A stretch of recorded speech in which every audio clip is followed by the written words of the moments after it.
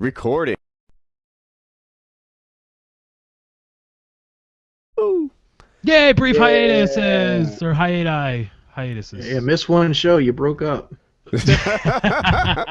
that was a spur of the moment troll, and it was funny. I figured if they don't have any show to talk about for the week, might as well give them a little something to talk about. And then people they took it seriously and got you should have let us in on it. No, I didn't know. It was it was a spur of the moment. I mean, because we could have set Junkyard up to take the fall. Oh yes. Oh no, poor Junkyard. We should have him on the show. I think he. Oh wait. I have a thing. I saw Mr. Sark on Monday. Yeah. Oh really? And I was like, Mr. Sark, I have had like 15,000 requests for you to come on Painkiller already.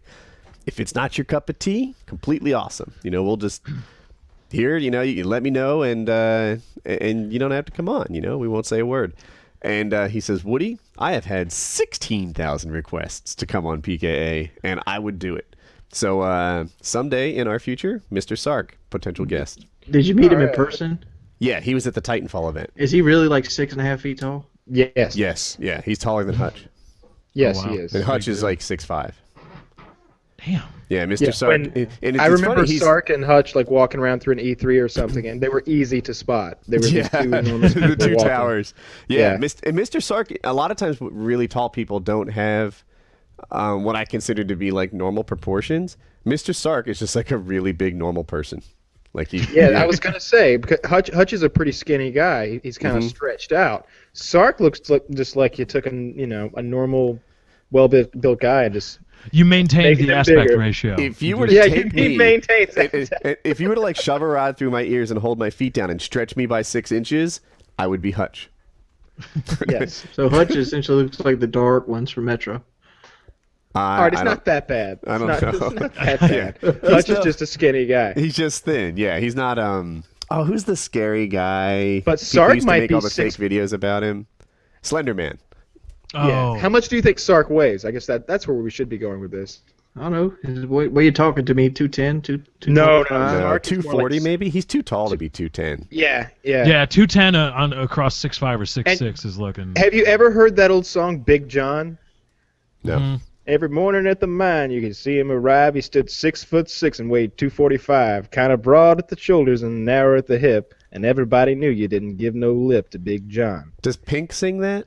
No. Yeah, I haven't heard it then. No. Jimmy But I was Dean just sings that. thinking, Mr. Sark is the same dimensions probably as Big John, as the scary guy from an old country song. So.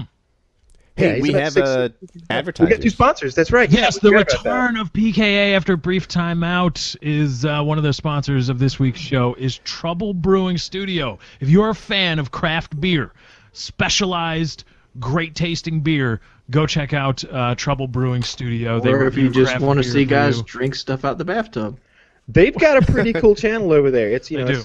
they're testing out craft beers, and that's something I don't know much about. So I Remember watched. we were talking with X-Jaws about YouTube ideas that aren't really explored yet? Like, he had a good one, I thought, DIY, like do it yourself. And if you do DIY now, it's just a bunch of girls and glue guns and stuff.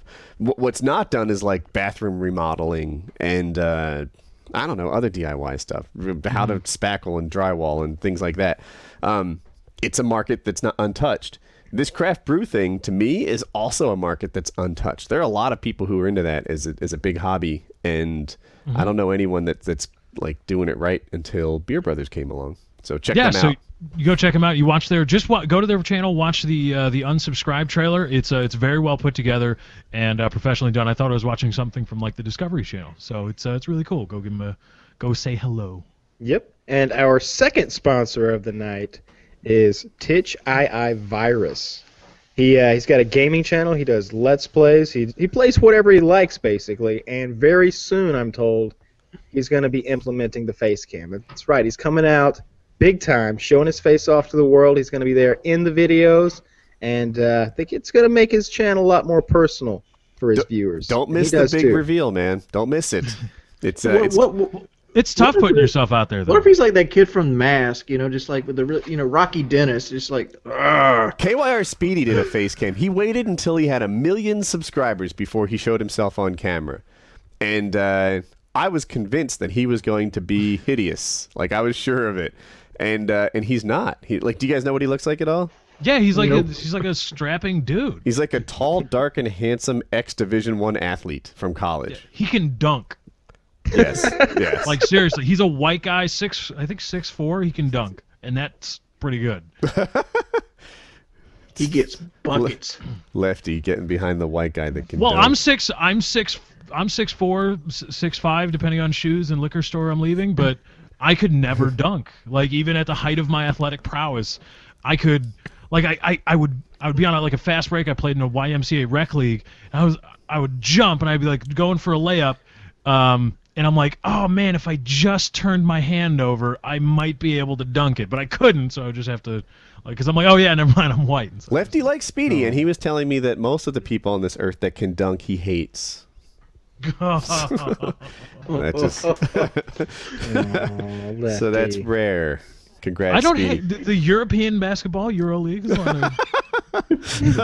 So anyway, TitchiiVirus, best goddamn channel on YouTube. Check him out. Links in the description for both of our sponsors. So doing a thing. Yeah. And I thought I'd pimp my. I don't think I've ever done this before. My Minecraft server at the start of the show. We do events every 2 weeks, and on Sunday. You've ever done that before? Yeah, first time right here, PKA 166. On Sunday we're doing it's like a deathmatch type thing, like a battle royale. 50 people, 5 make it to the final round. We'll do that 10 times, and then the winners get ranks and free stuff. Let me call you out on some of your promotion here. Go on. All right. There's a guy I seen on the Painkiller Ready forum. Right. That has a 3-month Netflix code. How are you going to respond to this? Oh, I actually have a response for that. It was a mistake. Like so for people who don't know, like Freddie Wong had a rocket jump Netflix code or something, and it was 3 months long, and I was like, what? Oh my god! Like this changes anything. Like why would anyone use mine? And then you look into it, and it's only 1 month. And then Freddie put out like an apology tweet or something like that, saying that he didn't mean to mislead anybody, but he actually doesn't have a 3-month code. Oh. So, I thought Woody had to step his game up. I was like, yeah, so did I. I was like, I got to get on the phone. I got to get this corrected. Hell, I used the code. Too late. He's like, oh shit, lost my business. That's how Woody found out that it wasn't like. That's how he found out. Sans the Freddie Wong apology. He used the code. Like, oh man, it's only a month. Yeah, and then like people were trying to like reverse engineer how it makes sense. Like, well, I guess the first, third, and fifth months are free. I guess like they're trying to, but that's not the case. It's everybody has 1 month codes. But Netflix.com/Woody makes you sexy to women. And he doesn't lie about it, Freddie Wong. And technically, Trying to mislead people. Well, we were calling him out, but he made a mistake. if you followed a bunch of people on YouTube, could you technically have like about 2 years worth of free Netflix if you wanted it? Well, you would need a new credit card for like every month, like a new identity. And some people do that. Some people have used Netflix.com/Woody several times. But mostly, you couldn't like use your same credit card and use different YouTubers' passcodes. Right, you couldn't do that. But, yeah, because the free month is tied to your credit card, not to the code. So Netflix.com/Woody, get yourself a free month. It is the best deal in the multiverse. There is none better. Does it have to be a credit card? Couldn't you get like a prepaid card and do it that way? Ooh. Try it. It might work. I don't know. That's actually a good idea. I don't know. I've been a Netflix customer longer than I've had a code. I didn't actually use my own code. You scam. I gotta say this, That probably won't work. Back in Motown, they had a saying: "Would you spend your last $5 on this song or a sandwich?" That song was Netflix. I would spend my last $5 on it. Oh yeah, the way you're Netflix thinking. has got. They got a lot, and they just renewed House of Cards, right, for season 3. Yes.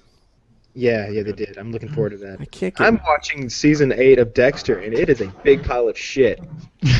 Everyone says that, and I liked it more than most. Dexter's pussy. This guy is supposed to be like a jungle, like a lion in the jungle, right. Like fucking stalking normal human beings. He got his ass kicked in the last episode I watched by like 3 dudes wearing black. He's supposed to go Jackie Chan on those motherfuckers and just like chop them apart. He's like crying, like feeling bad, he's got a girlfriend that he's not supposed to. He's And dating then some sort of that murderer, writer and changes he's the all in bed with her like, I missed you so much. Dexter's a pussy now. This is bullshit. What happened? Like in season 4, he like broke his hand to beat up a serial killer. Exactly. Remember, he beat up Dokes. Remember how big Dokes was? Yeah, Dokes The was a black big sergeant. Dokes looks like a professional football player, and he kicked that guy's ass. And now he's getting beat up in back alleys by just like 3 random henchmen or something. But to be fair, I never pictured Dexter as a big fighter. No, like- he was. If you like watch the season with Talented Dokes, and fit, right? Like Yeah. I had an idea for this show before it started, and I didn't mention it to you guys. I should have, but tell me. I'll pitch the concept, and you guys can tell me if it's good. This is something I do in my live streams. Whenever I see a lull in the action, I bring up either a joke that's guaranteed to be bad or a funny fact or whatever. And I have not safe for work facts that I just want to throw out throughout the show. Does this sound fun at all? yeah, let's I'd hear like it. to hear one. Well, yeah. What kind of not safe for work are we talking Just about? pick one. Just pick one at random. Let's All hear right, one. top one. This is from Reddit, by the way. I'm not trying to hide it. Semen ejaculates at over 27 miles per hour and is therefore illegal in school zones.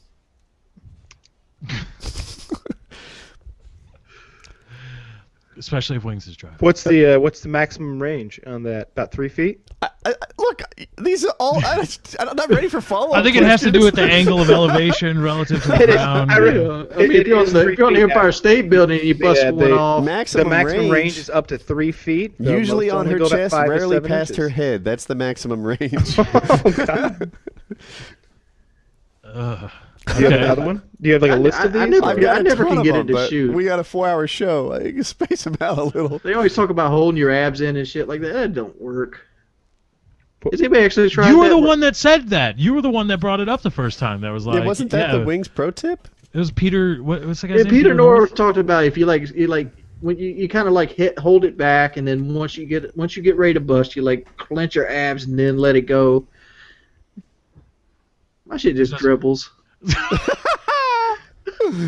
just dribbles, dog. You know why he dribbles? I think He I does- think you masturbate too much during the day, Wings. You got to save it up.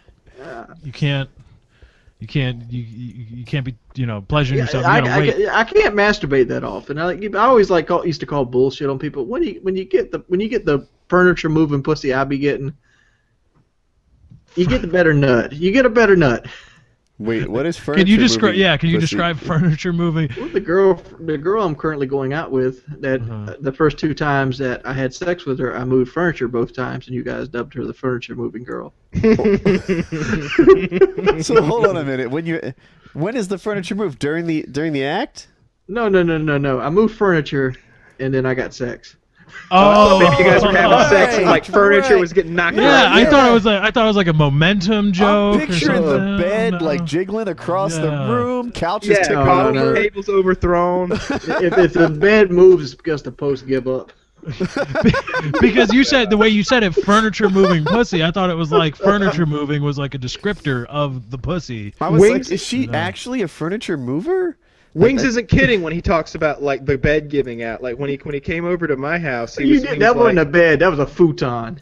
that was a bed. But it wasn't the metal. first one was a futon. At first it was a futon, but that didn't work out. So we did get a bed. And he said something. What did you say about the way you guys underpin your beds in South Carolina or whatever? Oh, my bed at my house, I had to reinforce it with multiple 2x4s so it would hold up. Yeah, I was like, no, man, we don't have any lumber in here. I think we just sat it on the floor. So we were good. Well, he had me on a futon, and I'm like, it was cool until I woke up and I rolled over to check my phone, and The futon had a mattress on top of it, to be fair. So the futon was folded out to act as a box spring, and then there was a mattress on top of that. It wasn't an ideal situation. He had it easy, man. I had a half-inflated air mattress. Shit was... I'd sleep and I'd have daydreams about being turned over by waves and shit. It was like nightmares and...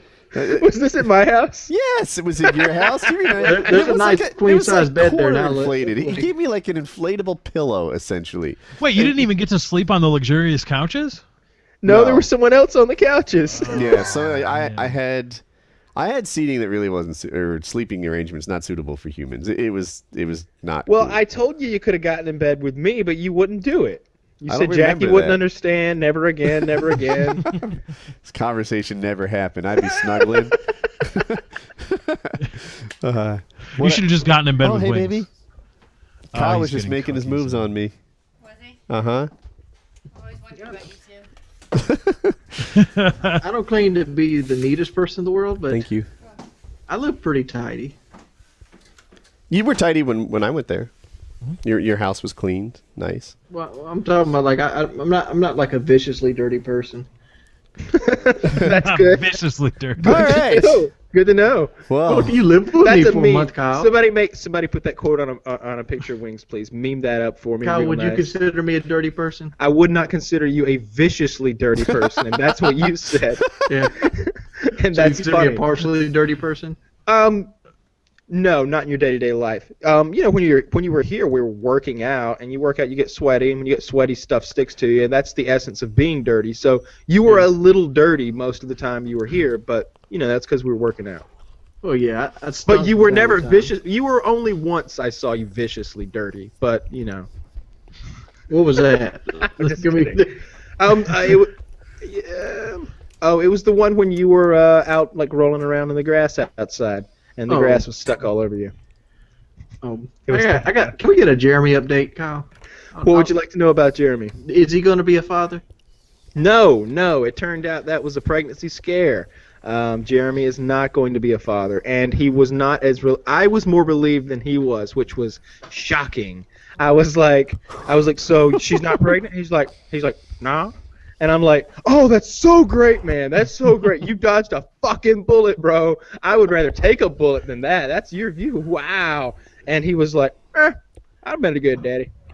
Ain't nothing to it. And I'm just like, Wow. oh, shit. Oh, you just buy the Pampers and shit, and you just tell the woman to take care of it. And I'm thinking, like, this is a guy who, like, doesn't have enough money to buy a carton of cigarettes. He's not going to be able to handle... babies aren't that expensive. Babies are incredibly expensive. They are not. Are you serious right now? Yes. Yeah, I would say that. Now, look, Jeremy doesn't earn a lot, so he might have a different perspective on it. But in my opinion, like I feel like the whole expensive babies thing was overdone. I'll lay it out there.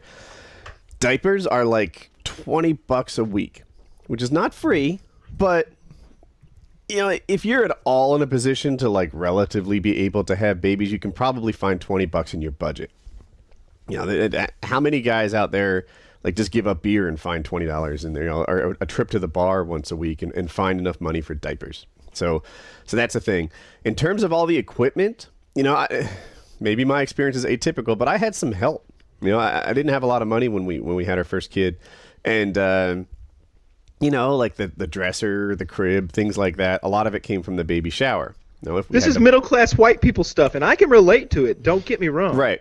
But Jeremy doesn't have access to this web of like close So, relationships. Jeremy like needs uncles Wings and of cousins Redemption, and mothers baby. and fathers Got who it. are like, yeah, Martin's having a kid. Of course we're getting him a stroller. What's Becky getting him? Oh, good, she's getting the bassinet. It's like that. That's how Yeah, right. And I'm people kind of handle hip that to it, right? situation. Like I've got, just like you said, this like, what'd you call it? White middle class? yeah. Yeah. So I've got this like white middle class web of people who sort of help with the stroller and the this and the that. But Jeremy doesn't really. Like he No, doesn't man, have friends no. with strollers. Now their kid is like 4 Dude. and they don't need it anymore. He doesn't Dude, like even hand me his downs. friends are like guys in their early 20s who like to pimp out their trucks and hang out at Walmart, man. Like, I don't think you understand. Family? Yeah, I don't want to get too much into the guy's personal life, but no, not really. Okay. Not of the reliable So if sort. you have to buy all the equipment yourself, and Goodwill. assuming you're trying to do this on a budget, there is like a one-time sort of between like $600 and $1,200 worth of gear that you need. Right? The kid's going to need a crib, a stroller, a car seat. And all that could be bought at Goodwill for less than $600. And yeah, You might be right about that. You might be right about There's some that. pretty significant medical bills. Here, that can That's true. I arise. was insured, so that's a thing. If you're low uninsured, income would get paid for free. Jimmy's not insured, I promise. Right. I don't know what he would have to pay I don't know how that works when you have a kid and you can't pay for anything.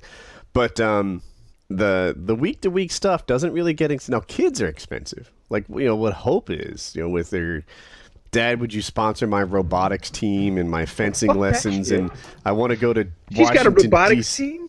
Yeah, she's on her school's robotics team. Why does her school have a robotics team? That's the coolest thing I've ever heard. Her school is Why didn't you open the show with, hey, by the way, my daughter's school has a robotics team?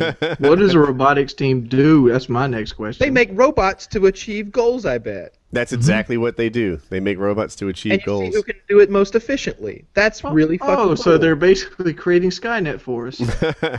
I could probably get her. I bet she's home. Does she have a robot? Man, I'm jealous She's of making that. it. They do a fair amount of electronics programming and metalworking. I mean, my ask is, Really? do you have something that we can see? When I No, was not 15 here. years old, I would have loved that shit. It's her. That's cool. It's her school's second year. So she goes to a new school, and they do the robotics team every year. But her school's only 2 Woody. years old, so Will you sponsor my robotics team? no. But I'm going to sponsor hers. Actually, I think I'm going to be her school's top robotics sponsor, and it's going to be called the WoodyCraft Terror Bites. Get it? Terror Bites. But terror though, I don't know about that. So I'd get in trouble doing that shit. I teach my fucking kids to make napalm in the robot to destroy the other ones. at first I thought it was going to be BattleBots type thing, but I think it's not. I think it might have to do with throwing and catching balls. That's what her thing needs to do. So what I was saying is when the kids get older and they have interests, and sick kids, right? Or I don't like to call Colin sick, but he's definitely a special needs kid. And what he goes through with all the therapists and stuff like that, that's expensive. But a normal, healthy baby doesn't get expensive until later. That's my take on it. Especially when they have a robotics team and you put metal washers and nails and screws inside something that goes boom. Then there's lawsuits and attorneys.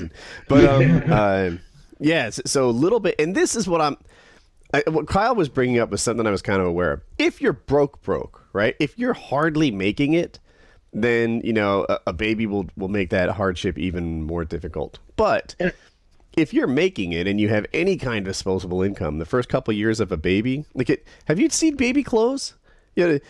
Wings.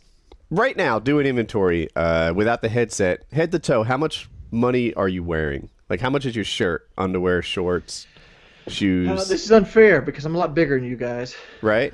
The shirt's about $40. Uh-huh. The undershirt probably runs about $6 a piece. Mm-hmm.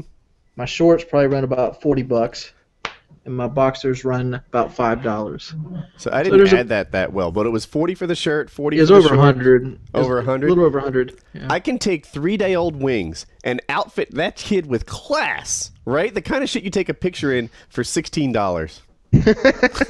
I can do it even cheaper because I don't believe in buying little kids new clothes because they grow so fast. And What do you do? You wrap run of the them in a mill towel? No, you just onesie can't and use clothes. your run of the mill onesie and warm thing is actually really inexpensive. And then when you see the little kid in the sailor suit, that sailor suit head to toe thing is like $18. It wasn't that bad. So People fuck up buying like the Jordans for their kid when they're like 1. Like, why are you buying Jordans and Nike Air shirts and shit like that? I'm with you with that. That's silly. But the little sailor outfit for the boy or the princess Who's outfit that, for the girl. I heard a comedian the other day said something about like someone bought his kid Timberlands and his kid is 2 years old. So he can't even fucking walk yet. That's like giving a blind person a microscope. I You hear ever you. wore Timberlands? They suck. Do you want to see what I got Joe for his baby? Yes. Oh my god. I'm just going through my cart here. Oh, wait, I don't need my No, this is cart. Joe Lozon's baby, right? I'm Yes. such an asshole. Wait, what? Like, I'm an asshole. Like, Oh. the first thing that pops in my mind to buy Joe something for his baby would be like the T-shirt of the guy that beat him like the other time. That's not cool. It isn't No, cool. that would not be cool at all. So you guys can't see it, but I'll give you a link. This is what I bought I got this for little for Joe Joey. Lozon's baby. I call him Little Woody. Oh, it has the Oh, price that's on good. there. That's kind of in bad taste. I didn't mean That's that. pretty cool. Man, damn, look at that price. I'm sorry. I didn't mean to show the price, but I didn't really think it through is what happened. But Looks like those baby clothes are a little more expensive than you said. cost him nothing. It cost him nothing.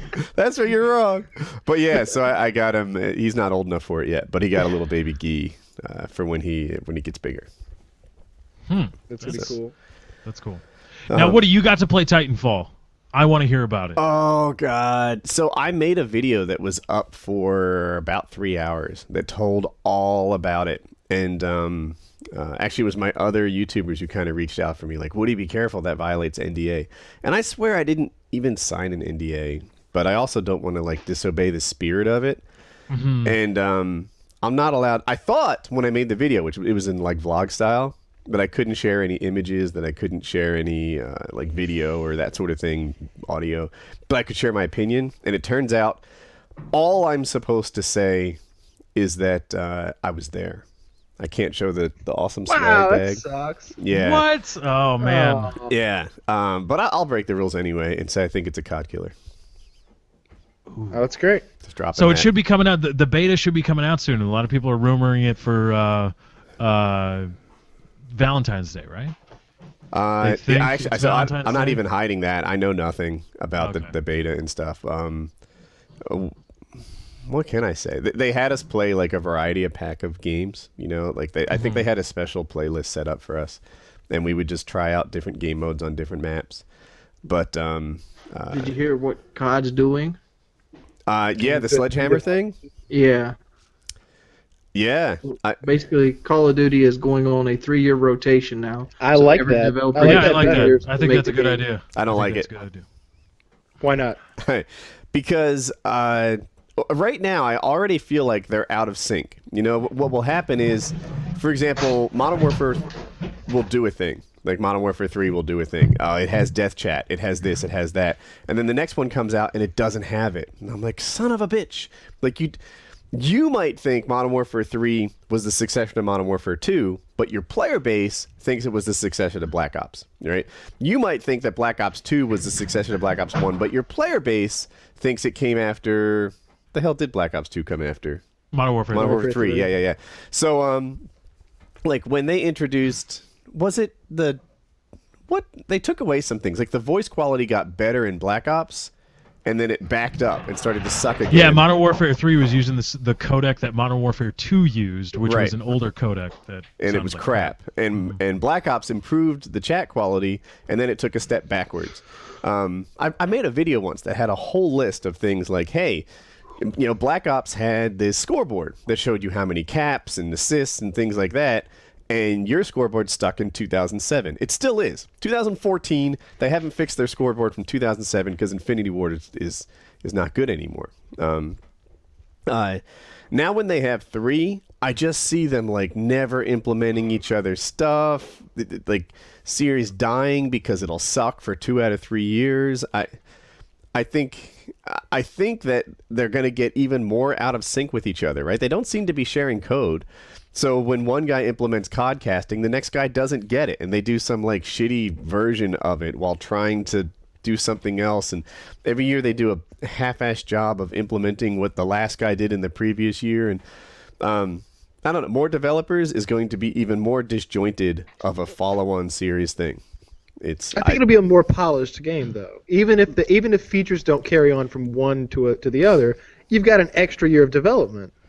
So as a software developer, I like, and anyone out here who's done software work before, back me up here. You do all the work in the last, like, you start at crunch time, right? You know, Tracker's sleeping right now. They're not doing shit. It's not like they're going to be working this whole time. They're going to be sleeping. I'm confident of it. The games will not be any better. You have my guarantee. You have my guarantee. And I could point to someone like Battlefield 4, right? Did Battlefield 4 use that extra time they have in comparison to a COD release schedule to make sure that like it's groundbreaking every year? I guess Or would you not. say Battlefield 4 is no more different from Battlefield 3 than the CODs are year after year? They're the same thing.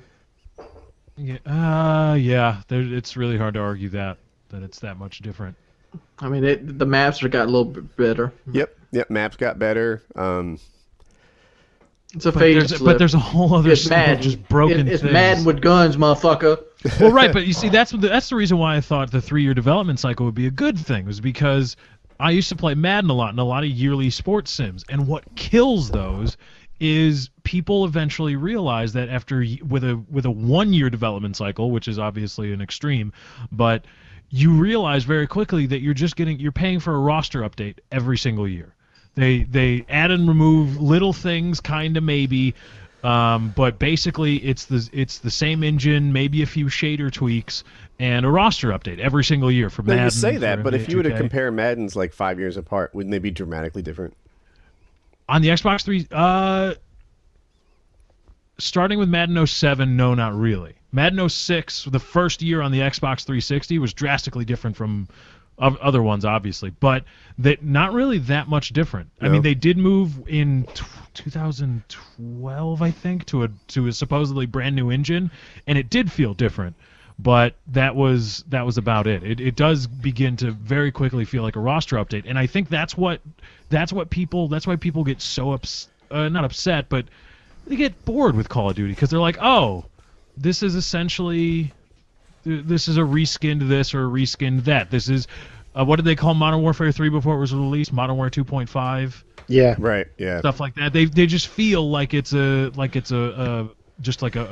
equivalent of a roster update. Now, Woody, I didn't know that I don't know if that's the case that for game design as it is that your software development, but I would assume, or I did assume, now I don't know, that the 3 years, an extra year development cycle because Black Ops released and then Treyarch had to give it a year of support, and then as they moved towards the end of that year, they slowly probably started telling other people to work on things, and then the next COD releases, and then Treyarch only has a year before theirs has to be out. And so I think that puts a lot of pressure on them, on the developers, and I think that that you tire out the series. Really I don't know. It's something about tech development. Heck, even on WoodyCraft, we'll give like map builders 3 weeks to build something. 80% of it happens in the last week.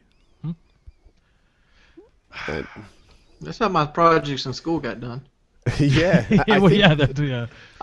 I'm tempted to think it's an intellectual goods thing. Like if you're building a road, there's like a schedule, there's like a thing. We should be halfway done at the halfway done point, things like that. But when you're writing a paper or a song or making a program, it just seems like it all gets crammed in at the end. So what do they do when they go to work all these days? They just shoot baskets in the waste bin and spin around in the chair? There's a lot of Reddit happening. There are meetings. You have to make sure. I'm sure they talk a lot about the game. They talk probably a lot. Like, wouldn't it be cool if we could do this or that? And there's just a lot of back and forth. Right. I don't believe that for a second. No, I do. I bet there are meetings where people throw their ideas out there and they kind of agree and lay foundational stuff. But if they were under the gun, they'd have done that same year's worth of brainstorming in a month. I just look at it this way. How do you have all these meetings and be like, oh, let's reskin the game and put new maps on it? I bet it takes like the Pick 10 system, for example, I bet was the result of a lot of collaboration. Yeah, and I think that with 3 years, maybe you might not get you're probably not going to get a new graphical engine or something like that from a developer, but their ideas that are special to their series, whether it be Black Ops or Modern Warfare, or if they're going to continue Ghosts, I don't know. But I think the ideas that they have that they try to implement for those respective series are probably going to be a bit more polished with an extra year of time, instead of trying to have to whatever Ghosts tried to do. What's that? Extinction? Is that it? Right. Yeah, that shit sucks. But the idea with aliens and stuff, it probably could be really cool if they had a lot more time. Now, they were kind of active, or whoever was behind this whole thing of Ghosts probably was really hard for them because they had to release on so many different platforms. So that's kind of an off year for them. But with an extra year, I think things like that might be a little bit more polished. Man, I want to talk about Titanfall so bad. I've got so much to share. Well, can I ask you this? A lot of people have been wondering whether Titanfall deserves the hype that it's getting, because it's Respawn Entertainment, which is the old Infinity Ward that everybody loved, even though that Infinity Ward kind of created Modern Warfare 2, and a lot of people hated stuff in Modern. But anyway, but there's a lot of hype around Titanfall. Does it is it kind of worth it at all on some percentage level? Yeah, but to me, like, I don't care at all that it's from Respawn Entertainment. Like, that's not what makes that game interesting to me. It's the mechanics and the ways that it plays. And I'm just blowing away this NDA. I don't think I signed anything now. Yeah. But there's a skill gap that created. So, and I was going to say this in one of my videos. I still might. If I 1v1'd Optic Scumpy, right? I'll call him out, best player on planet, right? I don't know. You might disagree, but let's say that. Let's say Scumpy and I go to shipment and we 1v1. I think up to 100, I get 10, 15 kills, right? Just because there's that kind of randomness thing that happens there, you know? Like, he might beat me 85-15, something like that. Because, you know, he's great, but COD goes like that. There's kind of a coin toss on a lot of these things, and you can only stack it to your advantage so much. Whereas in Halo, right, if I went up against Roy or Ogre or, you know, whoever you want to call Pistola as the best player in Halo history, I think I'd win 2 or something like that. These guys would just be launching across the map, body, head, every freaking time, and I wouldn't be able to cope with the kind of unpredictable strafe in perfect aim that they bring to the table. And that to me is one of, like, in Halo, I used to not understand when people said COD's not a skillful game. COD is a skillful game. It is, right? You know, a skilled player is going to do much better than an unskilled player. But there's also an element of randomness that kind of takes everyone and draws them towards average, right? And in COD, year over year, that's been increasing. You know, every year it feels like in COD, the KDs drift towards 1. You know, until eventually it becomes a total coin flip where it doesn't matter if you're Scumpy or Woody, 50-50 KDs for everyone. And with Titanfall, skilled players are going to they're going to do amazing shit. Can't wait to play this game. Yeah, PC or console for you, Woody?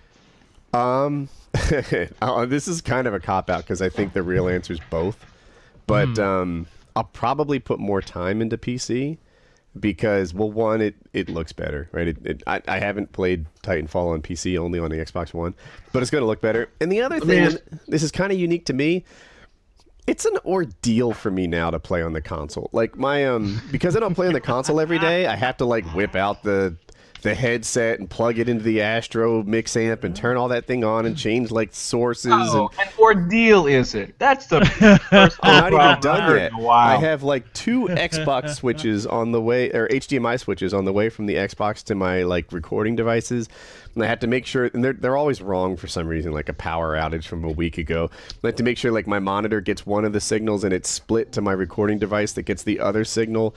And then, like, I guess once it's not that big of a deal, right? This is totally a first world problem. But in comparison to, like, what it would take for me to launch Left 4 Dead, which is, like, start Left 4 Dead, and then it's just right there. Like, if you're on your PC already, PC gaming is really convenient, especially if you're recording your gaming. You know, that's really convenient too. And it looks better. And I have keyboard and mouse skills now. Here's the only question I have: is it going to be YouTube friendly? Yeah, because it's going to be the different kinds of YouTube friendly. I was actually talking to CNanners about this. The kind of videos that you make and the kind of videos that I traditionally make, totally YouTube friendly, because it has these game modes that break down into, like, you know, 5 to 12 minute chunks. And there's enough complexity there that you can talk about the game, or the time is just right that you can cover whatever topic or story you want to tell. So it's as YouTube friendly as COD is. What it's not, to me, is like the kind of videos that CNanners makes where he shares, like, funny moments with his friends. Like, I don't see that working particularly well in COD, right? Like, is there anything that happens in a domination game that just has you and your friends busting out laughing that's the funniest? No, right? No cussing. Yeah, Wings making some guy remove him from his friends list. That's always good. The player interaction, yeah, there's that. But there's nothing about, like, COD that just makes you bend over laughing. Like, oh my god, it's so funny. Can you believe it? The grenade rolled toward me. Like, it's just not a funny game. And based on what I saw at Titanfall, it's also not like funny. You know, if you can go in there with a group and you can be silly, you can do that in any game. You can do that without a game. But if you're looking for those like hilarious moments, Titanfall to me is more Counter-Strikey. And I'm not a Counter-Strike expert, so just hopefully I'm right. Where, you know, like you strap on your try-hard pajamas and you bring your A game. That's how I think I'll play Titanfall. I'm really looking forward to this game. That's how I play every This sounds game. really fun. This sounds like Yes, and It's they will gonna never be like work when I with me started again playing because I Halo. just run my. But I hope they haven't given away the specifics that they're trying to keep private. The one thing that has me nervous about Titanfall is there's a reason I don't play Team Fortress 2. It's because when did that game come out? Like 6 years ago, something like that. Let's Yeah, call it it was a that. long You know, time work ago, with yeah. me. There are people who've been playing that game daily for 6 years now who are just thirsting to steal my lunch money. And you know, if I pop in there, I'm gonna get so pwned. It'd be horrible. Counter-Strike is a similar thing. Titanfall will have that too. You know, if you don't play it, you know, if you just pop in and you're a filthy casual, you'll look like one. Whereas I can pop in a COD game right now, and I don't lead every lobby anymore, but I'll lead some. You know, I'll get my games and have a YouTube video. Speaking of leading lobbies, you see Xbox is starting to ban for camping. No, I never heard of that. It's on their Twitter. that's great. They're- That's fucking great. Camping, spawn camping, resource camping, any kind of thing that is a bannable offense now on Xbox Live. Really? Can you link to that tweet? Do you have the tweet I have a. or a story from somewhere? I do. Somebody sent it to me on my Facebook. Get it. Well, I mean, I guess if you actually read the terms of service, they can do whatever they want to you. But banning for how you play a Wait, game. you read the terms of service? I've never Yeah, read I read it once. I did a video. Minnesota Burns was telling me about he was just having console after console after console ban, right? And Microsoft was just loving making him go out and spend $200, however much it is to get an Xbox Arcade and then a Xbox Live subscription. And so I actually went through and read the terms of service for the Xbox and Xbox Live. And it's if you go through any terms of service, really, anything you sign where it's like accept this to continue, they can do whatever they want to you, whenever they want to you. The signee, are obligated to do everything. They are obligated to do nothing. They can turn off your service whenever they want, whenever they feel like it. Steam is the same way. If you read the Steam user agreement, they can just turn you off whenever they want, for whatever reason they want, and there's nothing you can do about it. No, that's just like denial of service. Like if you own a restaurant and you don't want somebody to eat there, you're like, I refuse to serve you. You know what that's like, right, Lefty? States' rights. I gave you two video links here. One's to like a guy who did a video on it. Other is the actual Twitter for Xbox, which is like the second thing on the. Oh, Xbox. here it is. Camping, legitimate strategy, or cheap, annoying pseudo tactic. Camping, and this is from the Xbox Twitter. Consider yourself formally on notice for base camping, spawn camping, resource camping, or otherwise playing like a twit. And before you say it's not against the rules, consider this: neither is me wiping snot on your controller. Are we sure that's not a joke? It could be. Because They I don't haven't think. took it down. I think that might be it. I hope that's a joke. Because it just seems like in an official rule change, they wouldn't say playing like a twit. As funny as that may be, I hope not. I But don't give a shit, Microsoft. Wings is still gonna camp. Sony hasn't banned camping, motherfucker.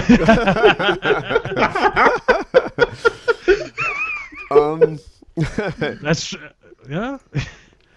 Yeah, I don't think that anyone's going to get banned for I doubt it, because reasonable I'm gonna camp camping. at Titanfall. Fuck y'all.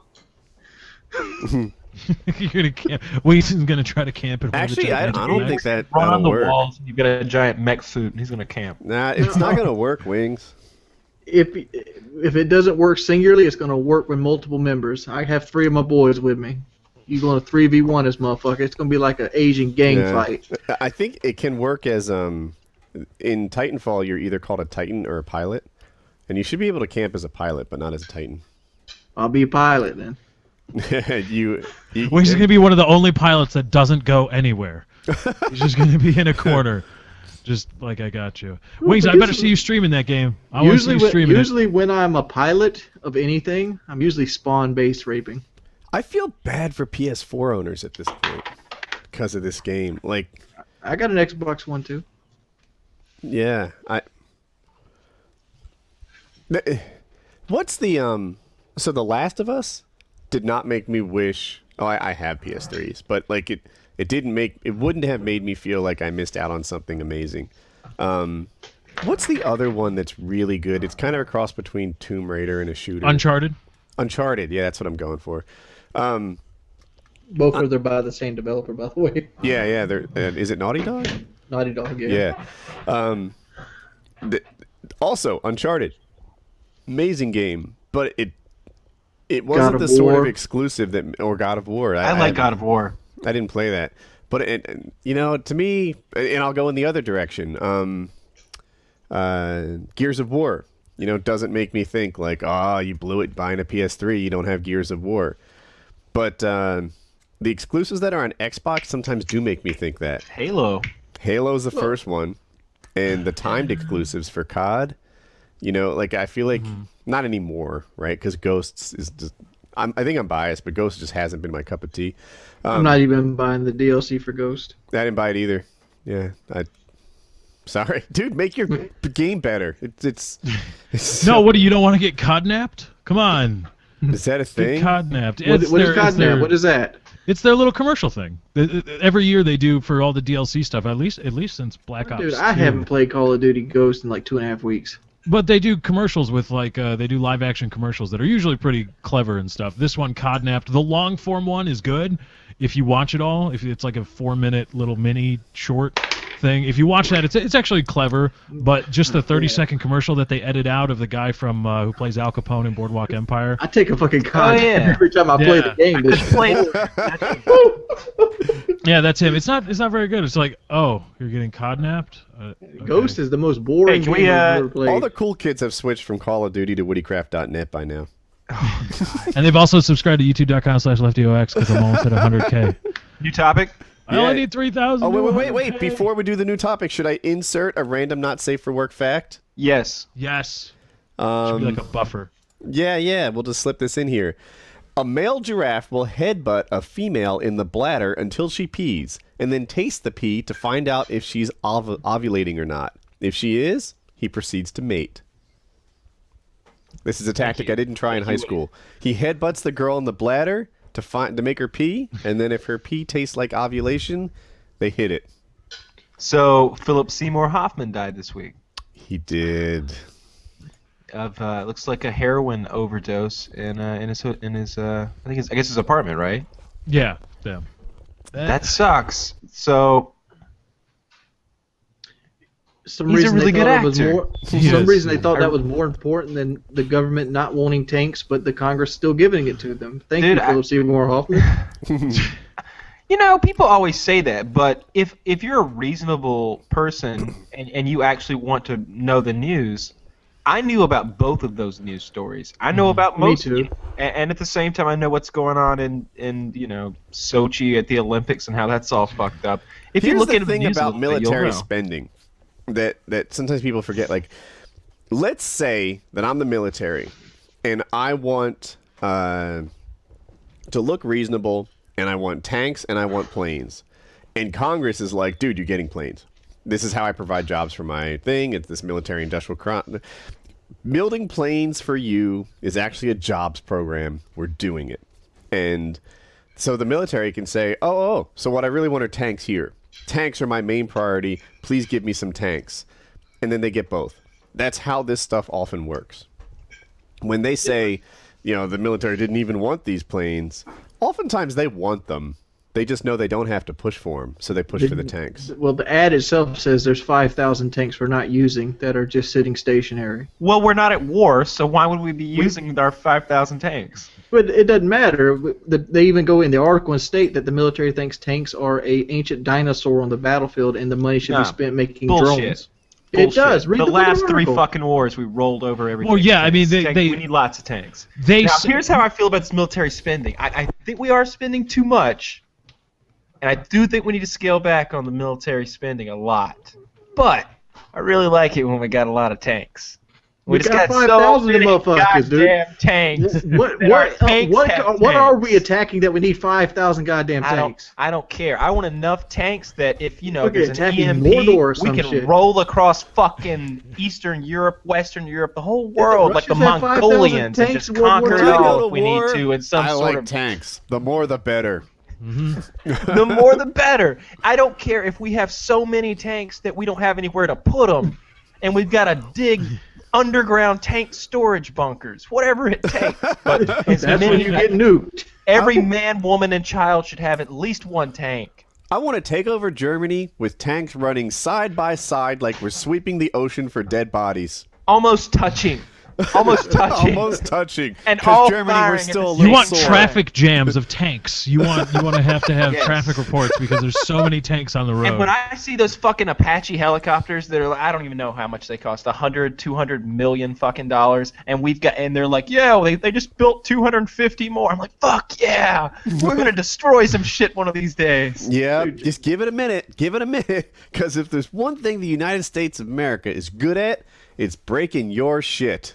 Dude, have you seen those Apache gunships? They're fucking scary. Just look It's at YouTube video. incredible the amount of like weaponry on the Dude, Apache they gun shoot ship. motherfuckers, and these guys are dying before they realize there's a helicopter in the area. Yeah, it's silent running. It's up there just floating, and from like 3,000 meters or something, it's just hitting you with a hail of like 30-millimeter high explosive Ralphus rounds. And I seen they this don't one even video. get that close. Yeah, they don't This even need guy's to boy got shredded. And they do it he's at all night like, using your yeah. body heat. Yeah, I love that. I loved that level in COD 4. Trust me. Favorite level. We're laughing about it, but It's a real death machine. It's it's not funny if you're one of the people that the United States has If decided you're to put brown, on their you don't list. like the Apache. You probably, or if you don't live in America. Let's say you're one of those quote unquote bad guys in a wedding party, somewhere. Just heading to a wedding. It's possible that a we drone may heard just that it was just a matter of time before that couple procreated. yes. And we had to And all, nip it in the and bud. all of their immediate Preemptive family strike. members and the innocent servants that were there and all the catering people too. So That was a collateral preemptive damage. strike. Yeah. We heard the DJ sucked as well. Yeah. It's done now. That was the real crime you wanted to prevent. Right. The Macarena came on, in came the Apaches, we solved that shit. The Macarena has its place. It's like the chicken dance. It's like the chicken dance at It weddings. does, It's just yeah. you play it to see how drunk people get. And so you just play the Macarena. Kyle, did I cut off your topic you wanted to cover with my male giraffe headbutting? No. You did that, and then I mentioned Philip Seymour Hoffman, and then we Right. spiraled somehow and got to where we are now. Well, I on- didn't even know who he was until this He was the week. gay And then guy I in was Boogie like, Nights. oh my god. Who'd you say he was? The gay guy in Boogie Nights. He was in Capote. He was in The Master. To me, he's the guy from Charlie Wilson's War. Yeah, that too. And then he was in He was the manager in Moneyball. in Moneyball. Yep. He was that guy. And then I start to realize, like, I don't even know this guy, but these are masterful performances. Mm-hmm. And somehow his characters are bigger stars to me than the actor is. He's like Daniel Day-Lewis in that way. Like you don't think of Daniel Day, and he kind of stays out of the public eye, so his characters stand out over his Because personality. he's doing fucking smack, dude. He had like 70 bags of this shit. Yeah, that's insane, right? Like you wouldn't have thought, like if you were like Philip Seymour Hoffman's doing drugs right now, guess what he's doing? I'd have been like, what's he smoking? Smoking some weed? Is he doing cocaine? I mean, what time zone is he in? I don't know. I would have never said heroin. He's shooting up heroin. Doesn't So, heroin that's a seem like it's getting more popular? Dude, Heroin. 70 bags of this shit. Was he dealing heroin? Is he heroin? Like, what is Maybe it? he was doing some Research for a character role. study. Yeah, research for a role. That's How what they all hilarious say, is it? right? What if it comes Dangerous. out that's true? Have you guys ever tried heroin? What if it's roll with Bobby Brown? No, I've never tried heroin. I haven't tried heroin either, but I used to do this series on my channel about like heroin, cocaine, weed, stuff like that. And I learned about heroin. And like apparently heroin, when you take it, is underwhelming. it just feels good. It feels warm. It feels like love. It feels like happy. And it's not like other drugs, like alcohol, for example, right? You know what alcohol feels like. Some people get loud, but you're really, like, your judgment is impaired and you're a little wobbly, but it makes lots of things fun that maybe would have otherwise been uninteresting. That's what alcohol does. What heroin does is it makes you content. It makes you fulfilled and okay, right? You know, there was this line on one of the things I read. It's 5 o'clock in the morning and you're commuting to work in a traffic jam in the rain, and you see the meaning of life in every drop on your car hood. You see, you are joyfully gliding to work, right? You are just okay. And then before long, it takes back what it gave you, and it takes more and more to get that. And it takes stronger and stronger doses to get the kind of wellness that you felt when you first took it. And you sit there and you chase that dragon. Yeah, I want to say happy, but happy is more elated, right? Content. You chase that sort of at ease that the drug delivers to you, and the cost gets higher and higher, both in terms of, like, the money, but also the dose and the downside that comes out, and it doesn't spin you out of control, right? People take heroin and function properly at work. People take heroin and they can act and they can do all the things that they normally do. They just do it in better spirits, But that shit goes you get depressed. Heroin gives you a positive mellow. I understand it, but like Kurt Cobain was like a heroin addict and he blew his head off with a shotgun. There's a cost, right? There's a price to these things. Like, the highs come with lows. And, the more expensive it takes to get to that mellow, content happiness, the more, the deeper that low is that follows it, until, eventually you take so much that you OD, or your body gets wrecked, or you go through the very painful withdrawal to get back to that of a normal person. Always kind of tainted knowing that it's out there. Now let me ask you this question. If it gave you the shit from Limitless, would you at least risk it? That shit from Limitless, man. I still spin away thinking about Adderall sometimes. Limitless was a 2-hour super effective Adderall commercial. And, like, you talk to X-Jaws and you hear, like, dude, don't touch Adderall. It's worse than Coke. But you talk to someone who maybe never abused it, and they're like, hey, Adderall is like steroids. If you keep the thing in check, then you get some positive benefit from it. I don't want to even speak about Adderall too much, right? These are Painkiller already medical advice. They put them right next to our stats. But, yeah, Adderall or the drug from Limitless, which of course is like Adderall times 100. I've never touched it, and I'm always tempted by it. Like, I don't know what the deal is. I don't know. I don't understand the downside. Maybe that's your Philip Seymour Hoffman giving you a call. Just stay well, away you from could probably shit. go to your doctor and ask for some, and he'd just give it to you. Maybe. While you're at it, get some low T pills too. Like, It's like, all right, here, I need some testosterone, I need some androgel, and some Adderall. That's not please. a bad idea. That's not a bad idea. It's like you're putting that high octane shit in your car's gas tank. Like, all right, we're gonna take our normal fuel and add some stuff to it. Let's get some tea. Let's get some Adderall. I'm gonna be a mean green coating lifting machine. Yes. I think you should do this. This would be an interesting series. This would be a great video series. What you could take it here. Take the SAT, then get some Adderall, and go a week with Adderall, and take the SAT again with Adderall. This would be a great scientific experiment on your channel. I'd love Or it. get a proctored IQ test. Find a psychiatrist in your area that'll proctor an IQ test for you, and just take both of them. Take one on Adderall and without. Would that violate HIPAA if you have a legal prescription and then you're taking it? Can you violate your own HIPAA protection? I don't know. I always thought, for people that know, HIPAA is like a Medical Privacy Act. I'm not an expert in it, but I always thought you were able to violate your own privacy. Yeah, you can violate your own. And besides, who would sue me? Do we need a new topic?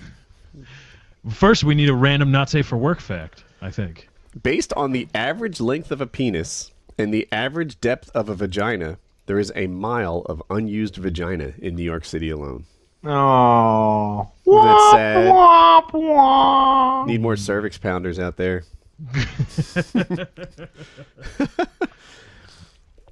All right, so new topic. What do we got? Roundtable. I saw this already. What were you doing at 19? Who were you at 19? I was. That's when I was selling cars. Can you go on? Were you dating? Where were you living? Were you on the fast track to success? No. Happy? Well, kind of. No, I was living with 2 other guys working at the car dealership selling cars. Not really having a great time now. I was doing okay at work, but it wasn't a good time in life. At 19. At 19, I was in college, right around the time of my accident. So, like Kyle, probably not a good time in life. More, a little bit depressed, I guess. What year was Trying to 19? trying to find my path. Trying to define at least the start of it. And not knowing really, what to do or where to go and how to do it. Or how I would end up if I chose this over that or that over this, and then, what are all the implications of this choice and implications of that choice, and do I really want this or do I want that? And God, I wish I was just a baseball player. But Wings, who were you at 19? I'm trying to figure out what year 19 was for me, huh? How old for are you you, now? probably 27 2005. now. You're That was 27 now? 2005, man. 2005. I was quality control in the lab at MetGlass. Why wasn't And it I would- 2006? Because it's 8 years ago. Did I do my math wrong? He's not 28 yet, is he? I turned 28 in 3 months. So Well, 2 he's months. 27. So 19 would be 8 years ago. I'm wrong? I'm Well, we're stupid. just into 14 now. We're Yeah. just a little bit into 14. Pretty much still 13. Yeah, I wasn't counting 2014 as an entire year yet. Oh, okay. What I think I made one. I think probably there's If 100,000 it's a people year wondering why I difference, suck it at doesn't math. matter. I was in the Right. same spot. I was I don't think I was playing. I don't think I had a PlayStation 3 yet. But I was a quality assurance in the lab at They weren't MetGlass. By the way, I yet. didn't own any consoles when I was 19, not one. I was in quality control, and basically working 12-hour days, and then I'd come home and play video games. I think at the time it was Battlefield Modern Combat on the PlayStation 2. I think that's where it was at. And that was pretty much my days. I didn't really have friends. I didn't really do anything. I'd pay bills and play PlayStation. What'd you do for work? I was a quality assurance tech. At MetGlass? MetGlass. Yeah. Explain that. I've always been curious. All right, let's come back to that. That'll be our next topic because I'm curious about what the day-to-day duties of that job are. It's just I've always wondered like what that looks like. I want to delve into that. I can do it now if you want to. Nah, let's finish off this roundtable. Yeah, I want to hear where Woody was at 19. Oh, 19. Let's see. So that was the Sega Genesis year. I thought he'd be like, well, I was finishing up the bow of the Ark. Yeah, so a lot of people know I went to night school to finish off my degrees. Not everyone knows I went to day school my first 2 years. I was a swimmer, and what was happening to me when I was 19 is I had a tumor in my left forearm that was growing, and it was making my fingers like weak. And actually, so that had happened at 18. At 19, I'd had surgery, and these fingers here, I guess I'll put myself on camera. These don't work properly. Like I can't pull my finger in and do that sort of thing. And even this, like if you were here and you saw me try to squeeze this, it'd be very weak. As a swimmer, that really matters. Like you need to cup your hand in a particular way to get a good stroke. It'd be like rowing a boat with a stick instead of an oar.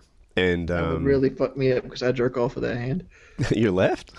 Yeah. So anyway, This sounds insignificant, but for me, a lot of my sense of like identity and self-worth revolved around athletics. And when it was kind of like taken from me via surgery, and like my freshman year, I was breaking collegiate records for times, and my sophomore year, I wasn't. You know, like in my head, I was on this march towards being an All-American, and when you start going backwards instead of forwards, it was like you're like, all right, so this shit's over. And that was like part of 19. And then I guess at the end of 19, that was when I started going to night school at Drexel and working for my father as an accountant, which was a job I really didn't like. So they weren't bad to me. It wasn't for me, that career. What else? I was with Jackie.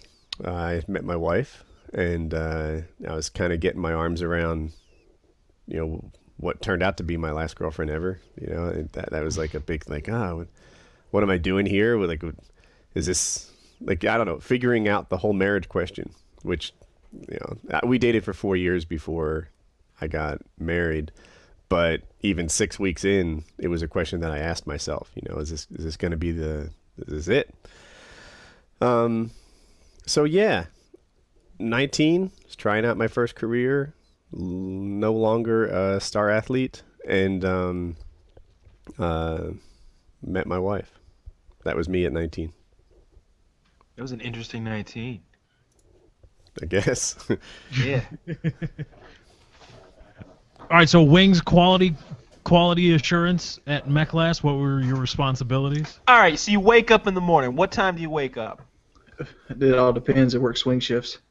Okay, so it's Monday. It's swing shifts. The date doesn't matter. If you work on April 17th. All right, here it goes.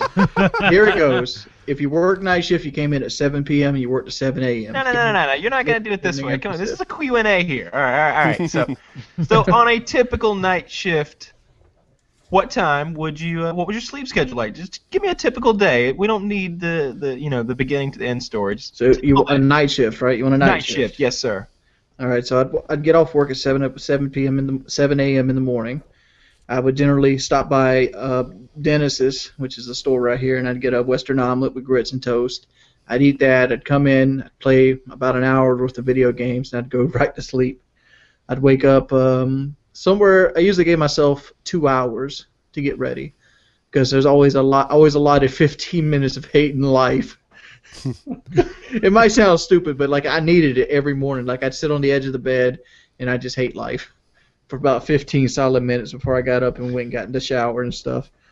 So I went and get in the shower and got dressed and whatever. I make it to work. I usually at work about 30 minutes early. What do you wear at work? We had Met Glass jumpsuits. I think I still have one. So could you get wear it? that? Why don't you tell that? Yeah. Yeah, I want to see how it fits on him. That would be interesting. Like if it's huge on him now. He's 396 now, though, right? I don't think. Oh, it'll be. was he huge. smaller? Yeah. This is good. I think that was an act of cruelty. We'll see, though. That guy in a little coat. I've tore the Met Glass patch off of it. Fuck Don't that want to company. violate any NDAs that he may have signed when he exited. Unlike Then- Woody. God. Well, I just well, first off, I was supposed to turn it in, Exactly, I knew it was something like that.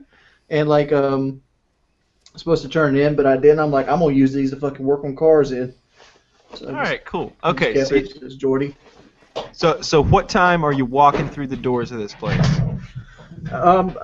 Probably about 6:30 p.m. I usually got there about a half hour early. I would sit there and watch Fox News because that's the only channel they allowed us to watch in the break room.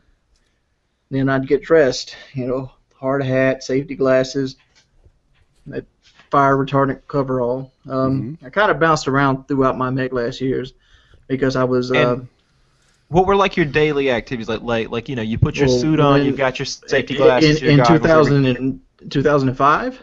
at the peak of your career when you got a lot of responsibilities. I just want to get a sense of the job. Towards the end of it, I was on the melt deck. Okay, so you're doing quality assurance there?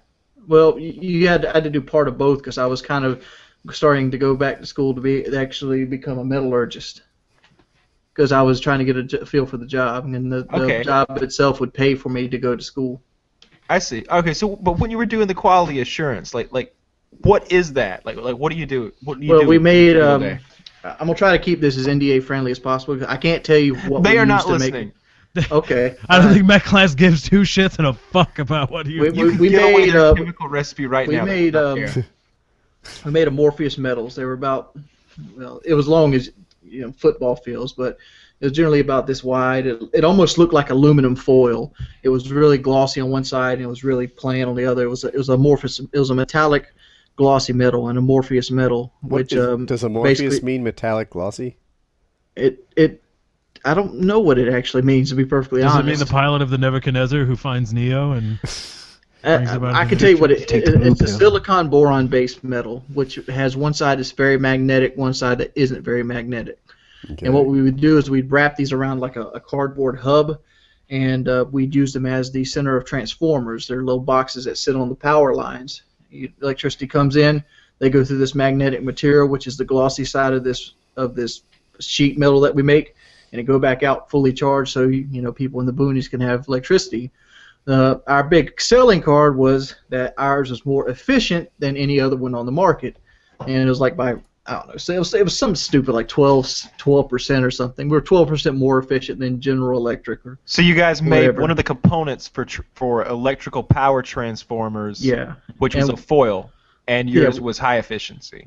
Right, and basically the quality assurance lab is when they cast it, they did what you call a drop cast, where you take a wheel full of water and it's spinning, and then you take liquid metal and drop on top of it, and it actually make this sheet of metal almost instantly. You turn liquid to solid like that, and it would wind up. But sometimes it doesn't drop right, the mixture doesn't sit well, the way the casting wheel, the way the cup is sitting, all that has to be done. So they take strips of it out, and they wrap it around, and they take it to quality assurance, and you basically have to do like acid tests on it. You have to test the density. You have to test. Yeah. How do you do an acid test? You basically take it and you put it under a microscope, and You operated a microscope? yeah. Wings was like a scientist. It's not really. this is science. It's not really a scientist thing. Like Scientists use microscopes, Wings. Just embrace it. I have never something once anybody in my job or day-to-day life been like, yeah, just let me look into the microscope and figure Well, this one out. we had these vials of acid. I don't even remember what they were called, but you dropped it on the metal itself, and you had to look through the microscope to see how it reacted. And if it reacted a certain way, that the mixture was wrong, and you had to call it. And Now here's what I've always wondered: were there any of those big vats of molten steel like in Terminator 2? yes, there was. We had For real? Like you could totally like. We had 4 of them. We had 2 Did you ever throw anything in there? steel. No, come on. You never threw something in there like Something in the way. See the way it reacts. like a picture of a girl or like fuck you old tennis shoe or thing I tripped over this morning that hurt my leg. I was kind of scared to throw stuff in there. Wings, man. if you were to touch the molten steel for just a second, right? Like I have an acetylene torch. My acetylene torch burns hotter than the sun. It does. It does. When I first was told that, I was like, that sounds like nonsense. I need to Google it. It burns hotter than the surface of the sun. But I can zip my finger through it super fast. What about molten steel? Well, if it like say you, for example, you got to check temperature in molten steel. Like when you have this big blast furnace, you got to take a lance and check the temperature because there's a safety liner inside of them. And if the molten steel gets too hot, it will eat through that safety liner and get to the water coils underneath the liner itself. If it gets too cold, it'll freeze off. So you got to keep it at the right temperature. Uh-huh. And when you stick stuff into it, you'll have like the metal will fly out and like hit you in the neck and stuff like this, and it'll just go away instantly. But there was no way in hell I would stick my hand in the molten metal. You would probably start burning before your hand got to Well, touch let's it. put it this way. It stayed around 1400 degrees Celsius. That's 4,000 degrees Celsius Fahrenheit. is not even a real temperature. What is Fahrenheit? What is that in Kelvin? Give me the Kelvin goods. It's around 4,000 degrees Fahrenheit, dude. It would ruin your day very quickly. Yeah, I've had slag drip on me. Do you know what slag is from when you weld and I know what stalactite is. I've had to chip away with that with a jackhammer. That's always a good time. I think Yeah, it's slag. just slag. Yeah, like Slag. I've done some metalworking, not like awesome at it or anything, but I've done some metalworking and I've had slag drip on me, and it'll burn you. Yeah, but it cools off pretty quickly. Like, Well, slag is actually the part that, like, so after you form a weld, like with a stick welder, the part that you chisel off with your hammer, it's the oxides that from the gas that formed around the weld form. Kyle's right about this. I think I'm misusing slag, because like even if you like, let's say you do a bad job with a MIG welder, you can get like molten metal dripping off of your weld. You've seen this before, Kyle. So in high school we had this big welding class, and dude, I swear to God, we got no training. Like, I felt like I came in there and I looked around, and it seemed to me, this is something I want to get out there, because it seemed to me, and this happens to me a lot in life, and sometimes I wonder if maybe I'm socially awkward, and I don't put myself out there and understand what everybody else knows, but it felt to me like the first day of this welding class, everyone knew how to weld.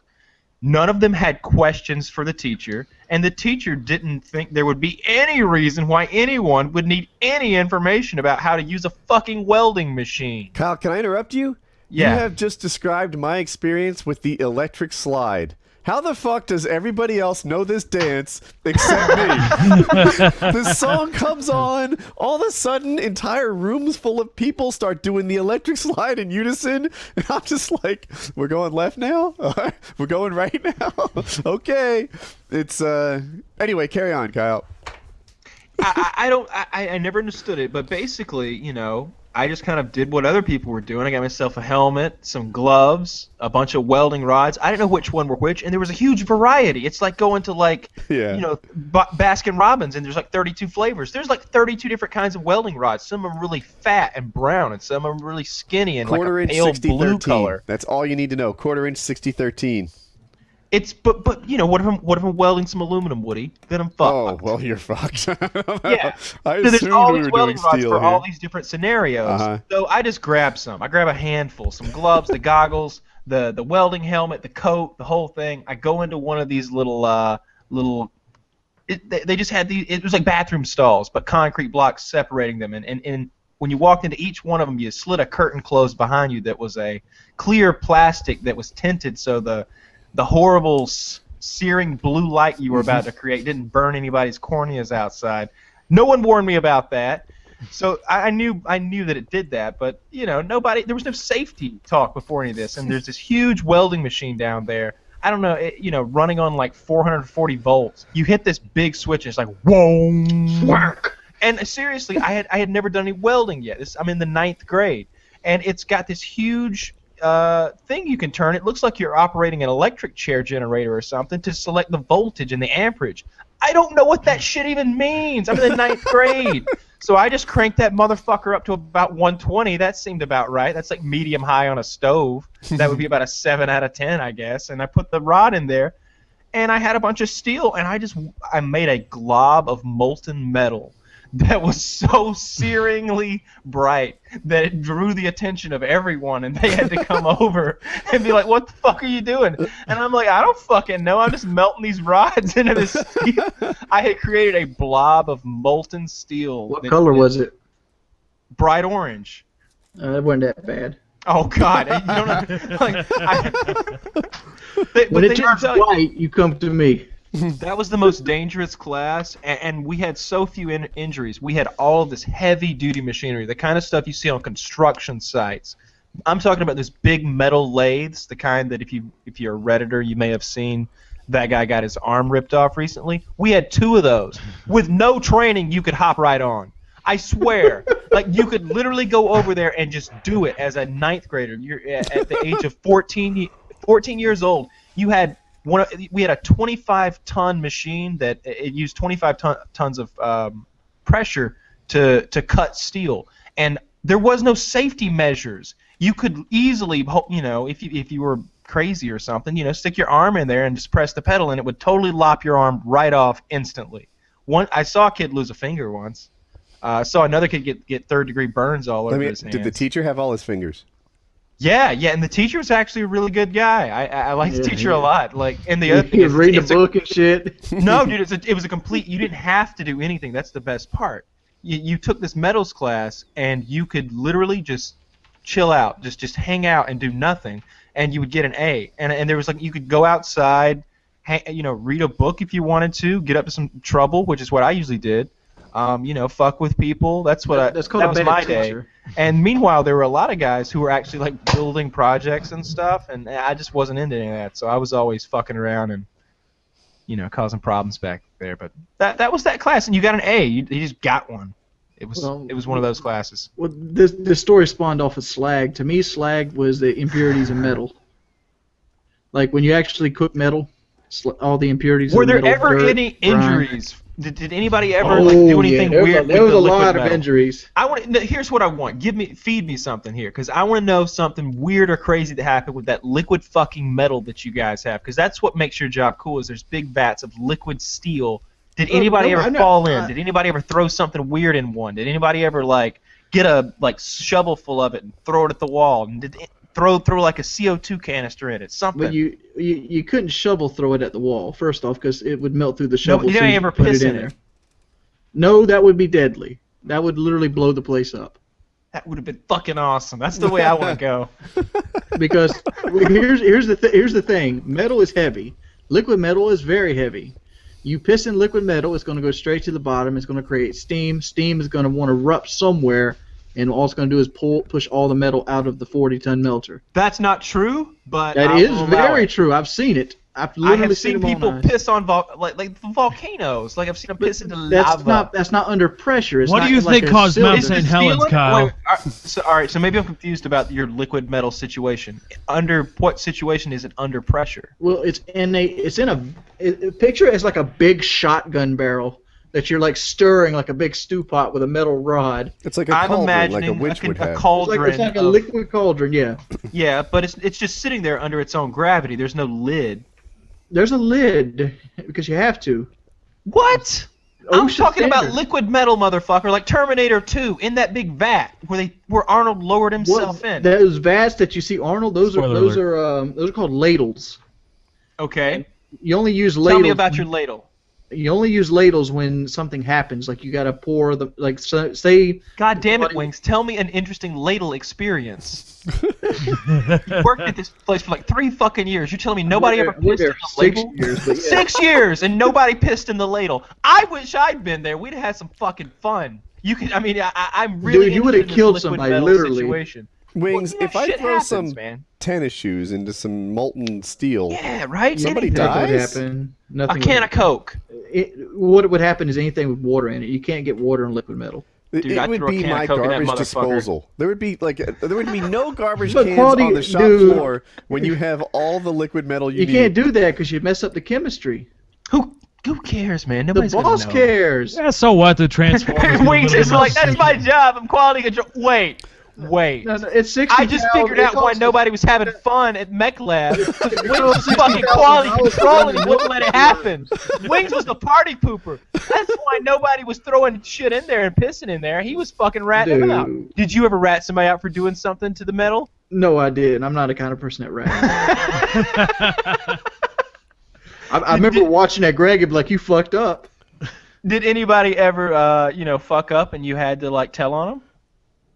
Yes, I did. Did anybody ever lose their job as a result of that? Yes. Yeah, you're the fucking guy. You're that guy. No. You're why. No, dude, they hired this old man, and he wasn't even in my department, but he had cataracts, bad hearing, and they decided to put this motherfucker on a forklift. So we had an office that had like an air conditioner, so everybody hated us instantly because there's no air conditioning on the outside in the factory floor, but the melters, they get an air conditioner. And it's hot out there, right? Oh, it's hot as fucking dog shit, dude. It's 115 degrees on average. They had showers in that place? Could you shower at the place? Yeah, you could shower at the end of your shift. That's good. But this guy, this old man comes here, he backs up and bends the post that is holding our office up. So we're sitting there, we go, oh, like, what the hell? And then he just drives off. Like, you can't do that. Forklift, and you told on him. I told on his ass. I'm like, I'm like, that blind guy for packaging just came and fucked our shit up. And then did he lose his job? He did lose his job because he. So Wings got a blind man fired. So what I'm seeing here is Wings ratted out an old man with cataracts. He was like barely 80. He walk, was. But he did know he was certified because he would have had to have been. He did get certified on the forklift somehow. You know what I think might have happened? This sounds a lot like the scenario from Alien, where Ripley was just, she came back from hypersleep. She was, 75 or 80 years had passed, and the only job she could get was a forklift, but she had to get it. And that man didn't want to be driving that forklift. He was in there, and he was just having a terrible day. I bet he was really fucking hot, all old with his cataracts, driving around, couldn't really see that well. It's dark in there, it's hot. And he bumped into something. He's like, oh, shit. Oh, at least I didn't break anything. And then you told on him, and he lost his job. What are you supposed to do when you bend a steel fucking beam with a 20,000-pound 15 forklift? dogs and cats, and the county came and took him away. And then he lost his reason to live. Not too long after that, killed himself. He probably died on the way home. How bad he drove. Wings was, I never put it together, but quality control is like the, you were the guy who ratted people out for doing shit. He's like the Office version of HR. Yeah. He's like Dwight from The Office. HR. He's Dwight. He's the guy who'll go and tell on you if you do something. Wings ruin everybody's fun at MechLabs. Yeah, man. I'm telling you. No, I was the guy people wanted to work with at Lefty, MechLabs. if you were at a place that for 6 years that had these vats of liquid metal to play with occasionally, wouldn't you want to do some kind of weird experiment at least once, like throw a can of Pepsi in there? Keep in mind, of course. Keep in mind, Lefty, that it costs $60,000 to cook this shit, not counting the stuff in the actual cauldron. Not my money. Oh, It is your money because there's profit sharing. Look, I am not accepting stock options or any kind of profit sharing. Pay me my money. I would want to do something. That's all I understand. Pay me my money. That's all I know. Yeah, I don't need profit sharing. You don't like for my profit job at sharing? MechLab.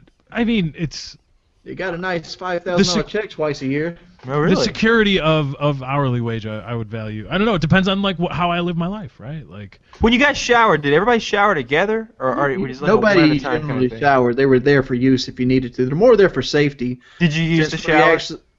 I used it once, yes. I'd be using that motherfucker every day. I can't stand to be sweaty. That's why I couldn't do that job. You're in there. I bet you're sweaty as hell, right? Dude, just 12 hours a damn day. Sometimes you don't even know what planet you're on because you lack of sleep. Yeah, it's Yeah, fucking, right. Everybody's stinking like a mother. Oh man, that would be a rough job. It smelled But like ass in there. you were in there with the air conditioning, telling on people, so it wasn't that bad, was it? Was it? We had a water fountain in that motherfucker too. Sitting in your air-conditioned ivory tower, making your lists. We got slick too. We had little whiteboards with all our plans on, so we stuck those up in the windows so the boss man couldn't see in. So he had to actually come up and check on us. and you had your microscopes and your damn science. But that was that's in the quality control lab. Nobody fucks with them. That's where you were though. That's what you said you had to do. He wanted to talk about the melt deck part of New it. topic. Oh, I want the same topic again, but for when Wings was a 911 controller. Should we put a not safe for work fact in the middle? I mean, Yes. we've already told that story though. I was only there a week. Okay. First of all, in order, not safe for work fact. Elephants have prehensile penises. I had to look that up. It means What they're is a prehensile? What does that mean? It means means you they can lean on grab things, capable of grabbing things. They're considered the fifth Grabbing? leg because elephants can lean on them and use them as a walking stick in rough terrain or scratch their bellies with them. Damn. Would you son. like to know more about elephant penises? Yeah, I would. Please indulge me. Elephants cannot be stimulated like any other mammal. It seems that manual stimulation of the penis just doesn't do it for elephants and is physically dangerous. So, you have to stick your arm into the elephant's rectum and vigorously stimulate its prostate gland. That sounds dangerous. No, elephants are just a little bit curious. Just imagine worry imagine about if it's like he uses his butt muscle to suck your arm up and come off like that fucking lathe. I want to see a video of that. Elephant fisting? All right. Find us a video of someone, not necessarily in an illegal way, but more in a veterinarian type way, I'm thinking about that Tom Green movie, Freddy Got Fingered, where he like grabs the elephant's junk and like uses it as a fire hose. You I'm know, like, the reason I don't like the movie Freddy Got Fingered is because they called it Freddy Got Fingered, and that's just a title that no one wants to say out loud, so it's difficult. dude, I don't understand how Tom Green got famous. I don't either, man. Tom Green He was a is troll. an He was anomaly. one of the. He was a Well, you sit there early on smoking on troll. the couch, titting like in the supermarket. Do you like me yet? I never found Tom Green to be just a entertaining. weird Canadian. And then somehow Drew Barrymore was like, "You, I want you." Oh, that's So right. Drew, I Oh don't my understand Drew God. Barrymore either. Well, Drew Barrymore's, I think. I have found exactly the video that we're looking for. I bet she's just like pulling mounds of fucking shit I out the think wow, we should ass. all watch this in sync. Oh, it's YouTube. Oh, okay. Yeah, no well, this is not audio. going to be too bad. All right, I'm at 0 seconds. I can press play at any moment. Oh my Exactly. god! Kyle Let me knows read how the to do title this for this thing. It says "Fisting and Masturbating an Elephant for Semen Collection." Yep. Are you ready? Oh, I'm ready. Everybody Is hovering everyone over at play. 0 seconds? Yep. Yes. Bam. Oh, yeah, I'll start over. Let me say go, Well, because that was unclear. I went on BAM. I'm at 1 Yeah. second. Yeah, I you're figured- good. You're good. I should go back, though. I don't think that was clear. On 0 seconds again, I'm going to say hang on. ready, Let me set. adjust to 0. Calibrating to 0. Calibrating Hovering to over 0. play. Synchronized watches. This is Quick. just a trial run. This isn't the real one. It will be ready, set, go, click. All right? Okay. This is live. Ready, set, go, click. Yeah. All right. Distinctions TV. Elephant fist. That was difficult to get. We should do this like synchronized. Mystery Science Theater 3000, where we all watch a Terrible video. secret agent. I like how and just that. sarcastically respond to it. Oh, yeah. So from the Extinctions documentary series. Now he's Look, Whoa, pulling that's out a- the look, oh, look on he's that pulling the side, the poop out. ass cheek. It's like wings. Oh, they just stuck a whole water hose in. Look, he's got like a handprint on the side of the fucking ass cheeks, or where like he's got shit imprints on it. I the elephant doesn't seem to mind. No, he's going to like it. You wait. I Oh, got that one about guy's halfway Oh, really he's through. getting quite into it. full. Look at Oh, him. look at that Oh, motherfucker wow. go! There it That dude's got is. a cross. Look at the flowers coming out the hole. Shit. Oh my goodness. Red Rocket right there. He vigorously Looks like a stimulated the fucking prostate. toenail. Mighty Kong has awoken. That thing is still growing. The He's elephant's getting a penis workout. Oh, is yeah. so Punching this enormous. elephant's butt. It could easily be used as a weapon to kill another man. I thought my job sucked ass. Just imagine having this job. Oh, look at that close up on the elephant's eye. Oh That's what you God! want He's fisting the elephant's butthole vigorously, Oh, no, and while no. two men hold collectors Oh. on the ends of broomsticks with plastic bags to collect. Oh, see, the look, Rings, dripping he's semen. dribbling too. He just, Oh, he's just Yeah, see, he did say promise me. Look, elephant squatting for. Now there is a tiny Asian woman running away with what appears to be a vial of elephant semen. Well, I that just doesn't wanna seem say, like a lot of semen. that That doesn't for seem an like video a- is I feel like I can- already on YouTube, and nobody age-gated that shit, so leave me alone. And I feel like on my best day I could outperform that elephant if we're just going for volume. That wasn't yeah, that much. That for an elephant, I expected like you needed a hefty bag or something. That was weak. like a salt shaker full of semen, roughly, Yeah. which is more than I can produce, I think. But I mean, it's an I know, elephant. but I'm a Steve, human. I can go 3 or 4 times a day, and I don't get Impressive somebody wings. pounding my ass. with What's their the fist. most times you masturbated in one day? Oh my god, that had to be in my teenage years. You could knock out 8 or 10, right? I think the most I've ever done was like 7, because like after, eventually my dick gets sore. That's a rough day. It's a rough day. The equipment gets worn out on a 7 times a day. That's impressive. I think 7 is the most I've ever done it in one day. Powerful. It's like the maximum number of times you can fold a sheet of paper. It's Now about the that same. we've seen that horrible elephant thing. Yeah, I'm thinking about my numbers there, right? Like, I want to say my masturbation number is really low, like 3 or 4 or something. I've had sex like 10 or 12 times in a day, but that wasn't Why the would question. you do that? Why would you do that? Yeah, why would you have sex like 12 times a day? I quite liked it. It's a lot of fun. And it wasn't actually a day, it was in 24 hours. Like, so you would have to be generous and say, like, from 3 p.m. to 3 p.m. like that. It wasn't on the clock's day. Yeah, I have similar experiences. Yeah, you can, sometimes, you maybe meet somebody the first time, it's whatever. Yeah. I mean, I was in college, and Jackie and I had so much sex it hurt. It hurt my It grades. sounds like a Michael Scott moment, just a little. You- all the It time. hit me to the grade point average. Like I think our first year we had sex like 400 times or something. It was more than once a day. Like, what So- do you no, do? so You your just meet? average You meet? more than once a Did you just Yeah. meet, look at each other, be like, "Yep, let's go"? No, it was No romancing. no, it took months, but once we broke that seal, that shit stayed broken. I'm talking about like after. I'm not talking about the lead up. I'm talking about like how does a normal day of like 6 times in a 12-hour period Well, I work? was young, right? They didn't all last an hour. Sometimes it was like, oh, hey, baby. Really, really bad. What's that? Why do I keep catching you being bad? I don't know. Swinging your feet like you.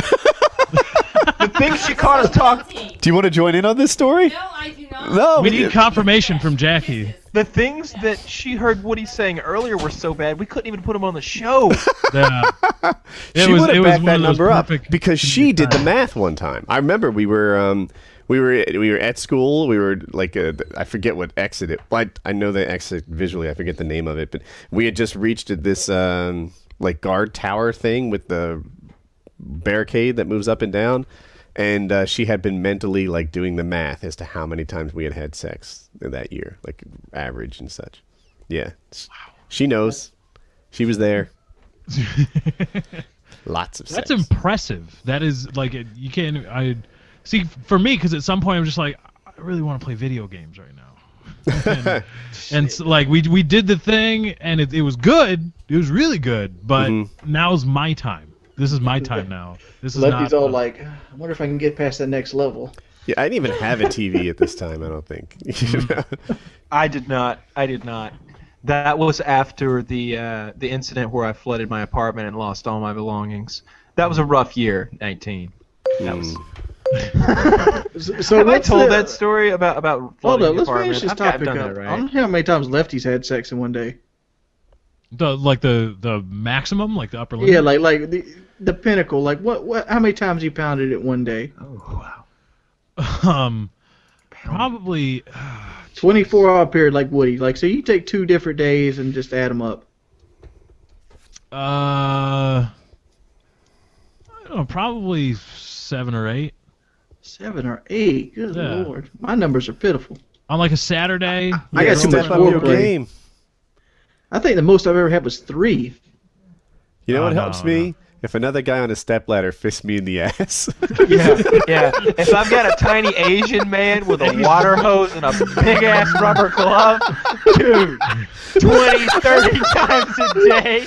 And what I like to do is get a couple of other tiny Asian men to hang out below us with a couple of broomsticks with If I collection could get jars a woman beneath. with a salt shaker to collect my semen I get afterwards. this lady with a funny looking upside down salt shaker to just run away with it into the night. We film it and we've got a little YouTube series we do. And she was running with it too. Like it was like. Yeah, like it was an I need to emergency. get this somewhere. I wonder. She was actually taking a Johnny Knoxville drink for the new Jackass movie. That was Chris Pontius that did that with the horse. Oh yeah, that was awful. That was a horrible thing That to was see. that was the like the grossest thing in that movie. There was some gross stuff in that He movie. drank that horse semen. Mm-hmm. And he did it to get out of other shit. I'm like, I'd rather did the other shit. No man, some of the stuff those guys do is scary, and then I could see going horse semen over some of those stunts that they've done. Like some of those stunts are definitely. The bellhop one couldn't do. No. How did somebody not die doing that? What was the bellhop one? Where they were at a hotel that had that just had a set of stairs, and it was Steve-O and I believe 2 other guys wearing bellhop hats. You know those little like, hats Red like that. fez. Yeah, and I think they were naked otherwise, or just wearing foot straps or something. And then they got one of those bell carts, those carts that the bellhops use, and just rode those down the stairs. The Nitrous Circus is a scary one to me. Like, have you seen that? Yeah, That's You see- more professional. But to me, Jackass defies pain. Like, all right, Kyle, I'll stand here and you throw a softball at my nuts and it'll be funny, right? Some of them are death-defying though. Nitrous Circus, they're always death-defying, man. And you can't practice them either. They're like, okay, we're going to build like a skateboard half pipe, and you're going to jump from this skyscraper to that one. Now what? Like, Yeah. you know, there's no warm-ups. There's no... You can't even safely, like, go down it because you might go off a little bit, which is not good. There was one where they rode... I guess if you ride a motorcycle across water fast, you kind of hydroplane. And they were hydroplaning across, like, 25 yards or 25 meters of pool and trying to come out on the other side. Like, you had to hit it at 90 miles an hour. Yeah, the title to that link, I saw it on Reddit, and it was like you either die or you look like a badass or something like that. Yeah, and the truth is the title was wrong because the guy before him failed. They on the exit, you know, on the way out of the pool, they had put like I think it was one of those floaty rafts. You ever see a raft, but it's not structural? It's just like foam. Like a pool raft that's a inch thick. It's almost like a Pilates mat or something like that. Like a thick foam Pilates mat. And the guy before him like hit that mat and didn't die.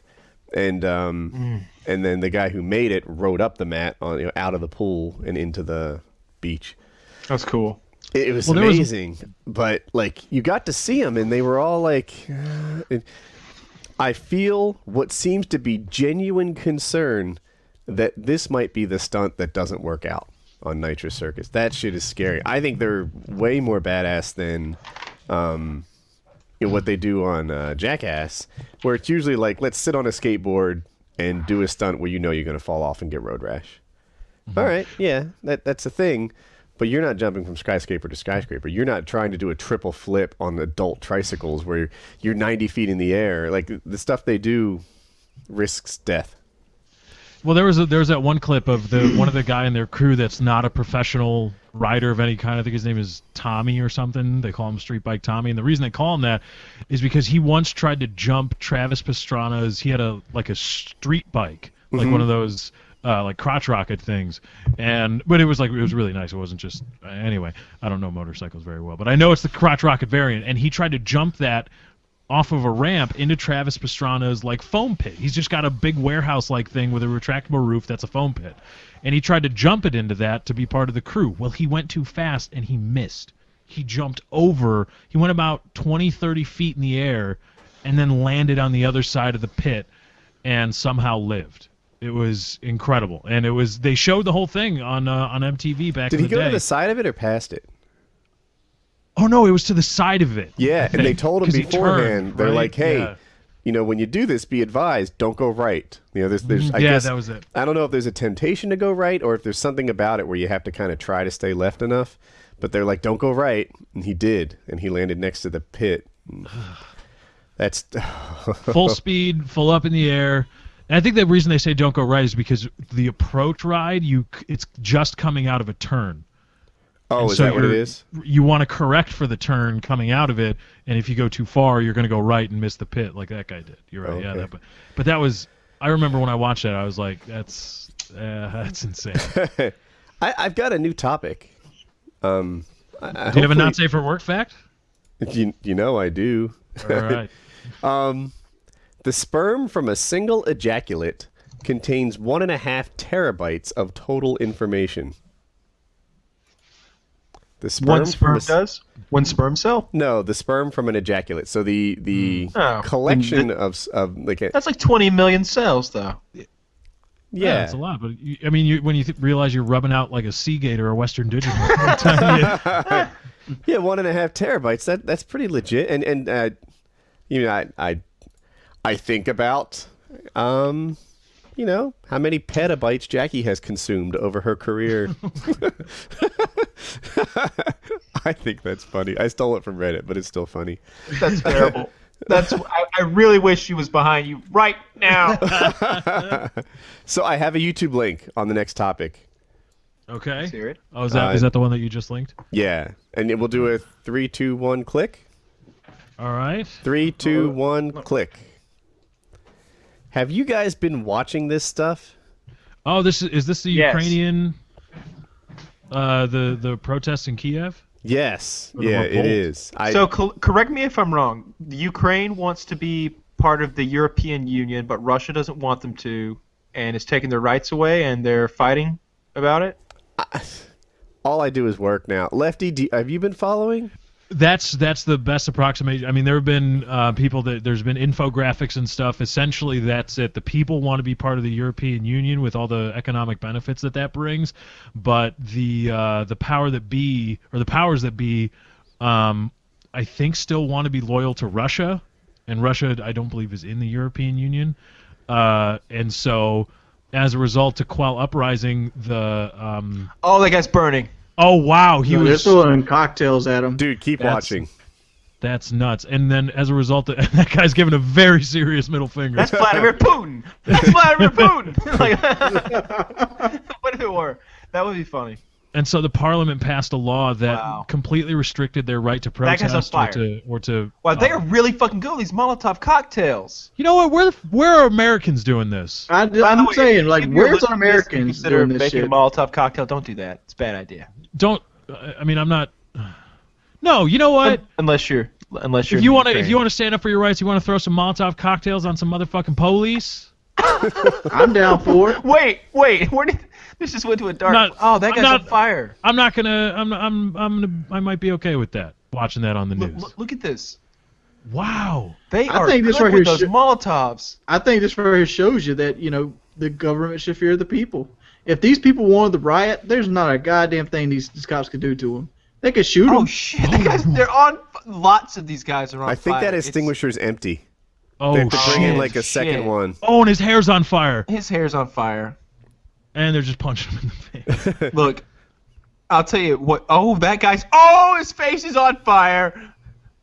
Oh, Why aren't there more fire extinguishers? And why are they at that wall? Why don't they just go home? That's where I'd be at. Dude, remember we were playing paintball in Bedlam, and like sometimes you're just kind of pinned down like this, and the worst thing that could happen is you get hit by a paintball, and sometimes your teammates will hit you too, and that's painful. Mm-hmm. And after a while, we'll just leave because that's paintball. These guys are sticking around with Molotov cocktails. I don't even got to get hit with faces. one. I'd be like, God damn, look at Jake. Look at these fucking back alley chemists back here. With ready to go. This guy's got a shield. And they're Molotov. They're fueling up these motherfuckers. They've all got like these ghetto ass gas containers. Like one's like a 5-liter thing of oil, a 5-quart thing of oil. One of them's like a Pepsi And they're tearing bottle. up the streets. Why are they breaking the streets? I don't know. I don't understand that motive. Maybe there's a symbol on the ground they don't like. or Where did something. they get that rocket launcher? What is that? That's like fireworks. That's like Look a at bottle Roman rocket. candles from hell. Yeah, Roman candles. Yeah, that's what that is. See, because I would watch this on the live stream. They just had a camera on top of a building near a town square. War zone, man. And for a while, it was just people standing around. I'm like, where's the action? Oh, here it is. Good for you, Kiev. Good for you. Really? I think they're going to win their independence. I seriously do. They have the reason that it's such a big deal that they're doing this is because in their form of government, I saw this on Reddit, so I don't know firsthand that it's actually true. They have no judicial oversight. There's no judicial oversight for the legislature in their system of government. So the only check against they've got industrial fireworks. They're literally shooting fireworks at them. So That's awesome. good for Kiev. Good for them. Video. I wish I knew enough to choose a side. It seems like what they're doing is really dangerous. I almost feel for the police watching them catch on fire. They're just. Well, you can feel bad for them on a human level, of course. Well, thank you. I just mean you don't have to. You don't have to be like, pro-revolutionary and then say, yeah, I'm glad that you're dead and dying, etc. Because the police are just people too working a job. I like revolution when you can't vote the other guy out. Can they vote them out? No. I doubt I mean, it. for all I know, this is a don't know. minority group that wants to impress they're their opinion and suggestions on the majority. I know It this. seems like there's a lot of people involved with it, and it's not. There was like that old guy like screaming curse words. It seems like the entire populace is just out That was there. a serious middle finger he was giving. I'm going to say Grades a middle this. finger. I doubt any of these cops are going to be able to break a kid's arm and get away with it. Oh no, it's worse than that. There's a lot of Oh, that's the other thing that I should. Or were those? Is it Our country's just a it's the bunch of same area, I pussies. think, where the Russians are, like so the protesters are disappearing from the hospitals. They're going and a lot of the protesters are being murdered and killed and tortured and humiliated in the streets. Like, seems like all the videos I've seen of those cops, after I watch one catch on fire, I feel bad for him, and then I'm like, oh yeah, that was that group of guys that stripped that protester naked and like made him hold a sign and took selfies with him. Yeah, so fuck those guys. Yeah, leave that to Americans in Iraq. My question is, why so don't we they do. just bum rush these people? You got like 10 grand versus like 35. They've been doing that. They've been battling for weeks. It's been pretty cool to watch on Reddit. Do you remember Abu Ghraib? Abu Ghraib. Pronounce it for me. Abu Ghraib. Okay, do you remember Abu Ghraib? I wonder how Painkiller already would have covered that if we were active back when that happened. Would we have been totally pro Butch with the cigarette and the pyramid of naked guys? Would we have said, like, yeah, you know what? Sometimes you blow off a little steam. Nah, rah, I don't rah, like that. USA. I don't like that because we should treat our prisoners the same way we'd want our prisoners treated. Exactly. So that's why I don't like that. Sure. It's just like Now it's that gonna 15 do years it. ago, And let me say this. Waterboarding is not torture. Fuck you. I've been waterboarded. Advanced It's not torture. interrogation technique. I don't feel that waterboarding is torture. I've been waterboarded. Do you know how to waterboard? I need to get waterboarded for a YouTube video. I know how to waterboard, and I've been waterboarded, and it sucks ass. It'll get taken. Feels like you're getting drowned. But Kyle, I mean, this would the torturous part of it is that because you knew it was going to stop. Yeah, And that's you knew you now, could I stop have it at made any time. I have and still do make that distinction. Okay, because it really, really sucks. It's horrible and it's terrifying. I just don't think. To me, torture is when somebody. Torture to me is what's happening to Theon Greyjoy right now. Oh, Game of Thrones That is reference. torture. Okay, That's Theon terrible. Greyjoy is lashed to this X-shaped cross. He's had his feet worked on. He's had his pinky fingers tortured till he begged them to have it cut off. His was cut off. He's been like dehydrated for days at a time and like teased by pouring the water out. Just beaten. Yeah, but see, you're going over the top torture. That's torture. All that's Just imagine torture. getting waterboarded But if you put somebody 5 in a times room, day. if you put somebody in a room with bright lights and don't let them sleep for 3 days, that's advanced interrogation. I'd crack like a motherfucking cashew. I would dude. too. I would crack. They just have to open the motherfucking toolbox. My cousin and I always talk about this. We both equally fear torture, so we're always like, if we see torture in a movie we're watching, like Pulp Fiction or something, I'm always like, dude, be honest. But here's As soon the as he thing, though. unrolled that kit of knives, I'd be like, all right, so Scott lives at 557 Stovall Avenue. Yeah. It's the Blue House. Approach from the southeast. He'll never see you coming. What? Like, I don't hold up under torture. yeah, so torture is the thing that you fear. You know what I kind of fear that's equally unlikely to happen? I don't want to go to jail. I don't think I'd do well in prison. Like, I'm afraid I'd get my ass kicked, and I don't like that. Even if, let's say, for example, I'm above average, it wouldn't be 1v1. There are powers in there that have dealt with badder people than me that would just, it wouldn't be a problem, right? Guys who are just too big, too strong, too many. I would not do well in prison. And what I'm told, like, the way to succeed in prison is to kind of keep to yourself. Don't talk very much. Just be quiet. Don't make waves, and don't stand out. That's not what I'm good at.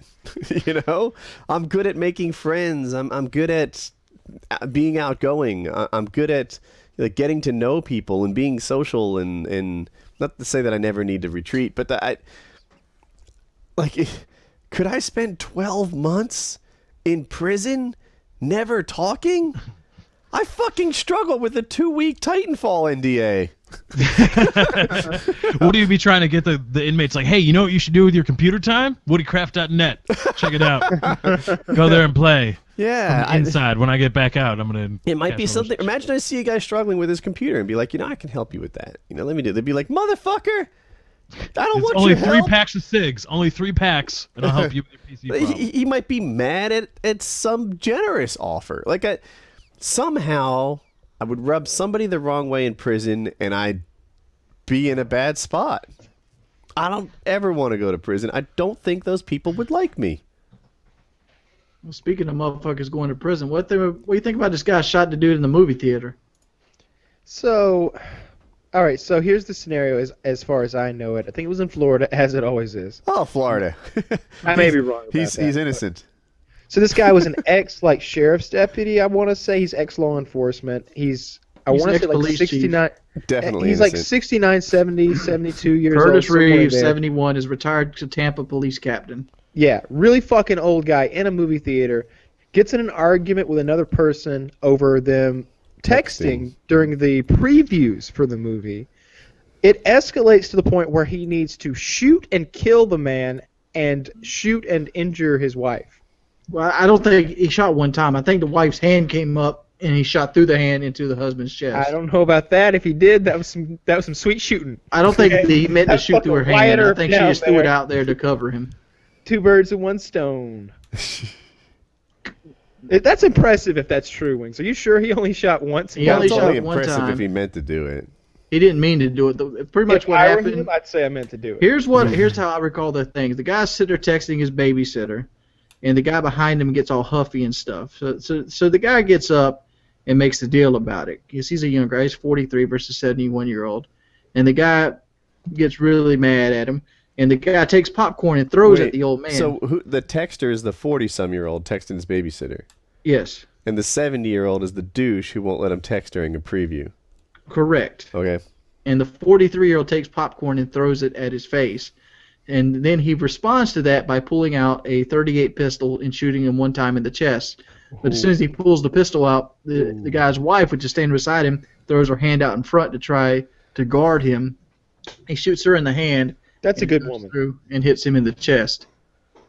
That's a good woman. I don't think there are many women who, if somebody pulled a gun on their guy, their first reaction would be to throw themselves in front of the bullet. Like, no, don't shoot Johnny. Take me instead. Does the 71-year-old guy, does he have any mental problems or something? No. He was He said he standing feared for his around life. Oh, well, of course. Well, he is a cop, so yeah. Well, yeah. He probably yelled "Stop resisting" before he shot him. Fairness to the cop, He- that butter is terrible for you. He's up. He's in a lot of trouble. He's going away. He's going away. This is not. There was stand another your shooting ground. recently where a guy fired several shots into a vehicle, and they're trying to make it some sort of Trayvon Martin type That case, guy's but going it's- away too. But this guy's going away. Like in the Trayvon Martin thing, we all agreed that, like, wait a minute, this doesn't all add up 100%. But with this thing, it's like these teenagers had their music really loud. He complains. They get in some sort of argument. He feels threatened, so he starts firing into the vehicle. Fires like 4 shots. The vehicle starts driving away, and he fires like 4 more shots into the vehicle and kills the kid in the back seat. And he's claiming, stand your ground. In completely unrelated news, George Zimmerman has a brother also living in the state of Florida. Also soon to be involved in a boxing match. Hopefully with DMX. Oh, you're serious? Did you see that? George Zimmerman, DMX and Zimmerman's going fisticuffs on the motherfucker. 3 rounds, I think, in a boxing match. Are He you won a serious Kanye right West. now? George Zimmerman's actual brother is going to fight DMX. No, George Zimmerman. Zimmerman is fighting DMX. George Zimmerman is fighting DMX in a boxing match? Yep. You're fucking shitting me. Yeah, it's not some kidding you. celebrity boxing promoter is putting it together. Oh, He took, please.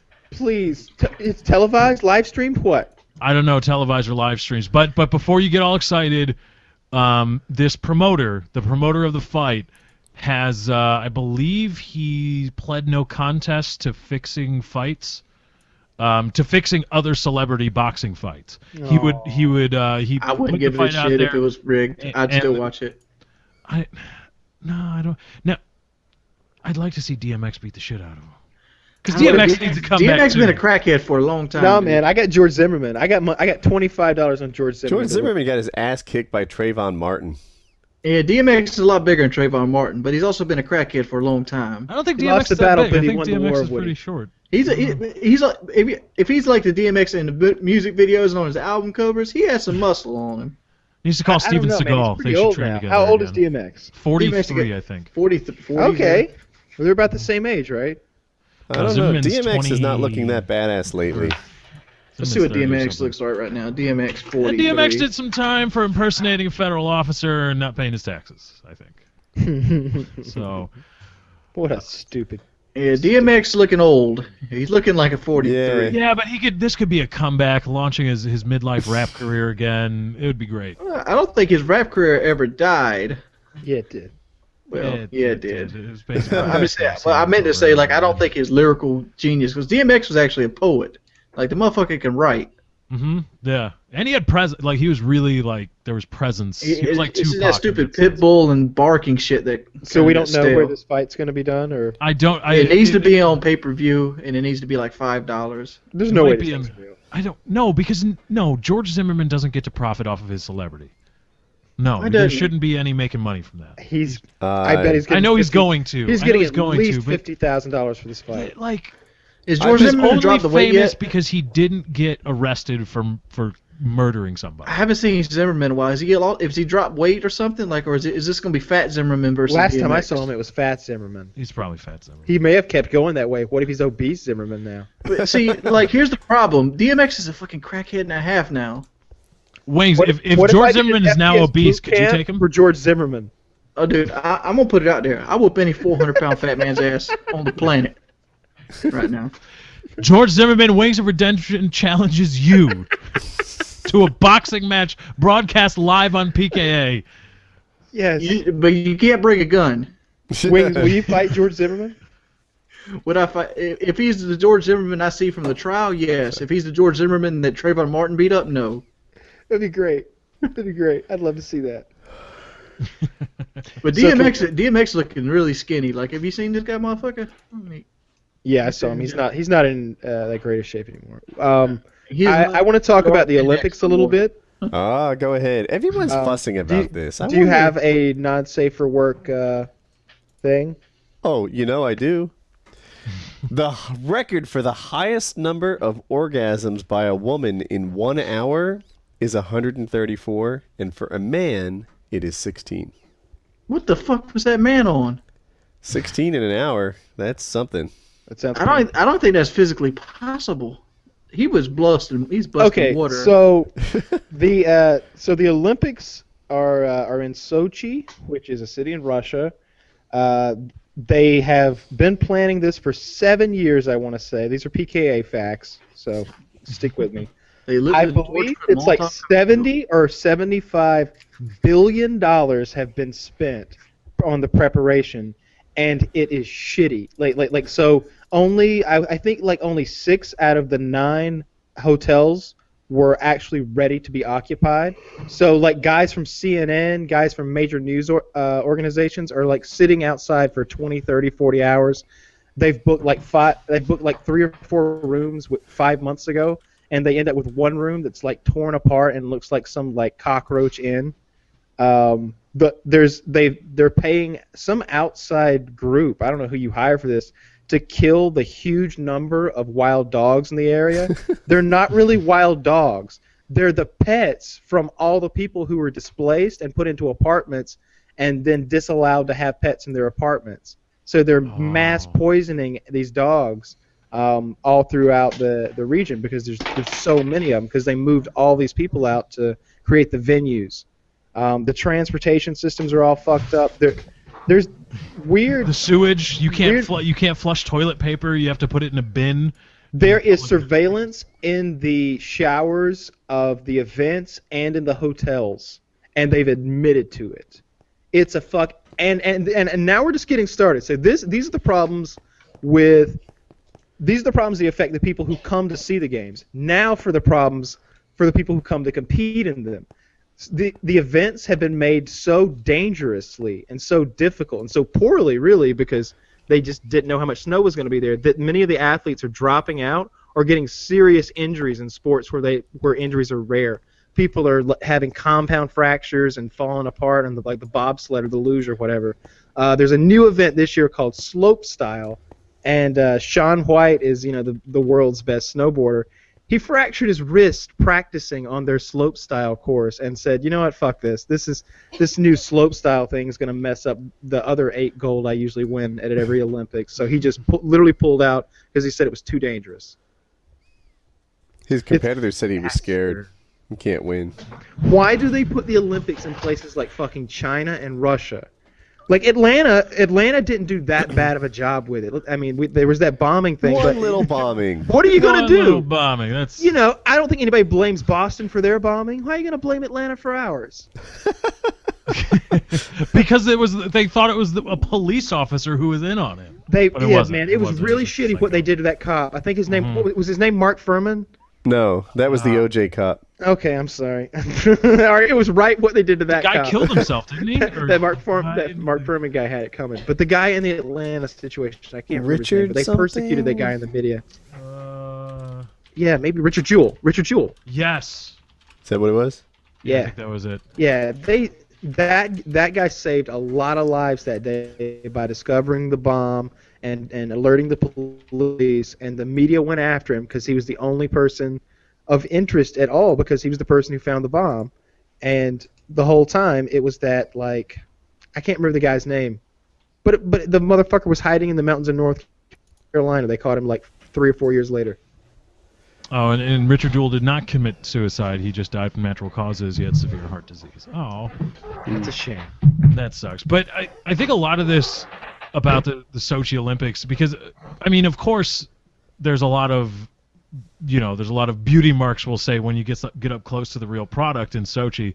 But that's true of every Olympics. I mean, I was at the Olympics in Atlanta in '96. No. Go to Twitter, hashtag Sochi problems. Yeah, and the Sochi problems are like, I don't have a proper doorknob. Well, some hotels don't even have lobbies because they weren't. But anyway, there are problems, but a lot of them seem to be blown out of proportion. There's this whole thing about water that you're not supposed to touch or drink or put on your face or something. And a reporter tweeted it out, and she had glasses of water that were like some yellow liquid. It looked like pee or apple juice, but it came from the faucet. But the story that they're not telling you there, or she isn't communicating, is that, well, the water system was turned off for a while, and they had just turned it back on. You're not supposed to use that water. When you turn off a major water system, like in your house, and it's been off for a while, and you turn it back on, you let faucets run for a while before you do anything with the water that comes out of the faucet. He's right. Like I forget where I lived where that happened, but they ran the fire hydrants to make like large amounts of water kind of flow, and they ran and then you would run like faucet to make that last mile, I'll say, but it's not a mile. You know what the dirtiest water I ever saw was? So when the sprinklers went off in my apartment that time, if you can imagine, that apartment building was probably 20 years old, so that water had been sitting there in those steel pipes for 20 years, creating this like weird sludgy rust. And all of that and all those pipes was evacuated just immediately, mixed with high pressure water. That was the dirtiest water I've ever seen. It was red water that came out of there.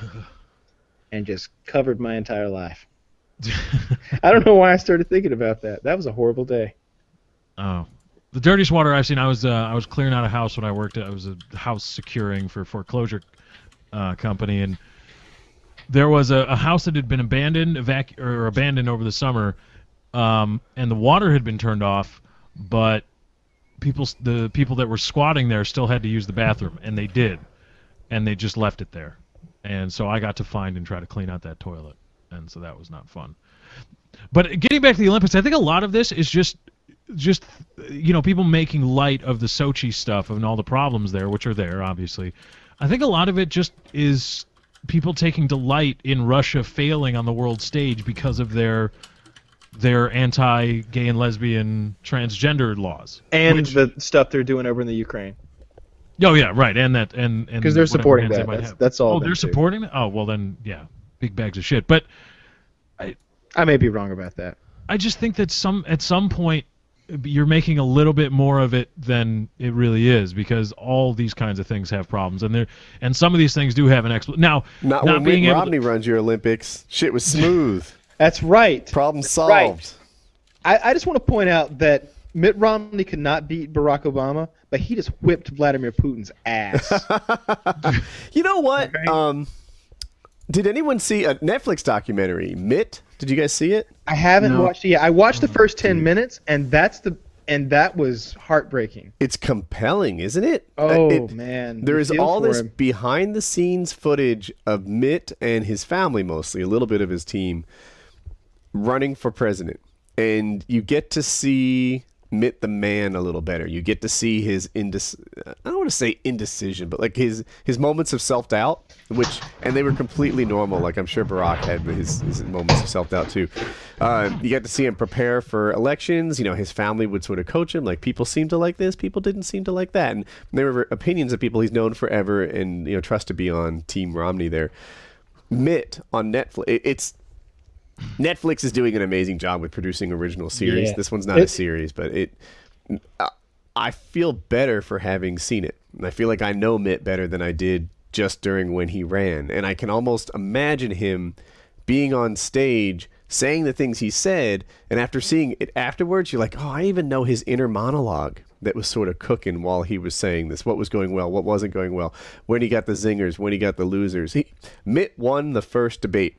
I think there were 3 in total, and he lost the next 2 mostly, but he won the first one, and you got to see like how everybody felt, like new life into his campaign, what the win was like, and he walked away not knowing he won, like he couldn't tell, and then afterwards they're all like, "Oh my God, you killed it!" And he saw the reaction from everybody, and he's like, "Wow, I won."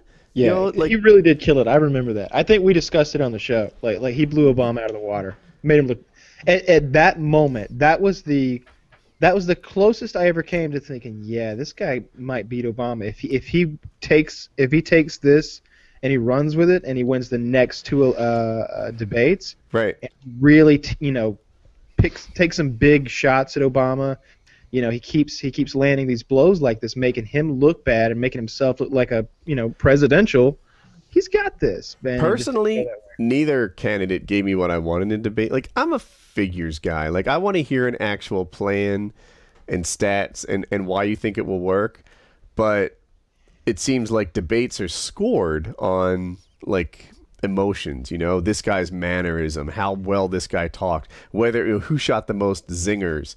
Like, one guy gets 3 good zingers in there that someone walked into, and suddenly he won the debate. Never mind Captain Zinger, and I'm not referring to either of them. Didn't really have any plan to make things better, but it's all about the zinger. That's how debates are won. So I didn't think anyone did a good job in any of the 3 debates, really. But the world clearly agreed that Mitt Romney won the first debate, and it was really cool to watch Mitt on Netflix if you at all have an interest in politics. I like politics. Yeah. Not only for the impact and just staying in touch with what's going on in the world, I kind of like it from the chess match, from the it's a giant popularity contest that I find interesting to watch. And I know someone that knew someone in politics, and he's like, none of it's personal. It feels personal. Sometimes they even act like it's personal. But instead, it's more like chess. Do your feelings get hurt when someone takes your rook? You're like, no. Lost a rook. All right. Well, this is how I need to respond to it. And that's it. That's as deep as it goes. These guys are pros. And it was fun to see that. But with Mitt, I don't know. I'll take that back and say you really did see his inner monologue and what things were like. And you saw him right after he lost the election.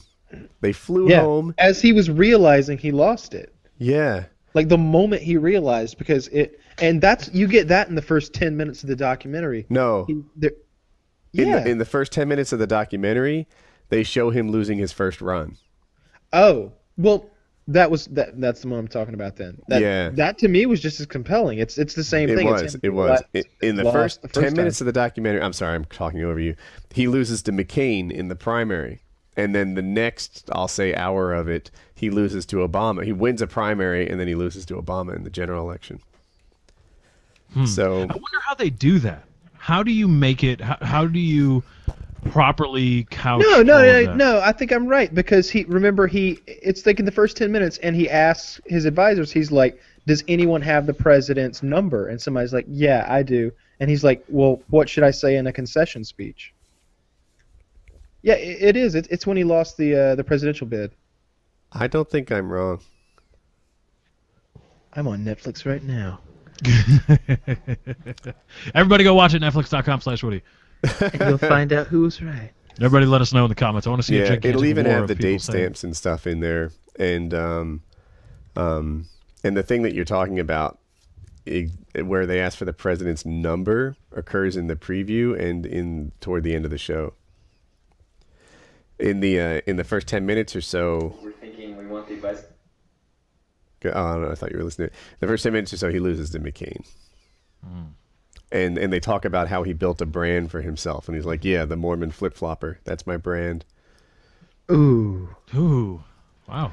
Yeah, I mean, he was under no illusions that things were better than they were, or even worse than they were. I thought he was kind of on target. If anything, he might have been a little pessimistic. But I don't think he would have been a great president. I don't know. It's hard to tell. One thing that was Do you pretty think he would have been interesting- better than Obama? That's what that's the question. I don't think He's so. a Mormon, dude. No. That doesn't bother me. What? That doesn't bother me. It bothers me a Yeah. little, I guess, if I think it through. A bullshit religions. He's got the king. No, No, Scientology. Scientology and there's. I don't want my president to be heavily influenced by religion. You know, when Bush said that God told him to go to Iraq and start a war, it was like, oh my God, seriously? Like, God told you? Was it a vibe or was it a conversation? Did he give you a high five when you're running over children's skulls? Fucking dude, there's lives on the line and you're talking to God. Not at all happy. Like, I want somebody more Dude. earthbound to deal with this. Maybe I Dick s- Cheney is God, and that's the second coming. Yeah, you No, don't. that'd be I don't like Halliburton. when politicians are, make any of their, especially when they use it sort of as an excuse and they're proud to say it. They're like, no, I can't do this because of this or that. There's some politician, I think it's Oklahoma or Missouri. They're trying to push for legalization of marijuana, and he said, the politician, the governor, I believe, was saying, no, my church wouldn't like that. My church wouldn't agree with that, and so his opponent's ad reads something like, why would you vote for this guy? He's letting his church make the decisions for the state. It's ridiculous. We haven't talked about pot on the show. We yet. haven't. So it's been legalized now in 2 states, Mhm. and it seems like all these other states are seeing, I guess, that the world doesn't collapse in these states and that they're getting all this tax money, and it seems like there's a lot of places where it's moving in that direction. You know Where it's who should legalize it? decriminalization. North Carolina should legalize pot. They should lead the way in this, and I'll tell you why. North Carolina grows the tobacco. I don't know that North Carolina, if people don't know, is synonymous with tobacco farms. I'm not sure if the numbers warrant it out. Maybe for all I know, freaking Kentucky has more tobacco farms than us. But we're the Tar Heel state. We are the tobacco thing. We've got like old tobacco wealth in this state, and I can't tell you why. It just seems like we could swap out some of this tobacco shrinking business with the growing marijuana business. And then business owners wouldn't be able to take all their cash to the bank because banks are refusing to let them open accounts. Well, they're Really? working on that. Eric Holder came out and said that the State Department would not go after those banks for handling the money in those marijuana legalized states. So that's not going to be a problem going forward. Maybe not every bank will agree to work with these marijuana businesses, but there will be some bank who will take advantage of that niche.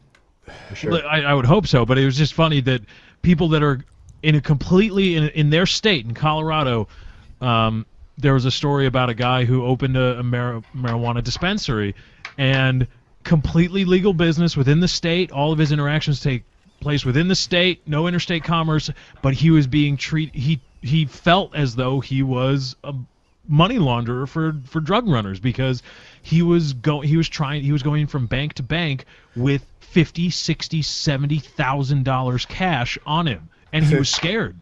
Like I'm really scared. I don't want to have this much Did cash anyone on here me. It's against the law to have that much cash on you. I don't think that's true. That is true. You want me to send you links? Yes. Please. Okay. PKA stats. It's against the law to carry $50,000. Go. He's talking while muted. Did anyone here happen to see my marijuana video? It's like 10 days old now. I did. Yes, I saw it. Did you too? I'll lay it out there for people that didn't see it. My stance was essentially marijuana should be legal. It's just like prohibition in that you're outlawing something that is super, super easy to do. This is a weed that grows almost anywhere on the planet, and you can smoke it. In the same way that alcohol, if you ignore grapes, you get wine. Like it's hard to outlaw that. By making it illegal, you make the criminals the wealthy people. By putting marijuana in the hand of drug dealers, all of a sudden you've got this big violent industry. It's not marijuana making them violent, it's money making them violent. Let's make this legal. On the other hand, it's not good. Right? Just because I think it should be legal doesn't mean I think that it should be widely done. It's still a vice. It's a vice like smoking cigarettes. It's a vice like eating cookies. It's a vice like lots of things. Drinking alcohol that is bad for you. And sometimes I feel like in the pro-marijuana legalization argument, I'll be done in a few seconds. They almost make it seem like it's a health food. People act as if there is no negative health effects to marijuana, but there is. You actually do have memory loss. You actually do have your reward system kind of fucked up in a way that people stop trying to succeed in life. You actually do have some negative health effects. I mean, it's bad things coming into your lungs in smoke form, just like cigarettes. So that's my take on it. It should be legal. We should take this stuff out of the hands of criminals and into the hands of farmers, but don't go telling people that it's okay to smoke like they did in the 40s to our World War II soldiers, saying, dude, puff on these cigarettes. It calms your nerves. You'll be happy. Let's not do that again. Let's say, all right, it's legal, but don't go wild on it because this is no health food. Yeah, it should definitely be regulated. No, it should just be like beer. In the hands of people who are underage. I don't think that you can. I don't think that the carcinogens that are present are ever going to really affect you. I think that if I think you could smoke pot every day of your life, and then eliminate and then give up something in your life like a microwave, and you would be an equal possibility of getting maybe cancer. The thing about smoking pot is, and this is, look, I didn't do the research myself, but I read it, and they say there are more carcinogens in a puff from a joint than there is from a cigarette. But the thing is, someone to help me here. I mean, if you smoke a joint, how many puffs do you get? I've never smoked a joint. I have never partaken in the marijuana. Well, okay, it is regardless illegal. of whether or not you've ever partaken in it. I've heard. 5 or 6 or 7. Okay. Yeah, around No, there. it's not going forever. 5 to 7, right? Whereas on a cigarette, Kyle, you smoked cigarettes or smoke or how many? Yeah, 12, 20, 25 20? puffs maybe. 20 to 25, and you do like 20 a day, whereas people rarely smoke 20 joints a day. That would be a really weird That's thing. Insane. Like Right. what is insane. it? What's that song? I smoke 2 joints in the morning. I smoke 2 joints at night. I smoke 2 joints in the afternoon. No, you can't. If you're smoking like that, then I guess eventually it would be an issue. But then the other thing is, you don't have to smoke a joint, or you don't have to actually burn it. You could get they have these vaporizers.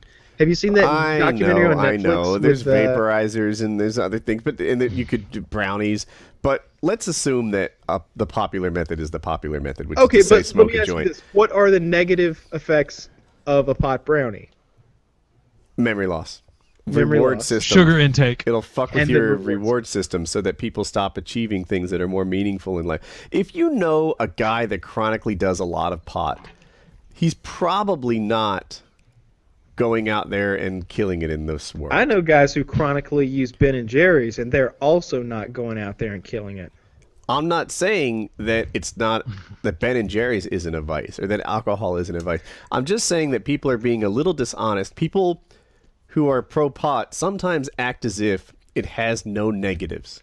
They say it's natural, like oxygen. There's nothing wrong. That's bullshit. Yeah, no, I don't think pot know is even why. an equal vice to Ben and Jerry's and bacon sandwiches. I look at it like this. It's not as harmful as beer, and beer is widely accepted. Who gives a shit? Look, if you look at alcohol commercials, everybody's just having a great time, just killing a bunch of beers, and it literally alcohol is much. But you'll never see them drinking it. You will never see them drinking it in those commercials. Yeah, that's right. You really don't, do you? Never do. Wow. But I Pointing think that out, I never noticed. if people said what you said, pot should be legal. It is right there next to alcohol and cookies and Ben and Jerry's and cigarettes. I'd be like, yes, I agree. It should be legal because we can solve these problems of like drug cartels making all this money and causing all this violence and just destroying lives and putting people in prison. In my video I mentioned, people don't usually go to prison for smoking pot, but they do go to prison for smoking pot on their probation. And there are a fair amount of people who are in prison now for violating their probation by smoking pot. And like we could just get rid of all that expense, all that imprisonment, all that violence, all that badness by making it legal, by not doing the thing that we used to do with alcohol, which is to say, you know, take something that's very common and popular and make it in the hands of gangsters. That's the argument we should use. This stuff is a parallel to cigarettes and alcohol and Ben and Jerry's and cookies. We shouldn't say there's nothing wrong with this. There are no negative health benefits. Knock yourself out. It should be legal. And legalize it so we can study it more and study its effects. And let people smoke joints and be part of studies and or not smoke and be control groups and let us study this in the way that we've studied or at least tried to study cigarettes and secondhand smoke and alcohol consumption and, you know. Yeah. So I want to start handing out pot to our soldiers saying, you know, smoke away from your foxhole. It'll calm your nerves. I think it's not that kind of healthy activity. It's a vice and we shouldn't encourage it. But if you happen to have an 8-hour layover in Denver and there was a dispensary right there next to your hotel, would you go get like a THC lollipop and enjoy those 8 hours that you're having to spend in freezing-ass Denver? Are there any like gaming conventions or events in Denver at all? There are in Seattle, Washington, PAX Prime. Ah, PK should do a live show from PAX Prime. With By the lollipops way, and I'm gonna nip brownies. this. Yeah. I'm gonna nip this in the butt. I'm never smoking pot on some kind of game. Well, you could get like I said, get one of those lollipops that is THC. I don't want to do that, dude. You get high What? off candy. Wait, think fine. it's- Just fake being high. The rest of us will get high. I doubt that. I mean, You The doubt that lo- you could Yeah, fake- there So- we go. That's a good. That's I've- PKA style. I've never had a pot brownie, but I do know you're supposed to eat like a non-human portion, like an eighth of a brownie or something, right? Yeah. Are they smart enough with the goddamn lollipops that you're supposed to have a whole lollipop? So, I was looking at. We were watching a Dateline. Nah, I don't know if it was Dateline. CNN. It was a CNN thing. And it seems that they have like the milligrams of THC, but who the hell knows how many milligrams of THC I would want? That's like Yeah. asking me how many milligrams of like morphine I need when I'm having surgery. I don't fucking know. I don't have a clue. I don't know if I'd do pot in a legal state, It's legal. but it's still bad.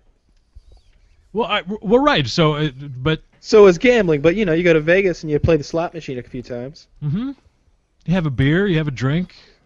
What was that event you went to? You went to a Battlefield event, know, Woody, banging and you had like a It's legal. a Why not? Shirley Temple or something. I think you That said? sounds right, but that's not a. Where did I go? Battlefield 4 event? I think it was a Battlefield 4. Oh yeah. I did get a Shirley Temple there. Yeah. They had Put like little a vodka in giant that and bar or something.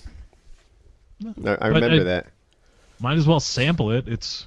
One isn't going to. I mean, and I think there's certainly a spot for people saying that pot isn't dangerous. Only to say pot isn't nearly as dangerous as popular media has made it out to be for so very long. Yeah, I you're think not that's- going to that's really put the the only baby in dangerous the that oven it's instead making of it the out turkey. right now. That's the thing. I don't know what. There are people on popular media who say this thing is completely fine. Knock yourself out. One thing I hear repeated a lot, which is true. No one's ever died from too much pot. I think that's true anyway. And you know, like you don't OD on pot. That doesn't mean that like being a chronic long-term pot smoker isn't going to have an impact on your life. No one's ever died from cookie overdose either, but being a chronic have. long-term cookie eater will have an impact on your life. So, they don't die from the cookies. They die from the diabetes, Kyle. what a Which dark, is true. What a dark turn. Cookies won't get you, but them diabetes will. Or a long fall down an escalator. So I hope that there's a lot more states that follow suit, and You know, I do I too. think within 5 years there's going to be at least 5 more states. I think Alaska is primed to do it. Oklahoma's talking about it. Texas is talking about decriminalization. Just go down the list. Which states are the poorest? They're the ones who are going to do it early. Florida's got a medical marijuana bill cooking. There's a bunch of states that do. Most states.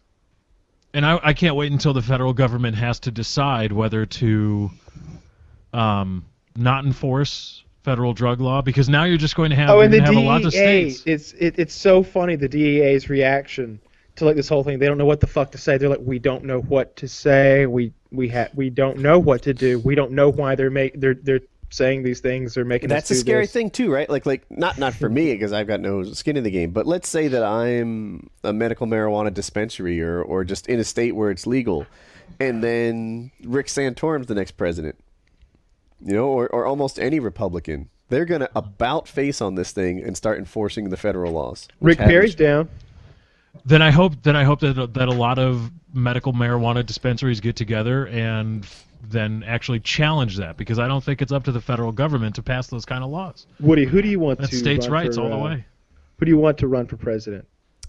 Oh 2016. God, I'm gonna get myself in trouble. But here's some of the people that I have an interest in running for president. Not who I'm planning on voting for just yet.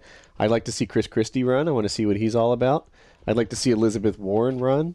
I want to see what she's all about.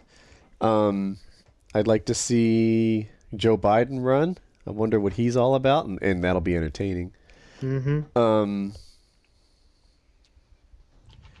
There's not a lot of Republicans I'm excited about. Like, I'm totally not down for Scott Walker, although running might be funny. I'm totally not down for Santorum, although running is guaranteed to be funny.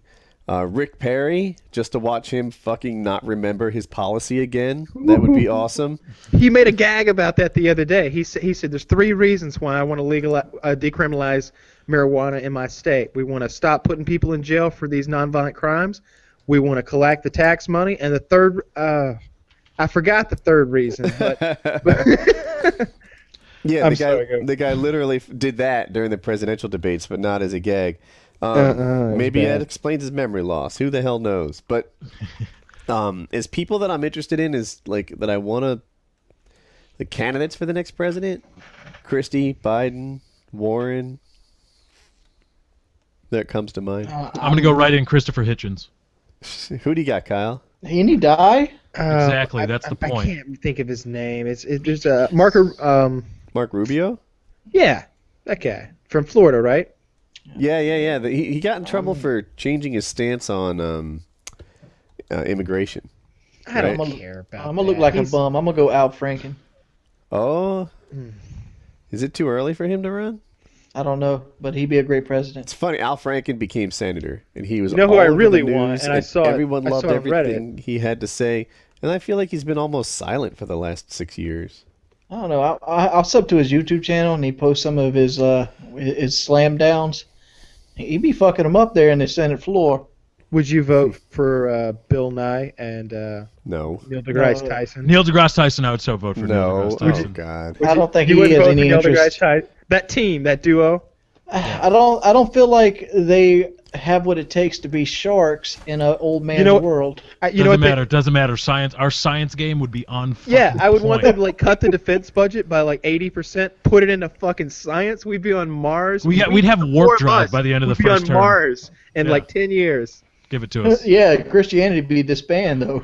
You know what I Oh, think good. might be Yeah, cool? get rid of the creationists. There would be no more debate on. Oh, should be creationism be total science? Fucking no, it's not science. I would like just to not. see a candidate for president, not governor or mayor or the homeowners association. I want to see a president run on a platform of faster internet speeds. Oh man, he would get my vote. I don't care if he's like, I support killing babies, but fast internet speeds. Your internet fast subscription will people. come with I'm a faster, King James high Bible. I wouldn't give a shit. I'd be like, praise Jesus. One of the reasons America's succeeded like it has historically is our infrastructure. Like when you see our road system, how we can bring goods to anywhere fairly cheaply and reliably, it's a major advantage. Even our air system, which isn't the greatest, I'm told, is a pretty nice way. The overnight air that we can accomplish what FedEx and UPS do with their overnight shipping. I can hop on a plane and go anywhere and then take it for granted. You know, I'll be there tomorrow. I'll be there tonight. That stuff is outstanding. But our internet infrastructure seriously holds back our business. And if we want to be the tech leaders that we kind of still are, you know, when you look at where Google and Facebook and Twitter and Twitch now, all these things are born, then that stuff is still coming out of the U.S. But we should have faster internet speeds. And it's going to be a competitive disadvantage headed into the rest of this century if we're going to sit here and consider 5 megabit upload and download good. That's bullshit. That's the FCC. That's the mandatory, right? Like that's what the big telco broadband companies have to provide. I think it's 3. I'm out of my depth here, but I guess the 2010 Telecommunications Act took away the FCC's authority to regulate them because they said they weren't actually a carrier. So then recently in the district courts, Verizon challenged the FCC and won, and that's why we're dealing with net neutrality ending. And if people don't know what that means, right now AT&T and Time Warner and so they don't get to say that, like, you know, YouTube traffic is shit, we're not going to prioritize it, but you know, Netflix traffic is awesome, we're going to prioritize it, especially people who use my coupon code.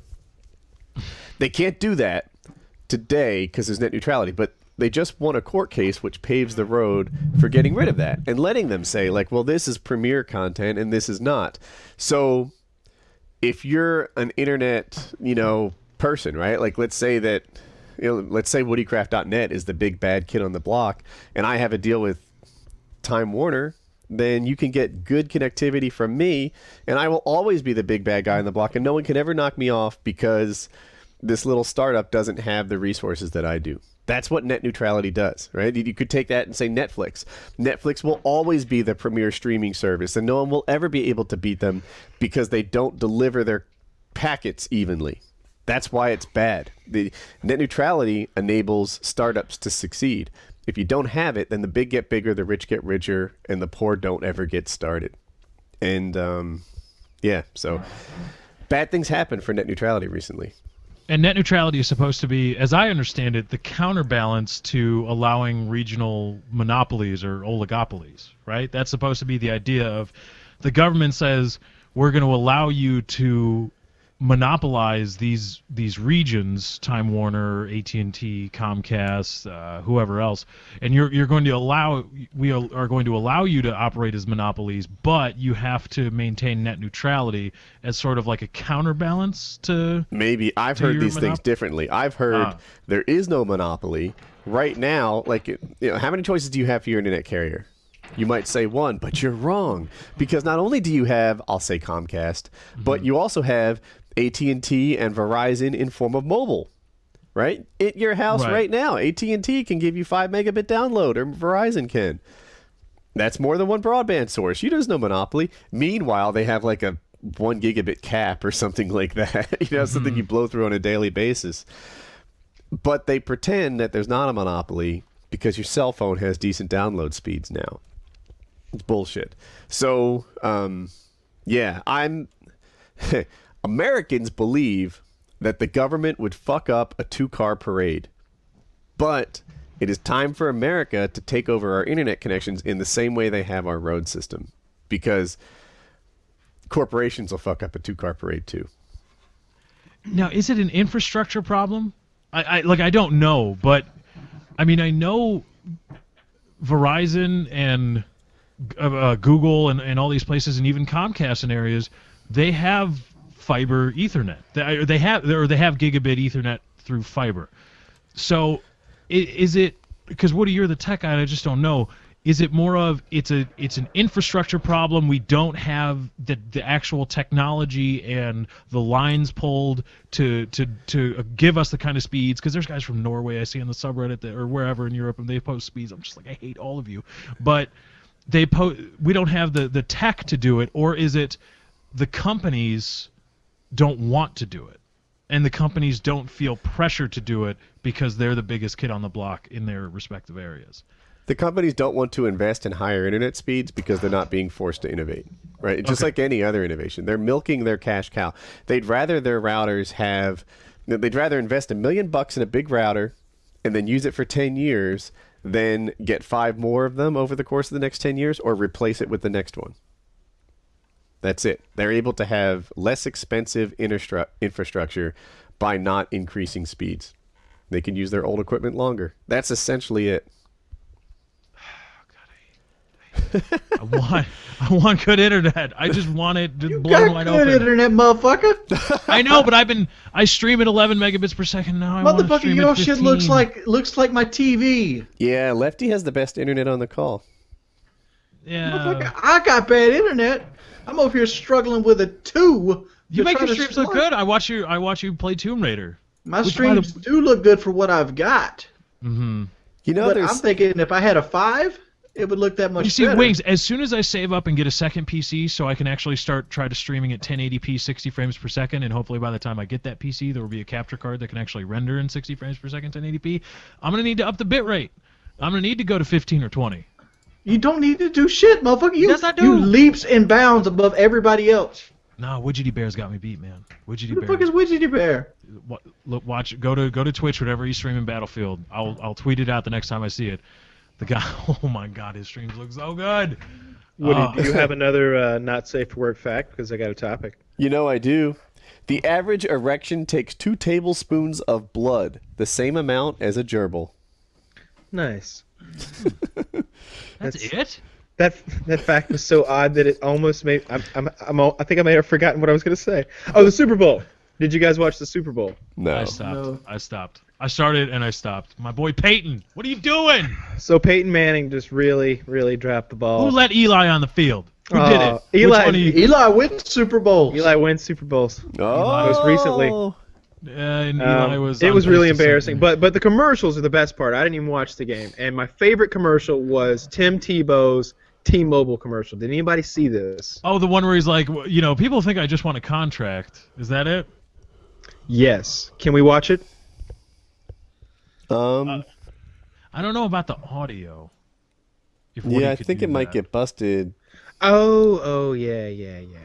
But it is like I'm not a big fan of Tim Tebow for just his outlook and but I don't want to get into it Wait, because a how lot can of you Tebow not like lovers Tim out there. Tebow? Everyone loves Tim Tebow. No, he is the most in-your-face Christian, and he's the whole looking for cameras when he looks at the Fox Sports camera, like he's looking this way, and then he looks and he sees the Fox Sports camera on him, and then he looks back, and then he does this, and just all that stuff, and his psycho father being going and brainwashing kids in Southeast Asia, and Tebow helped, but some of it is the media, the media infatuation with Tim Tebow, which isn't Tim Tebow's fault.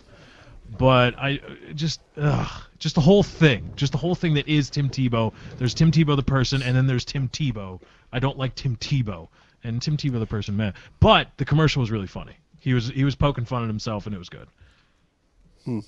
I encourage you all to go check it out. I don't think we can show it on the show. Yeah, so basically T-Mobile is offering to buy you out of your contract from any other provider if you'll join with them with no contract. And what are they? How are they doing on data?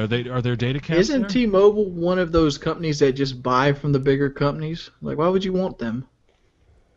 They've got the best deals out right now. I know that because they're cheaper. I think AT&T just redid all their deals to be competitive with T-Mobile. Damn, I need to get my shit updated then. Yeah, me too. Speaking of Super Bowl commercials, did you see the one about the Coca-Cola? It was Yes. Coke, right, Kyle? Oh, the terrorist language. All right, you cannot call Arabic the terrorist language. That's what the people were calling the shit. They were singing my beautiful song in the terrorist language. It's not the terrorist language. Well, This that's is what not- backwards ass these are not my It's not crackers the were saying. terrorist language. There's It's more. just the language of terrorists. It's not the language of terrorists. There Yeah. are different kinds of terrorists. Yeah, I don't Jesus. see a lot of IRA guys. Yeah, I know. I screaming immediately Allah thought of the Akbar. IRA. I don't see that. I Maybe don't they know. should. I British seen wants the to see a commercial and I thought, oh, it's a crappy ass Coke commercial. But there was a lot of. There was outrage. I saw it on Deadspin, or Deadspin. I thought broke it, or maybe Reddit broke it, and then Deadspin picked it up, or whatever. But there were people that were upset about it. For those of you that don't know, America or excuse me, Coca-Cola had people singing America the Beautiful, and different lines of the song were sung in different languages. I think English, Spanish, Indian I think was a part of it, or I think, and then but a bunch of other melting pot. The whole idea of melting pot, America's a melting pot, blah blah blah. Well, there's a lot of people that were upset by that and saying some they're pretty called racist. Yeah, and there were people doing that, as there are people that do all this. There was a Cheerios commercial where they showed an interracial couple, a white wife and a black father, and everybody, or a black husband, and everybody went crazy.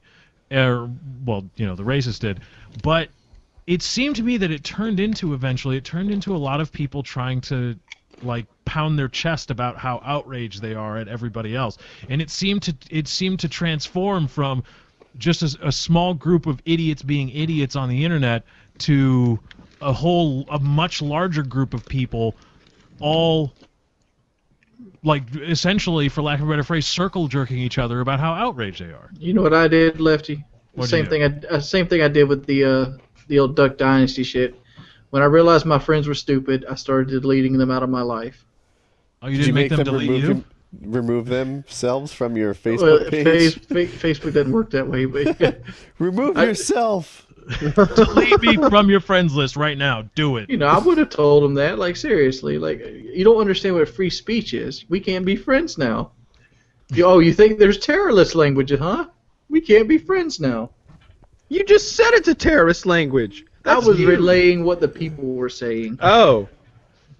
You should have made that more clear. I think I caught it when he said it, though. I know you didn't, but I am sleepy as shit, Kyle. Leave me alone. And you worked hard for the sleep schedule, too. I have, dude. Your sleep schedule is what now? Do you mind telling? Can we elaborate on this? No, let me preface this. As we were getting started, Wings was like, hey, can we do this show kind of early? I'm getting sleepy, and I need to get my sleep schedule back on track. I said I just got my sleep schedule back on track, and I don't want to get it fucked up. And so I asked him, okay, so how'd you get your sleep schedule on track? What time did you wake up today? And he said 3 a.m. It's currently 11:14 p.m. That means that he's been up for pushing 21 hours. 21 hours, roughly. Yeah. That is not an on-track sleep schedule. I think I got a PK to do. I would have been in bed at 8. Or test him in some way. But sleeping from 7 to 3 a.m. is not like a sleep schedule that you fight for. That's screwed up. Maybe the word fight for. It's what I settled for that was somewhat close to normal. We are helping you. You'll sleep until 9 or 10 tomorrow. Yeah, and that's a healthy sleep schedule for somebody. Yeah, see, I thought ahead. I figured y'all do this helping thing, so I go ahead and upload my Fallout video before PK. So it's ready. My Fallout Let's Play is better than yours because I have mods. How old are you, Wings? 26, 27? About to turn 28. 27, all right. Staying up till 11:30 on a Friday night at 27 years old is not a messed up sleep schedule. I don't think you understand how simple my life is. I drive the speed limit. And how'd you get that damn speeding ticket, Wings? School zone bullshit. School zone bullshit. I drive the speed limit. I try to make what money I can, and I pay my bills on time, and I'm usually early for everything I do. Are you 100% debt free yet, or you still got the IRS thing? I am waiting for my full screen. God, what's that shit called? I am so sleepy I can't even think. A check? No. The tax thing where they tell you how much you made. 1099. 1099. Waiting on my full screen. Gonna hit my taxes up probably by the end of this month, so I should be out of debt by the end of this month. Right. The only problem is I picked up debt elsewhere. You know what you should do? You should Twitch stream more. I should Twitch stream. That company is setting the world on fire. Did you know they had the 4th most internet traffic in the world? Yeah, I saw that. That's insane. North America, the peak internet responsible. I haven't been streaming this week because I've been doing the boot camp posters, postcards, and stickers. and So those are sent out. Update for everybody. those Wings. will be at Kitty's house Monday. Okay. And then it's So Kitty's I don't know problem. what happens after that point. I do not know. Fuck. You should. Why don't you live stream? I wish you could live stream your workouts. That's what I'd like. That would be very cool, but see, how would you even do that? Laptop. You need a 4G card. I don't have a laptop. I'm making My that much money. Shalene stole my laptop back in the day. Oh man. I need to be Wing's girlfriend for a little bit. Get myself a phone. No, I didn't give her that shit. Camera. Camera, yeah. Yeah, car. No, she stole that shit. She just took it with her. Wings, you get me a Tahoe too?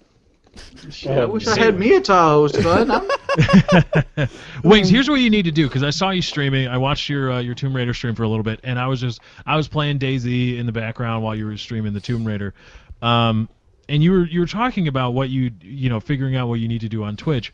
And I saw the one time you uploaded a stream announcement video, you had 1,000 concurrent viewers. You were playing COD, that is true. Yeah. But when you uploaded a stream announcement video to your YouTube channel, you were probably in the top 500 streams on Twitch immediately. And I think what you Top should do. 500 immediately, top 20 immediately. Oh, okay. Well, there, right, but exactly. So, I think what you should do is get in that habit of uploading a stream announcement video to prime your Twitch streams, and I think you should just stream yourself playing a game hardcore. It's not speed running. I'm but, going to, Lefty. I'm going to do a Shadow Ranger, probably, if not tomorrow, the day after. On Metro Last Light. Oh, well, good. See, I want to watch you, not necessarily speed run a game, but I just want to watch you kick a game's ass. Well, Shadow Ranger means you can't kill anybody during the entire game. You can't kill anybody? Any monsters? Wait, Nope. no, don't do that. It's one of the hardest achievements on the PS3. I'm going for it. How's that even possible? How do you get... It's stealth. It's a stealth-based game. Right, but game how is do you it? get past the monsters without killing them? Well, there's the certain monsters, like the boss monsters, are considered have-to-kills. And the game allows you to kill those. But What game? for Which game? Metro Last Light. Oh, okay. It's called Shadow Ranger. So that's a recent title. Wings, do you have the Mile High achievement? On COD 4, I have it on Yeah. Xbox. Okay. I'd like to You see get you it get on that, PlayStation. maybe. I could what's get on Mile High? PlayStation if I don't know if my COD 4 disc still works. It's kind of fucked up. I want to see you do a physical activity while playing a video game and live stream both things at once. You got that exercise bike right there. I do have the exercise bike right back there.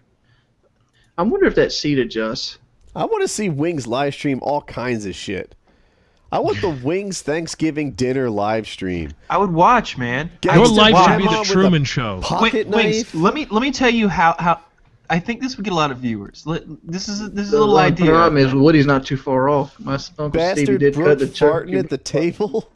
Yeah, Brooke man. actually went back to Georgia. Yeah, Okay. after he ran off when he got drunk and stole that money. Yeah, he did. He stole $300 from my grandmother and ran off. Yeah, but no more Bastard Brooke. Uh, Womp, womp, womp. Anyway, I just think that if you had, and Wings, I know it sounds a little complicated, but if you had like 3 cameras, and they just each took up a third of the screen, you came up with an overlay, maybe 4 cameras, and it was like your house, like while everybody was having dinner, and you had like the living room, you had the kitchen, and you had a couple of different angles, and it was just if I could do that with like a wireless adapter, did they make something like that? I don't know. Just stick with me here. And it was like you and your entire family that we all know of from, watching you on the screen. And you asked them questions from the fans that they had sent forward. And you did like a Q&A session with everybody like answering questions and stuff. And got like a Wings of Redemption posse roundup Q&A session. I would watch the shit. Like I would be like, dude, text me like when you're uploading it. Like maybe send it to me before you upload it. I'd want to see that so badly. I want like special episodes with people who are no longer in the Wings of Redemption atmosphere or ecosystem, right? Like who's that crackhead that stole your old truck? Duke? How's he doing? He's That's in jail. Stop. All Well, go perfect. visit him. Get on the Where to visitor find list. him. This is great. I figured he was on a curb somewhere, but since he's in jail now, I want to see you stop by, film the guy, ask him, what'd you think? That shit didn't have no Cooper tires on it. Was it a good ride? Oh, I My had Bridgestones favorite- on my Tahoe. What's that? One of I had Bridgestones on my Tahoe. Yeah, Oh, no, fuck. no, who would mess around with One of my favorite shows of all time is the Trailer Park Boys. And I think that Wings, and I don't mean this in a bad way, I think that some of the things in Wings' life is a little bit reminiscent of that. And it's such comedy gold, and I love it so Oh, much. you should have seen the shit I did today. Tell us about it. Well, God, I went over to my grandma had this girl live with her named Crystal, and Crystal has a problem. She's a meth head. She does methadone. Wait, her name is Crystal and she does meth? Yeah. Of course. Carry Her on. name is Crystal. But she stayed with my grandma for like a month like a week or so, and she moved back out. And then after she moved out, the place she went to, she didn't pay the rent on, and she got all her shit put on the curb. So she moved in with some other guys. So they come to my grandma's house, and they're drinking vodka. And they're sitting up there drinking vodka, and I'm like, Crystal, aren't you trying to get your kids back? She's like, yeah, but I'm not doing it today. So Today's my day off from getting my kids they were back. planning on going to the bar, and here's the catcher. This is at 9 o'clock in the motherfucking morning. They come up here drunk off vodka. Wow. Vodka in the AM. I wish I could have videotaped that. That's some serious was- AM drinking. Usually only college kids get away with that. Yeah, I felt bad this morning. I made some French Yeah, I didn't fries. even get to the punch thing here. Oh, please keep going then. Oh, I'm dude. shocked So she now. looks at me, and she asks me if she can suck my dick for money in front of my grandmother. What how much she is- asks in front of your grandmother, Yeah, or she's, she I'm asks if just, she I'm can just do sitting there on the it. couch. And, no, she didn't do it. She just asked. I'm like, No, I was asking if she was that saying, part of the hey, deal? can I suck your dick in front of your grandma? Or if she said, hey, can I suck your dick, and she did so in front of your grandma. You left the comma out, so I don't know. no, that didn't happen. None of that happened. So She what has did- like herpes around her mouth. Did and, you like, negotiate methadone teeth. prices? I did not negotiate prices. I want no part of that. It's too much, wasn't it?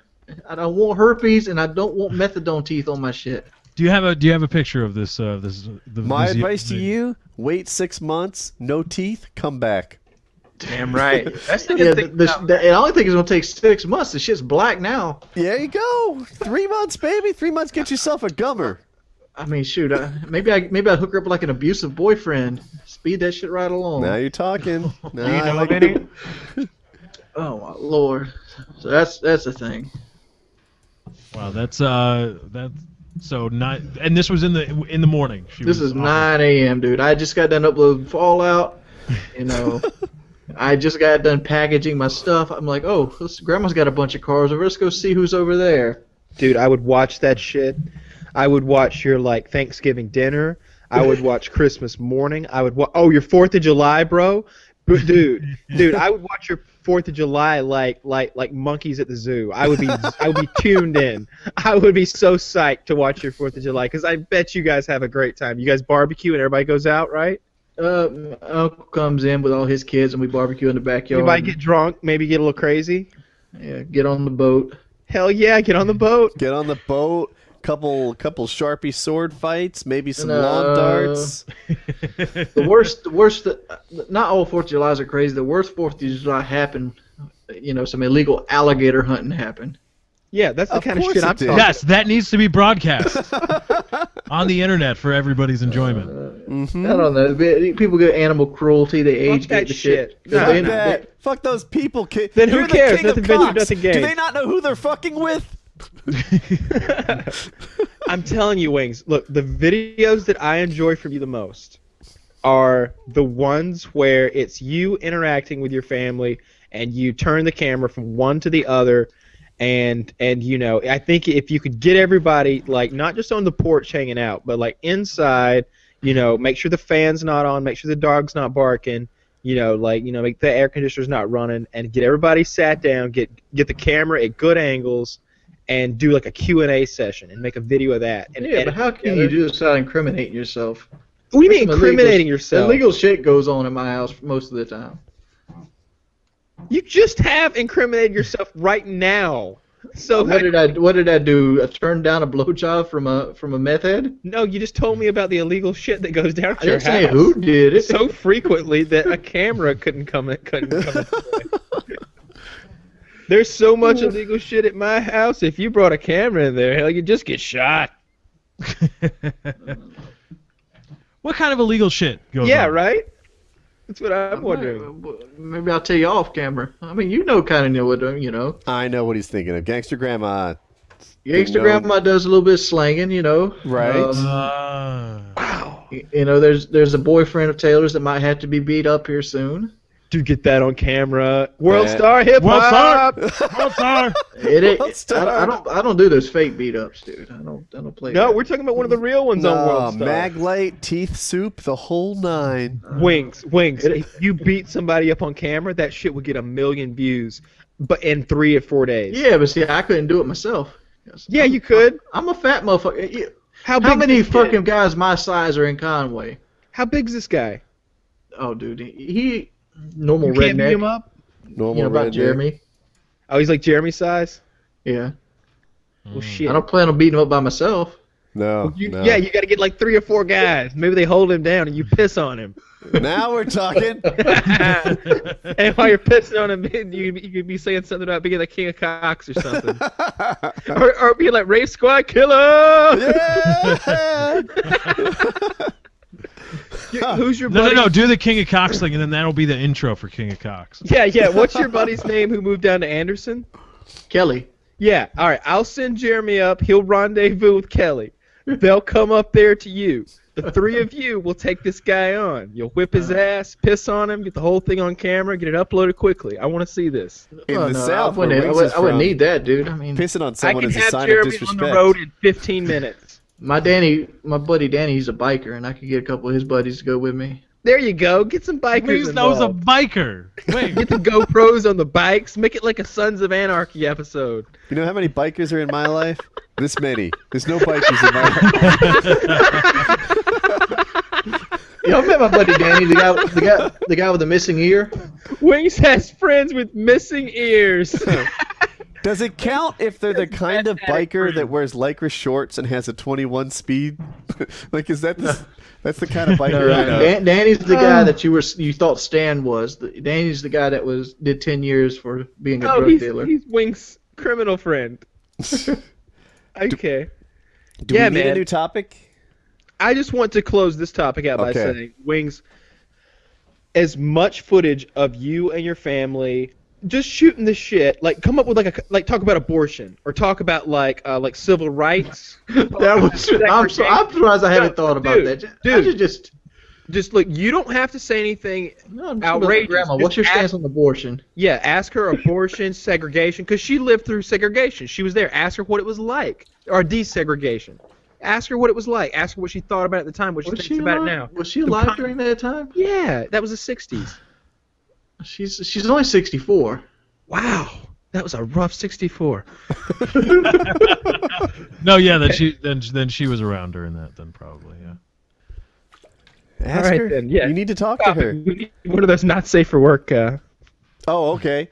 In captivity, female koalas are nearly 3 times more likely to engage in lesbian sex than heterosexual sex. How do you man. squaws Nice. engage in lesbians? They scissor? I don't know, but That one should come with pictures. Yeah. I'm with Wings. I have no Lesbian idea. koala sex. Oh yes, dear. yeah. So if I mean, put when you tell women me in a about lesbian cage- woman sex, I'm not even sure what to picture to get it right. You're telling me that 2 koalas are... I'm telling you, if you put 3 koalas, 2 girls and a guy, the girls will like each other the most in captivity. That makes no sense because the female koala has nothing that the male koala doesn't have. In the koala world. Are you? Maybe I don't know Yeah, the much. koalas don't have breasts. They got badges. They must. That's where the Yeah, babies but come why from. would another koala want that though? I kind of like it. Do they finger bang each other, or do they just sit next to each other? Alright, How does but I that mean, work? You really like it? I mean, it's not the best thing ever. I have a topic. What you got? I have a couple too. Go on, you can lead away. Well, I don't want you to feel like you're the only one that has to program the show. I actually quite enjoy the help. Carry on. Bill Nye versus Ken Ham, the debate. Atheism and science versus creationism.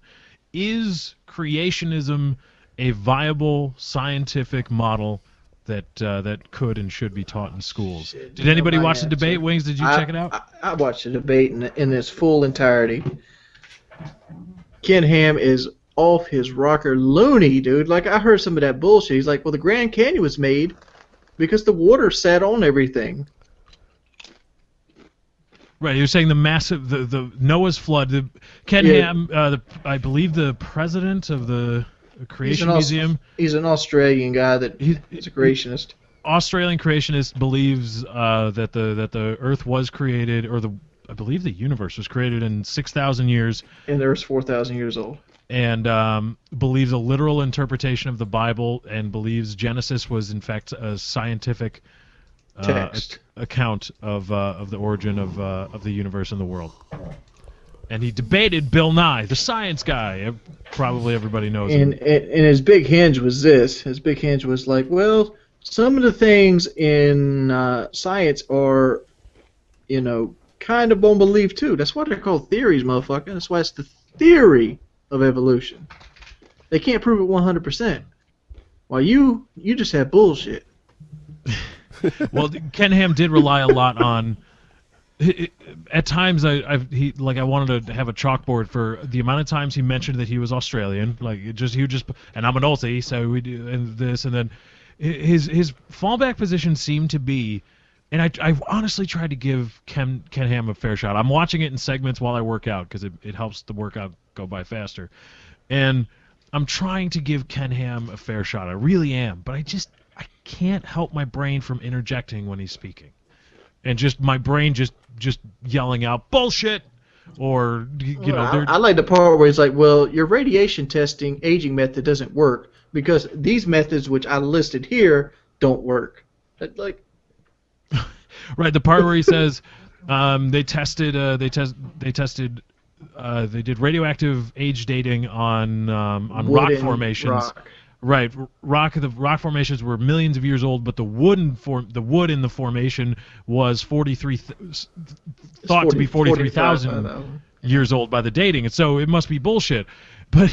And I wish Bill Nye would have gone for the jugular more, because if that was me, I would have said, well, Ken, the shortest date or the most recent date you gave was 43,000 years old. That's still more than 8 times what you say, how old the universe is that you say. So even if we say, okay, the radium testing itself is 50% inefficient and it gives you a margin of error of 50% or 100%, so you have it, right? So 20,000 years, and let's have that again just as a fudge factor, still almost double how old you say the universe is. And I try to give him a fair shot and I try to listen to it, but it just seems as though the entire thing is you weren't there at the creation of the world, thus science can't observe the creation of the universe or the creation of the earth, but Jesus can because it's here in the Bible. And if that's the entire point of Ken Ham and creationists, okay, then we're done talking.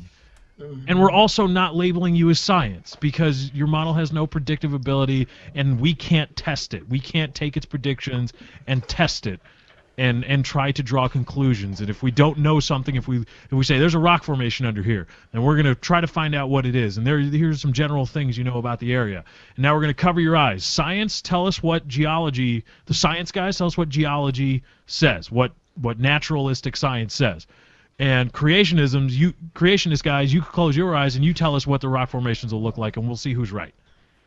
And it doesn't seem like there's any prediction part of creationism. It's just you weren't there, Jesus was, we win. Okay. Another topic on that span, that the BBC, the nice British people, just recently found footprints that are over 800,000 years old. Suck on that, Ken Ham. I think if Wings were like super religious and completely like Southern Baptist, I would like him better.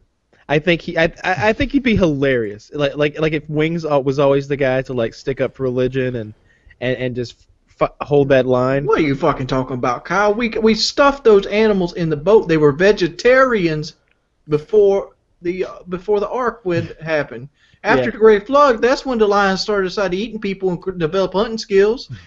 And don't forget Noah and his immediate family, his wife and the 8 people in his immediate family built one of the biggest wooden ships ever. Bigger than the biggest wooden ship. Wasn't he like 400 years old? He's I think he was 600 years old, to be perfectly honest. Yeah, man. You know, I want to believe, but it's hard, right? But the Wyoming is the biggest wooden ship ever made. I think you just got to take those stories as metaphors that you should learn from and take something from, and stop trying to prove that there was a really big boat. Ken Ham tried to prove everybody... that the lion was a vegetarian animal until the flood happened. The problem that's with the wrong taking way it to as go a about metaphor, religion. Kyle, is it feels like then you get to pick and choose what you believe from the Bible, right? Like, oh yeah, so this part that they're saying here, it's been proven as bullshit. So that part was never meant to be true. It was always meant to be a metaphor. But this thing here that we still have questions about, that's the true part. I think it's okay. It doesn't matter if it's true or not. The thing about like killing women for eating a shellfish, I take it back. Give me a mulligan on that one. Women should be that's silent not an in actual church. one. So there's something about shellfish I mixed up. The part about cooking poop. The You part always about go to cooking killing poop women. is a real thing, and it's serving it to your friends. That they just scale back on that, and it's like, well, wait a minute. Eventually, you're just rewriting this thing to fit modern stuff, and you should just be a fiction writer or a self-help writer like the rest of them. They got slavery in there too. It's good to own slaves. It's good to rape women. well, they've got rape both. women It in there. contradicts itself on those things. And they demonize the Jews in there. Yeah, Jewish people are bad. It's not hard to. And apparently lions are vegetarians. All right. Lions don't have teeth designed to rip meat, and they don't have hunting skills because they were vegetarians before sin happened. Can we do a prank phone call? Let's do it to Ken Ham. They're tougher to do now because it like shows all the other numbers on my Google Hangout list and stuff. It was nicer in the Skype days before there was any video. Okay. Good try. Do you have someone you want to call? No, I don't. Ghostbusters. Maybe that's something we should put some thought into and do next Yeah, we week. could do it in advance. Yeah, get that all sorted out. I want to question: does anybody here really believe that a lion ever ate like trees and vegetables and leaves and fresh fruit? Obviously not. Right? That's ridiculous. No. That's ridiculous. This But- is this man's selling point. People shelled out $27 million to this man's organization to hear him say this. And the craziest part, now I don't know, I haven't watched the whole thing because again I'm watching it piecemeal while I work out. I haven't gotten to the end, but apparently, as per an infographic on Reddit, both Bill Nye and Ken Ham were asked at the end of the debate or towards the end, what would it take for them to change their mind and go over to the other side of the debate? And Ken Ham said, allegedly said again because I didn't witness it, said, well, I'm a Christian, I believe in the Bible, blah, and this whole thing, I don't remember the quote exactly, but he said, really nothing would change my mind, or nothing can change my mind. And Nothing Bill Nye, would make him doubt the Lord. and Bill Nye said, give me one shred of evidence to prove your claims. Show me different species in the fossil record, in the sedimentation or whatever, in the layers found. Show me one mixing of the species that we believe are from different times, but actually show He that didn't say animals that, Lefty. He said, show me one species that tried to swim for its life. Right, but while that's this how they wave were. was sitting there putting them and fossilizing them. Because, you think human preservation, all animals have an instinct to save their own life. Well, right, and that's what they would find, is they would find animals doing that in the sediments and stuff. And he said, give me that, and then you change the world, and then I have no choice. And it was such a stark contrast between the whole time you weren't there, Jesus was, I win, and nothing will ever change my mind because I love Jesus. And then you have science that just says, prove it to me, show me evidence, and you got me. And how is this? you believe what you want, but when you try to say that it should be science and that people should learn this, then you stop getting that protection of, oh, well, it's just my belief. Stop, don't tell me what to believe or what not to believe, because then you're trying to force it on other people, and then you're subject to criticisms and testing of your... Dude, I was hoping the entire time during the debate, because they got to ask questions to each other toward the very end. Mhm. I would have been like, can you explain Horus? Horus? Horus is Wings, a why don't god you from explain another Horus? culture, right? Horus is a god from Jesus, another pretty culture much. that was born on the 25th of December. You know, he was born of a virgin. He had 12 disciples, and he was about 5,000 years before Jesus. He pretty much is to a T what Jesus is. Jesus bit his style, huh? Yeah, pretty much Jesus bit his flow, son. He bit it like a vampire. Can't do that, Jesus. Not cool. Stop doing that. You see, my outlook on this whole thing is everything you guys said, I feel the same way, and I've thought the same thoughts. But I keep them to myself, and the reason for that is just in case, that 1 in 1,000 chance that we're wrong. And I get up to heaven, and it's an actual heaven like in the movies, like clouds and gate and like a golden gate and a line. And I get there, and Jesus is like, I bit your style, huh, motherfucker? and that's it. And that's it. It's done. Yeah, but see, Kyle, let me throw some salt in your game, because Jesus is going to be throwing salt in your game, too. Yeah, just having the thought in the Christian religion is same as the saying out loud. Look, man, that's some of that crazy Southern Baptist interpretation. It's in the fucking Bible, dude. Check it out. I don't. I'm not defending the Bible. Look, get off my back. Like, there's some crazy shit in there. There is some crazy shit in there. You know, bird blood cures leprosy, right? You know, I just don't know if that's truly in there. I mean, I have to take your word for it because I'm not a... Leviticus. Okay.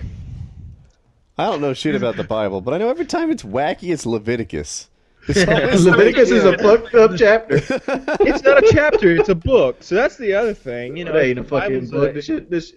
No, Leviticus is a book. It's The chapters are like 3 verses long. I don't call that a book. Or a chapter, you mean? Yeah, the chapters are like 3 verses long of each. Yeah. Do we need a new topic? Yes. It's a book. Should we proceed it with the not safe for work sex fact? Yes, we should. Mm-hmm. When a woman is constipated, she can reach her fingers deep into her vagina and massage the feces out. Your wish turds are I could do accessible that. through your vaginal wall. God, that is a skill I wish I could have. For those who don't know, I have horrible constipation problems. And But he's got a grandmother willing Man, to help. I have heard. I know more about Wings Redemption's bowel movements than I do any other human being on the planet. Period. Hey, bitch, motherfucker. Like your ass is the most important thing you should take care of. That sounds like a meme. Wish, Brush have your you teeth and considered make sure your ass is fiber? clean. Have you considered fiber? No, Metamucil. I think I dehydrate really easily because of my size. Do we need a That new doesn't topic? make sense. I would think you would be like a giant bag of like water. No, I'm a Like giant bag camel. of fat. Like you could go, but I feel like the fat holds the water. Like I feel It like doesn't you would work that last way, longer in the Kyle. desert than me. Doesn't work that way, Kyle. I would actually die quicker in the desert because I had to lug around 160 pounds worth of fat where you wouldn't. I imagine you're like a sponge. All right. I will start with Kyle. In Yes, what sir. way did you win the genetic jackpot? Well, my feet are just very hairy. That keeps them warm 24/7. His feet You know, are people hairy. people get cold feet in bed. You know, maybe it's a really cold day out. Your feet are getting cold in your shoes. Not a problem for myself. I'm tall, and I remember growing up thinking, you know, even when I'm like 13, 14 or whatever, you know, when I'm going through puberty and not knowing how big I'm gonna be, it's a weird experience knowing that you're growing and eventually it's gonna stop. And if it stops before you get to a certain point, that's considered, you know, less attractive, less, you know, you'll be less Desirable, athletic. right. Uh-huh. There's a lot. There's not a lot of cool short guys. You really want to be. My thing was I wanted to be as tall as my dad. I wanted to be 6'1". I wanted to get there, and luckily I did. And so I'm happy I'm tall. I think I got pretty nice teeth. Got them all in there. I've got 20/10 vision. Wow. That's good. And I have very, very good hearing, despite what you might think. I've had it tested multiple times. It's excellent, in the top 5 percentile, I'm told. Lefty, in what way did you win the genetic jackpot? White male in America. It's a good start. Is that all you got? I do have some vocal cords, you may have heard them, that allow me to create sounds that gently massage your ears and your earlobes and all the things that you use to hear me. And they make you all nice and fuzzy on the inside. And you might like to hear me talk. Unless you're from not in America, then you might not like my accent or how I say certain things. But that's okay, because we're from different parts of the world. Because he's from Inglewood, motherfucker. Pop, pop. Wings, in what way did you win the genetic jackpot? I have very precise hands. Precise hands. The dexterity of a fox. He's a masturbatory genius. I'm his controller. Like, if you ask me what one of my best features, I have a very steady hand. I can draw straight lines and beat people's ass in video games. They're tiny hands. They are tiny Like a hands. small Japanese girl. They are tiny hands, but they are very precise hands. Like a Korean. Like I feel like I could work on a watch if I needed to. Like I feel like you could do double work for Tyrion Lannister's hands on Game of Thrones. I don't know who that is, He's the little guy. but I'm confident enough with my hands that I could probably work on a watch. Really? Mhm. Now that's a series of videos I'd like to see. I'd like to see you play Doctor now. That game where you've got to remove the body Operation? parts. Operation. I want to see you play Operation now. In a video. That's Live stream it. doable. Dude, that game costs $15. Here's what I'm going to do. Find that motherfucker at a yard sale and videotape I me was looking really for it. hoping you were going to say you had it and we could get it out right now. That's a shame. I don't have board games. Can you get Operation for next week? I can look for it. I like this. I mean, if I can get it with next week, I have it. I think I have it. I could challenge you. We could play on the stream. We could. I like this. I'll This could take be you I out. played the game before. I did well at it.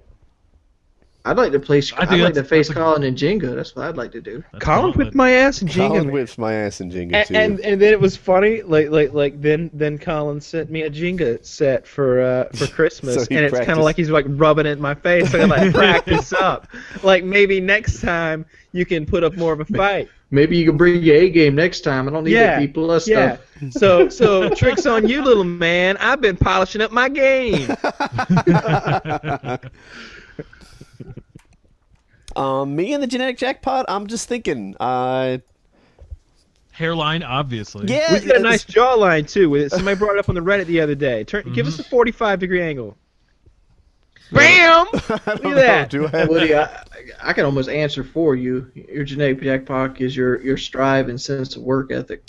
That was on my list too. Like I got a couple things I like about me. I've got stronger than I'm average just saying, legs. if I had to pick one of yours, that'd be it. That'd be the one you'd take. Yeah. I've got stronger than average legs. I'm old now, but I was a pretty good athlete. I have all of my hair. Like my hairline hasn't really moved in 30 years. That's nice, and I've been pretty much nothing gray. I'm aging better than average. I'm tired looking now because I work all the time. But and then on that, I am. It's not just work, right? Like I get sort of driven and obsessed about things, and oftentimes those things are productive, right? Like when it was in the YouTube world, or the reason that I'm good with computers like I am is because I had the passion for that. I had a passion for woodworking. I had a passion for off-roading. I had a passion for video games and YouTube, and a lot of times those passions allow me to, like succeed in things that I want to I don't do. think I've ever had a passion in anything. Yeah, I'm not me. I see a thing and I dive head first into it, and it can be a blessing and a curse. But lately it's been a blessing, right? Because it's been things like WoodyCraft and YouTube, and those have been positive influences on my life. So so yeah, I guess hair athletics, white man in America, that's a thing. I don't know. Did you see a picture of your boy's calves the other day? Yes, yeah. Dude, the reality is I do have pretty strong calves, but I'm not going to be hanging with a guy who weighs, what, 396 right now? Yeah, 396, yeah. That's just a level of exercise that my calves have never been up to. I'm gonna pull the Andre the Giant line out. I didn't even work out for those things. Oh, but they're there. I saw on Reddit, I subscribed to R Fitness, and some guy was like, "Hey, ex-fat guy calves." They were amazing. The guy had extremely strong calves. I'm gonna have legs like a god. Yes. When I'm about 250 pounds. Yep. Yeah, you will. My father has legs like a god. Then you can just kick your enemies apart. Even now, I don't know how old my dad is. If I were to throw a number out, I'd say 66, something like that. And I do have some exciting news. Well, let me just wrap up this thought. He has calves, like, I don't know if you ever see, when he just walks, like, normally, like, through Disney World or something, the two halves of his calves, like, lock into position, and they, like, almost, like, shake, and they're, like, with every footstep, like, the calf, like, flexes and turns into a thing. People talk about my calves, but they're diluted versions of what my father has. His calves just, like... Years of laying it down, huh? Yeah. Woody has calf envy. Dude, if you saw him, you'd be like, wow. Like he has top half of 1% calves. Like, they're not... You could go 3 months and not see calves like my dad's. They're not normal calves. That's the thing. Well, the news I was talking about is like... At the gym, there's windows, and in those windows, they have like pictures of people like lifting weights and stuff like that. You've probably seen those type of windows, right? Sure. I am going to be on one of the windows of the gym. Really? Cool. Yeah. Nice. Yeah. You should be wearing like a PKA shirt or something. Red Squad Killers. It's because the limited marketing I have in YouTube means a whole lot in the real world, apparently. Because I dropped the hint, like, dude, why don't you just hit the market where you're actually going to get it at? Call the news. They'll come out here and do your shit for free because they have nothing to put on the news. And they did. And they got like 70 clients out of it. Nice. Oh, cool. Look at that. See, there you go. You could be like a social media promotions guy for a startup company of some You kind. could be the next X-Jaws. You just start taking Ritalin, you're all good. Yeah. I'm not going to comment on that because, I like X-Jaws. Was Ritalin one of his drugs? No, I was No. teasing. Jesus Christ. I don't even know. I mean, you can't even say stuff joking in this community anymore. But like, Yeah, you can. I don't give a fuck. Yeah, you can. See, you just say it and you keep moving on. You don't do this, fall into this circle jerk. Did you see my You can say motherfucking fuck. shit? It was Wings versus everybody. There's Wings too many versus guys Stan out on the internet who World, squabble Shenanigans. like little girls. If sometimes you can say fuck this guy or fuck that guy. It's just- People with a lot of bitch in their blood. I said Ritalin, I meant Adderall. I'm such a dumbass. It's late, man. We've been It doing this is show late. for 3.5 hours. I haven't. That joke would have been a lot more funny if I said Adderall instead of Ritalin. God damn it. Do you have one? I've got a couple here, and I'm not sure which one to go with. Anybody seen any good movies lately? Movies. I've been watching Hung on HBO Go, and it sucks. I'm ready to quit on that show. Yeah, I quit early. Did you? I'm on. Have you checked out True Detective like I told you? Yeah, I saw the first 3 episodes. Are there any more yet? No. What do Yeah. you think so far? Good, but not great. I think I'm uniquely critical of shows that don't move along enough. Yeah, it's slow, right? It's Yeah. slow as fuck. It's like before the show started, we were talking about Game of Thrones, and I was saying, like, 3 years in, not a lot has happened in Game of Thrones. Like, I'm not gonna go spoiler crazy, but PKA, they're coming. But like, a guy dies, an army like moves forward a couple miles, and another guy dies. Like, there you have it. Game of Thrones all wrapped up. Nah. All right, so I'm leaving out the whole blonde chick thing. She gets some dragons. So here's the reason it's so slow. There are many timelines, and when some of the timelines die off, it seems like they're quickly replaced by at least one more timeline, if not two.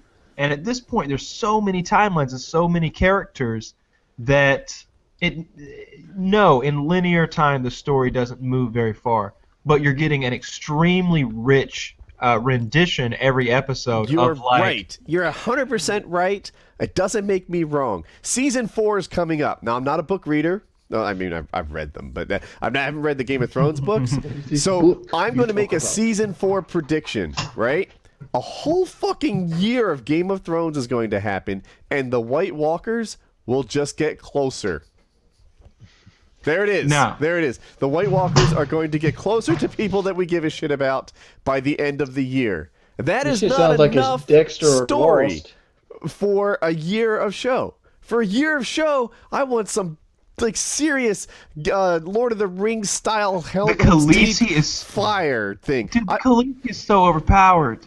I want those dragons to go against the White Walkers where they shoot Yes, the fire and that. the ice and the No, I want it's what like I told you last week. I want the fire priestess to go against the Khaleesi, and the fire priestess to use some sort of fire magic. And like you said, it would be like a flamethrower, like napalm coming out of her hands, hitting Right. the Khaleesi, burn all her fucking clothes off, Yes. full frontal nudity. Yes. Dragons come out of nowhere. She says whatever Dracoris or whatever the attack word is.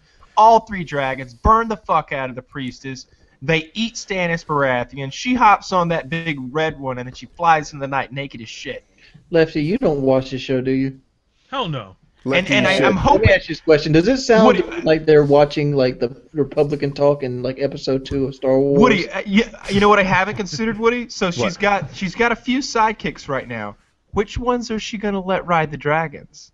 Because she's got 2 extra dragons. Does she have Bilbo Baggins on that motherfucking Because dragon? traditionally, like they ride the dragon in the battle, like that's what all of her ancestors have done. So I'm sure she's gonna do it. You know the handsome guy You know that's who been else with her rode since dragons the in the start. battle? Hold on. Yeah, Republican. That guy's going to get screwed. He always does. So she'll pick I'm the afraid new you're handsome right. guy she picked up and the old guy, and the one who really loves her and would lay down her life for her. He'll be walking because he always does. sooner die, Khaleesi. Yeah, that guy. I can't think of his name right now, but that I guy don't know. completely devoted. I'm not sure Khaleesi will even cross the body of water, whatever that's called. I'm not sure the White Walkers will ever approach people. I'm not sure that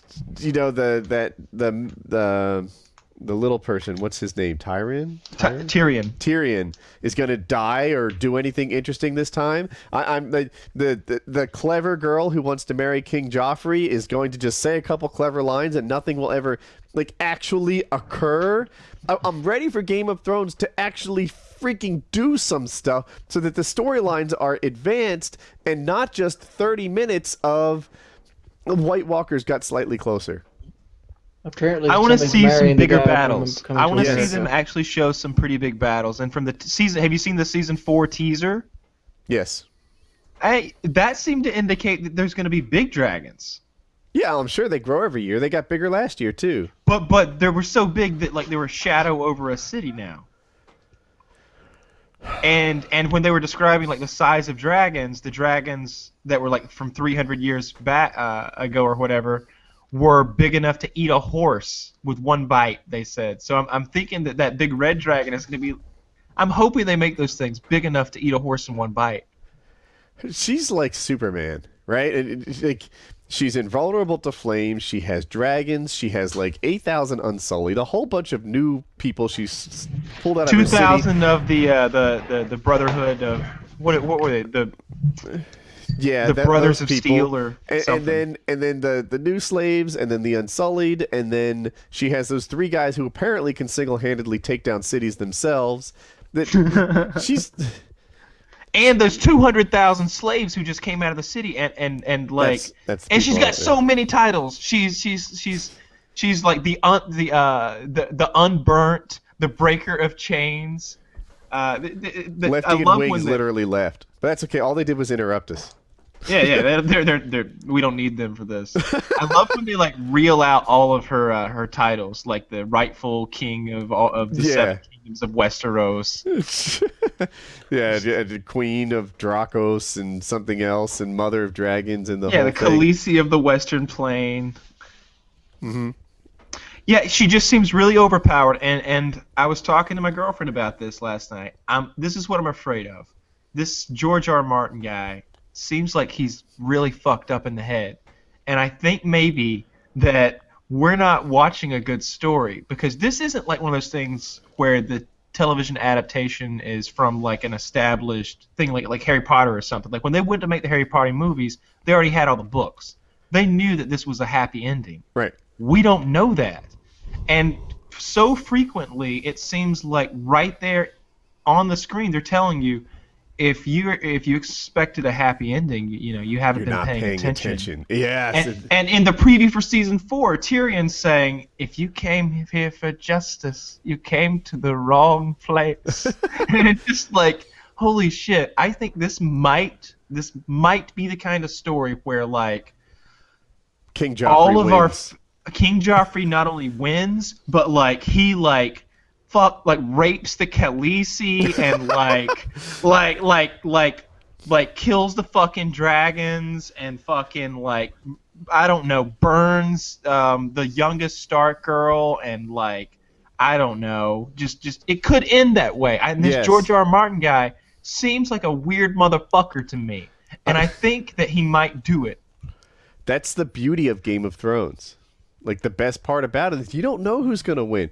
You think that this guy, the hero of the story, is rarely obviously the good guy. Nah, not in this show. Actually, yes, in this show. But the good guy doesn't win in this show. Not necessarily. So not very often does the good guy. It's like it's 50-50 at best. Yeah. You're constantly having the characters that you care for. Even Jamie Lannister. I like Jamie Lannister. Everyone's forgiven him. I forgave him for pushing that boy out that window. I didn't. Fuck that guy. But why would you forgive him for pushing? What has he done to redeem himself? Because he's a different Jamie Lannister. What did he do? How did he redeem himself? He suffered, and I think he's come to You need acts of good that overcome your acts of bad. And all he's done so far is act in his own self-interest. He saved Brienne. He lost his hand as a direct. No. He stopped them from raping Brienne by. God damn, they're still talking about this. He stopped them from raping Brienne by making up a lie that she was from the Sapphire Isles, and the reason they called them the Sapphire Isles is because they supply all the sapphires in Westeros. When in fact they called them the Sapphire Isles because the water's blue. And they stopped and didn't rape her so they could get ransom, and so he saved her from getting raped, and then he kept on talking, and the guy decided he was a smartass, so he hurt him, and it was bad. Ken Lore from Nottingwood, you rolled a 20. How do you proceed? Oh God. This shit sounds gay as shit, dude. Like, dude, I'd rather have no, Wings. No, well, just because you don't like it, don't make fun of. We don't hate on your Dungeons and Dragons, buddy. We let you talk about that as long as you want. Hey, I used to play the shit out of Robotech, the RPG, when I stopped interrupting Fallout talk. I don't know. But see, Fallout's actually good. That's my mistake. Yeah. No, Wiggs. I don't know if you've seen. I don't know if you saw me stream my modded Let's Play. Any of that? The game. If you put shader mods on it and stuff, the game looks freaking awesome. Which game? You know what happens with Fallout when I put shader mods on it? It crashes more often than it does already. Then there's something wrong. I could. If you're serious about modding it, I could help. I don't want to mod it. I just want to play it and beat the shit out of it. It looks good. I don't care what the game looks like. I run games on low to medium settings so I can load faster. Really? Wings, you have a good PC. Yeah, you have an awesome PC. I do, but the fact is, when I run on ultra high settings, it takes seconds to load instead of instant. I want instant. It's not even true. It is true. It does take longer to load a game when you run on high settings, does it, Lefty? I don't know. I've honestly never tested. I couldn't say one way or the other. On Fallout, if I run on ultra high settings, it takes 2 seconds to go between areas. If I run it on medium to low settings, it happens instantaneously. That may be true. I've seen Wings play Fallout, and he does have quick in and out of loading screens. I literally don't have loading screens, pretty much. Yeah. I do have loading screens, and there are hangs. Probably having something to do with all the mods I have installed. So maybe that's a thing. I don't know, but I could. I value performance over weight. I don't care. I don't care what it looks like. I don't. My truck hasn't been washed in a year and a half. If I'm not going to wash my truck, I'm not going to install a shader mod on a game. And it looks good, man. I'm just saying. That's fine. You value what you value in a game. You play it that way. I'll tell you one thing I would mod if it was there. You might help me. You know how like you go to eat food in Fallout New Vegas? I would really like it if I could press a button. It would just eat like a random piece of food in my inventory. I don't know. The thing I found in modding New Vegas, they've got mods for everything. There's sex mods for Fallout New Vegas. I don't care about sex. Well, mods. right, I got porn. I mean, like, who the fuck wants that? I can see real people have sex. There are a lot of people that are in my stream like, you should put the sex mods on. I'm like, first of all, you don't understand how Twitch and YouTube work. Second of all, that's just weird. I'm gonna have sex mods. I'm gonna go have Fisto on my Let's Play. You can have fisting elephant mods. Well, no, there's a robot called Fisto that has sex with you. Oh, really? In what game? Oh, is that Fallout at in Vegas. Gamora? It's no, it's in Freeside. Oh. Normally, I would be opposed to this, but Fallout is a game with so much prostitution and sex anyway. It makes sense. You go to Gamora and get a strip show from a ghoul. I have to start Fallout. I Well, haven't I tried it think- yet. I'm told that I'm better than Wings. Fallout is one of the best games ever made, if not the best game ever made. Woody, you'll be better than Wings in no Yeah, time. I mean, Like, it a probably- week or two. Couple Yeah, you minutes, know, yeah. almost instantaneously. By the time you get done navigating the menus, you'll be way past my I skill. don't know if you know this, but I'm widely regarded as one of the best players of every video game ever in the multiverse. Dude, But Fallout ain't You about have to skill, play though. for, like, Fallout's 3 or more 4 about months. memorization. you have to play 3 or 4 months before you know how to use the menu. Really? It's pretty bad. But Wow. once you've mastered it, like it's because it's your Pit Boy. It's like attached to your arm. If you think the new ones are hard to learn, you should play the old ones. I plan on doing a Fallout 2 Let's Play here soon. Well, yeah, I'd like to see Woody play Fallout New Vegas. That'd be cool. It's a great game. It It is a fantastic game. It's one of those games I would take on a desert island with me. Oh yeah, man. There's so much to do. Although if you're on a desert island, why don't you have your own real adventure, right? Because my desert island in my head is like a square mile, and I could like go to one side of the island to the other in like 30 or 40-minute brisk walk. And how are you surviving this and somehow playing video games? Because it's imaginary, dude. How am I getting electricity to fire the computer up? And that is religion. You have it now.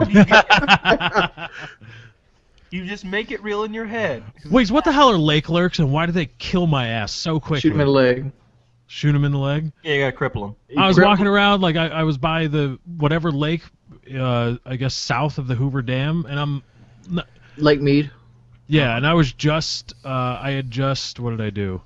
I had just done all the Novak quests, and the Helios 1 stuff, and I was just making my You talking way about north. Mirelurks? Are you doing the Mirelurk Kings or actual Mirelurk Hunters or just a regular Mirelurk? No, Mirelurks are Fallout 3, lake lurks are what are in New Vegas. Well, it's the same monster. Wings, Yeah, but- come on, would you get on our level? But I saw them, like, ooh, what are these monsters? And then They have that caprice on them that absorbs damage. You gotta either shoot them in the face, or you have to do that with the stealth, or it's easier just to cripple them and go like cripple one of the legs, then cripple the arms, preferably cripple left leg, right arm, because they're right arm predominantly. Just gotta get that 50 BMG with explosive ammo. Hey, you don't need that shit. Hell Get yeah. Veronica. Just get Veronica. Be like, hey, bitch, go get Yeah, him. give it to Veronica. I don't fight monsters. Fuck it. That's for chumps. I did get Veronica's the one that's in the Brotherhood of Steel, right? Right. Yeah. And you get her the power armor from You the get- Repcon. Yeah, you get the power armor really early, and it's really overpowered. I'm playing on very hard on mine, and she can still dominate most of the monsters on there. Oh, okay. Oh, I should do that. I got some weapon mods. I got an M14 in there that shoots 308 rounds. It's really. There's an M14 anyway in the game. It's called That Machine. Oh, is there? Oh, well, this Yeah, is a modded one. More the stats are. Yeah, there's unique weapons as well, Woody. So like there's unique weapons. So there's only one of them in the world, and it has unique stats and attachments and stuff, and it's Does what kind this of gun 1911 do you suck or have? that gun? I don't mean to go away from Fallout. Rock talk. Island Armory. Rock Island. Just wondering. It's just it's a World War II replica. Okay. It's not a great one.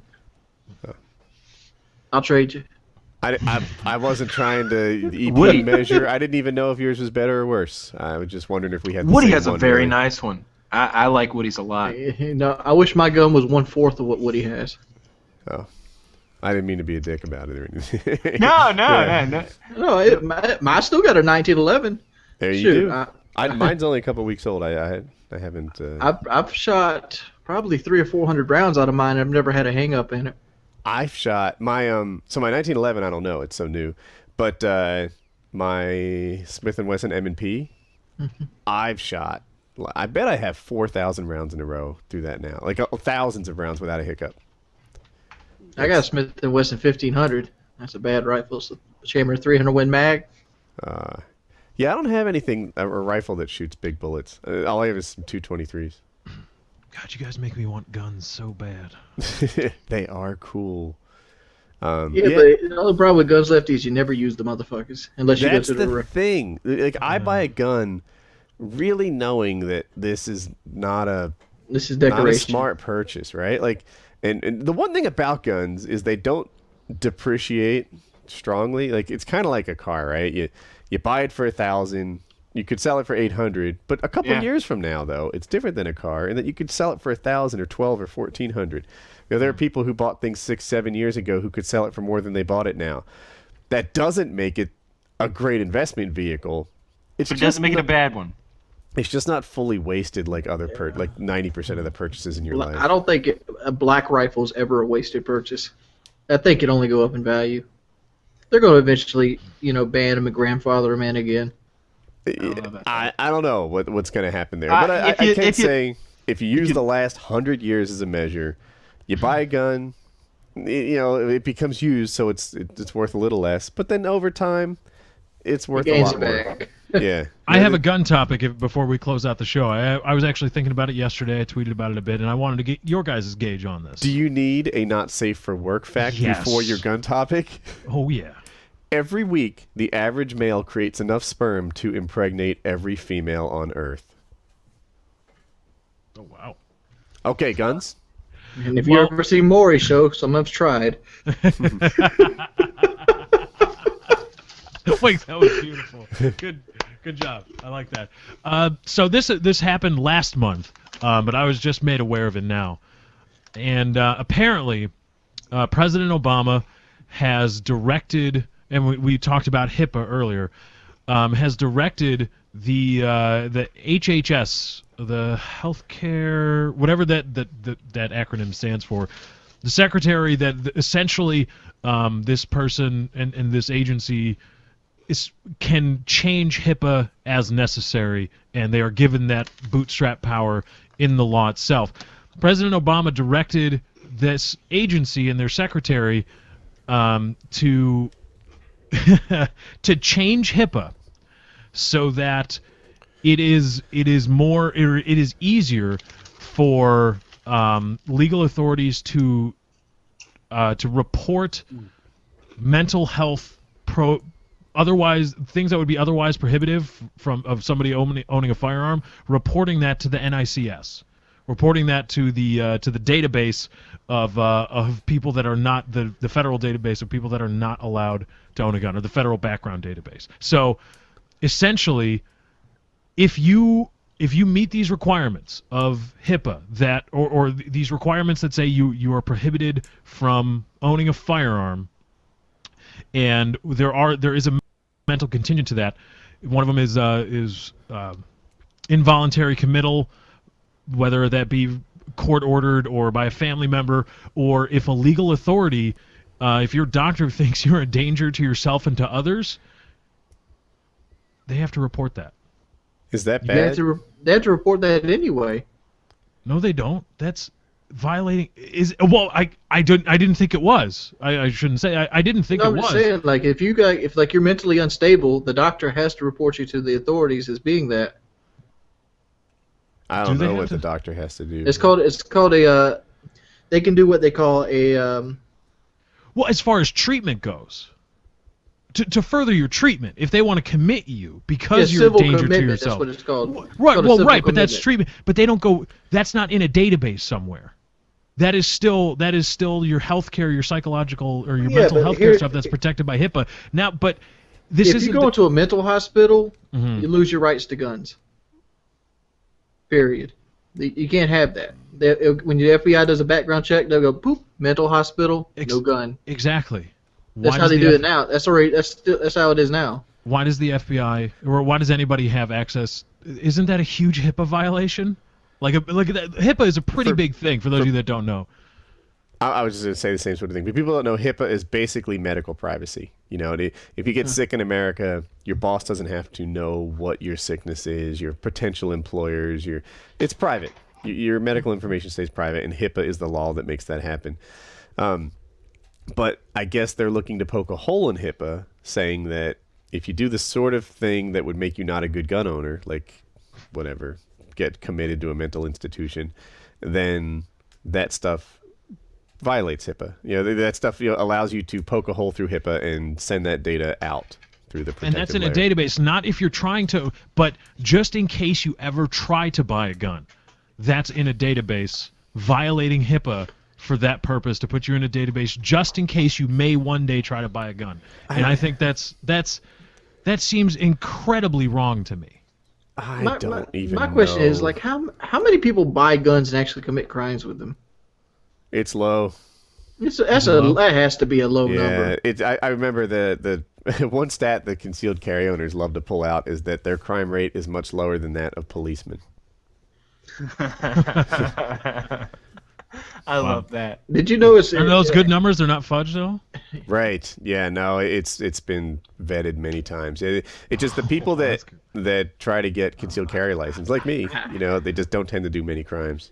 I actually know the policeman numbers. I seen those today. Policemen last year in 2013 died 33 times on the job, but they killed 481 people. That's in a the nice United KD States. right there. That's not bad. And it's the lowest. So 2013 marked the safest year to be a cop since 1896. I think. Is that an 11 KD? That's a pretty good KD. Yeah. Let's see. Ex-Cal, you all right, but you How do ain't you no guys- cop.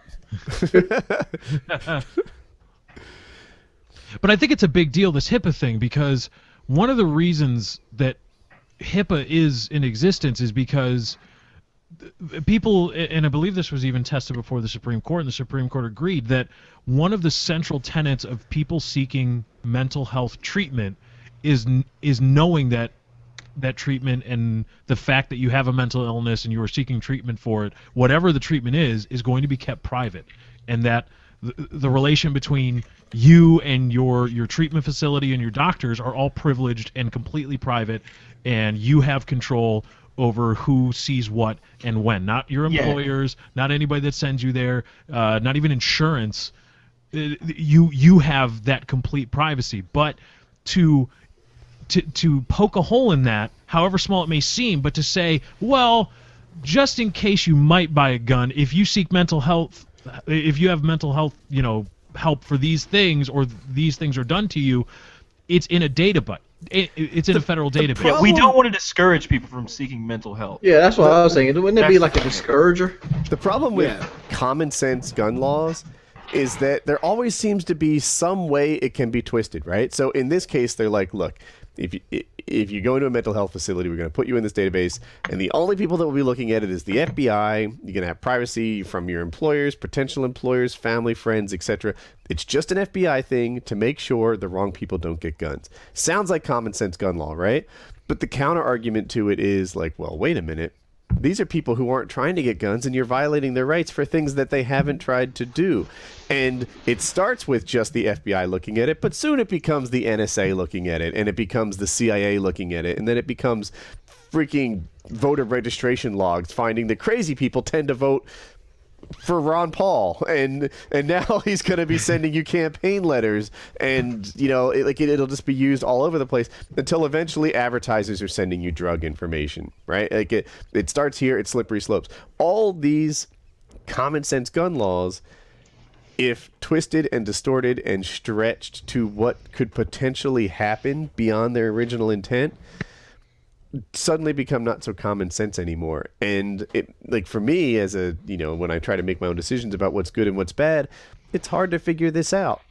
The people who've heard me a lot have heard me say that, what you like your government doing today, like, all right, maybe you're pro-Obama. And you say, yes, I want Obama to be able to do this. I trust him. It will be fantastic. But don't forget, Obama's president now. A couple years from now, it might be Chris Christie. And let's say that you don't like him. A couple years from now, it's going to be somebody else. You have to make sure that this is a behavior that you want in the hands of someone who's not good if you're going to open it up, because you're going to open it up for everybody here on forward. What are the other common sense gun laws they have out there? Magazines? Is that one? Gosh, I don't like that one. That one doesn't make any sense. I don't care to about me. gun laws anyway. What about the fully autos? That's a dumb suppressors. one. Suppressors. That's a dumb one too. Body armor? Fully auto guns are not more deadly than semi-auto ones. They just waste more bullets. They waste a ton more. If some guy was trying to take on a crowd, I hope he does have fully auto, because he'll be reloading every 5 seconds. We'll take him down. If he has semi-auto, he'll be killing 30 people between reloads, as opposed to just wasting his... I've shot fully auto.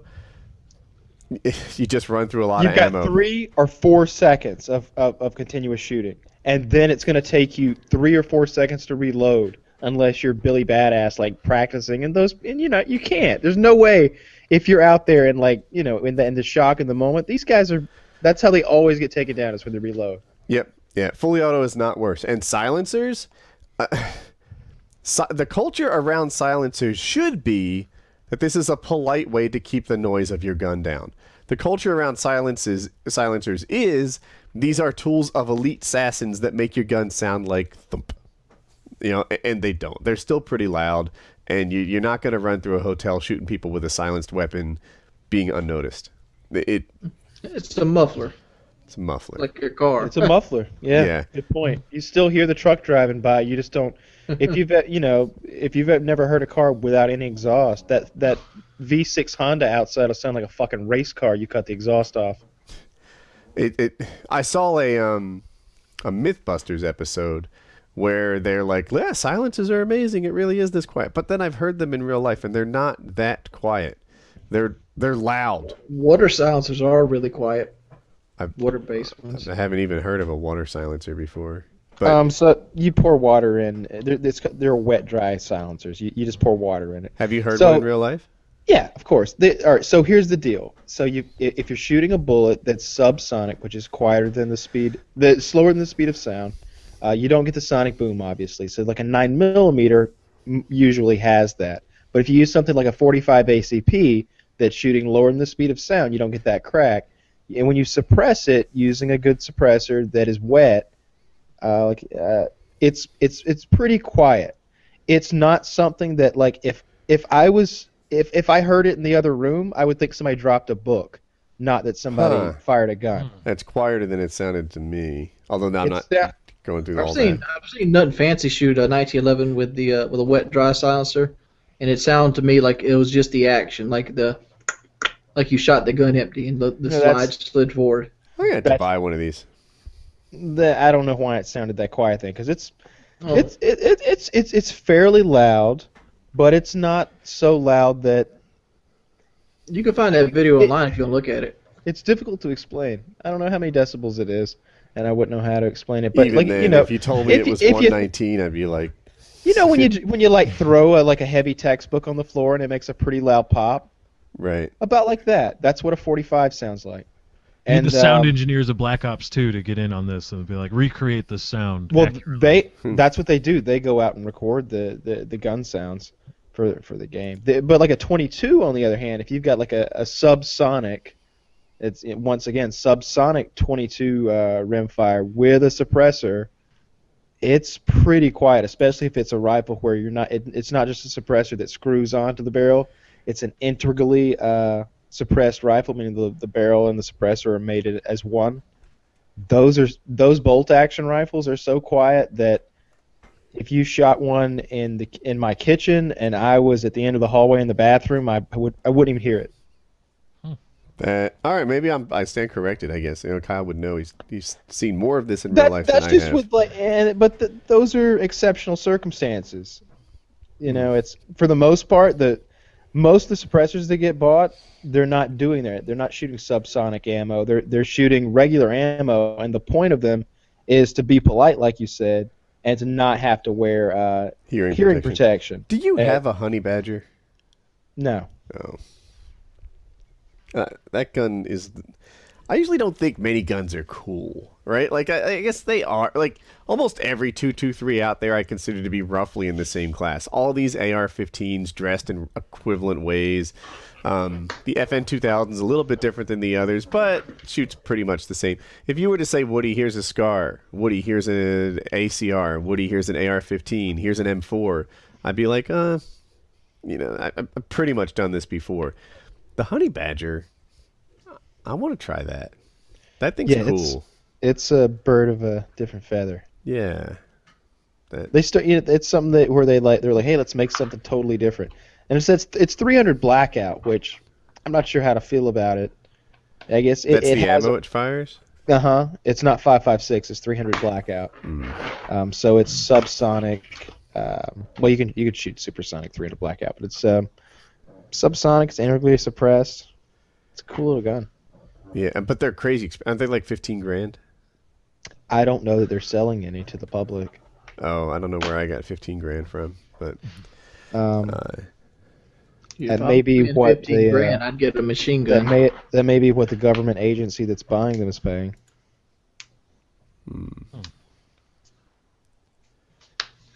I've always wanted an MG42. You can buy those wings you can buy a semi-auto MG. I'm not buying an MG42. All right. There's better ways to waste money. I'm just saying, if somebody wanted to give me one, I wouldn't turn it away. You wanted to donate. Donate to my World War II History Museum, which consists of an MG42. You got a Mosin Nagant. You got a Mosin. I like Mosin Nagants. They're cool. Do you guys want to wrap the show? Yes, I do. I'm ready. Should we add one more sex facts and then stop recording? Sure. All right, do it. Poodles have the biggest scrotum out of all modern dog species. They are the wings of redemption of the canine family. There it is. Wow. PKA 166. Bye.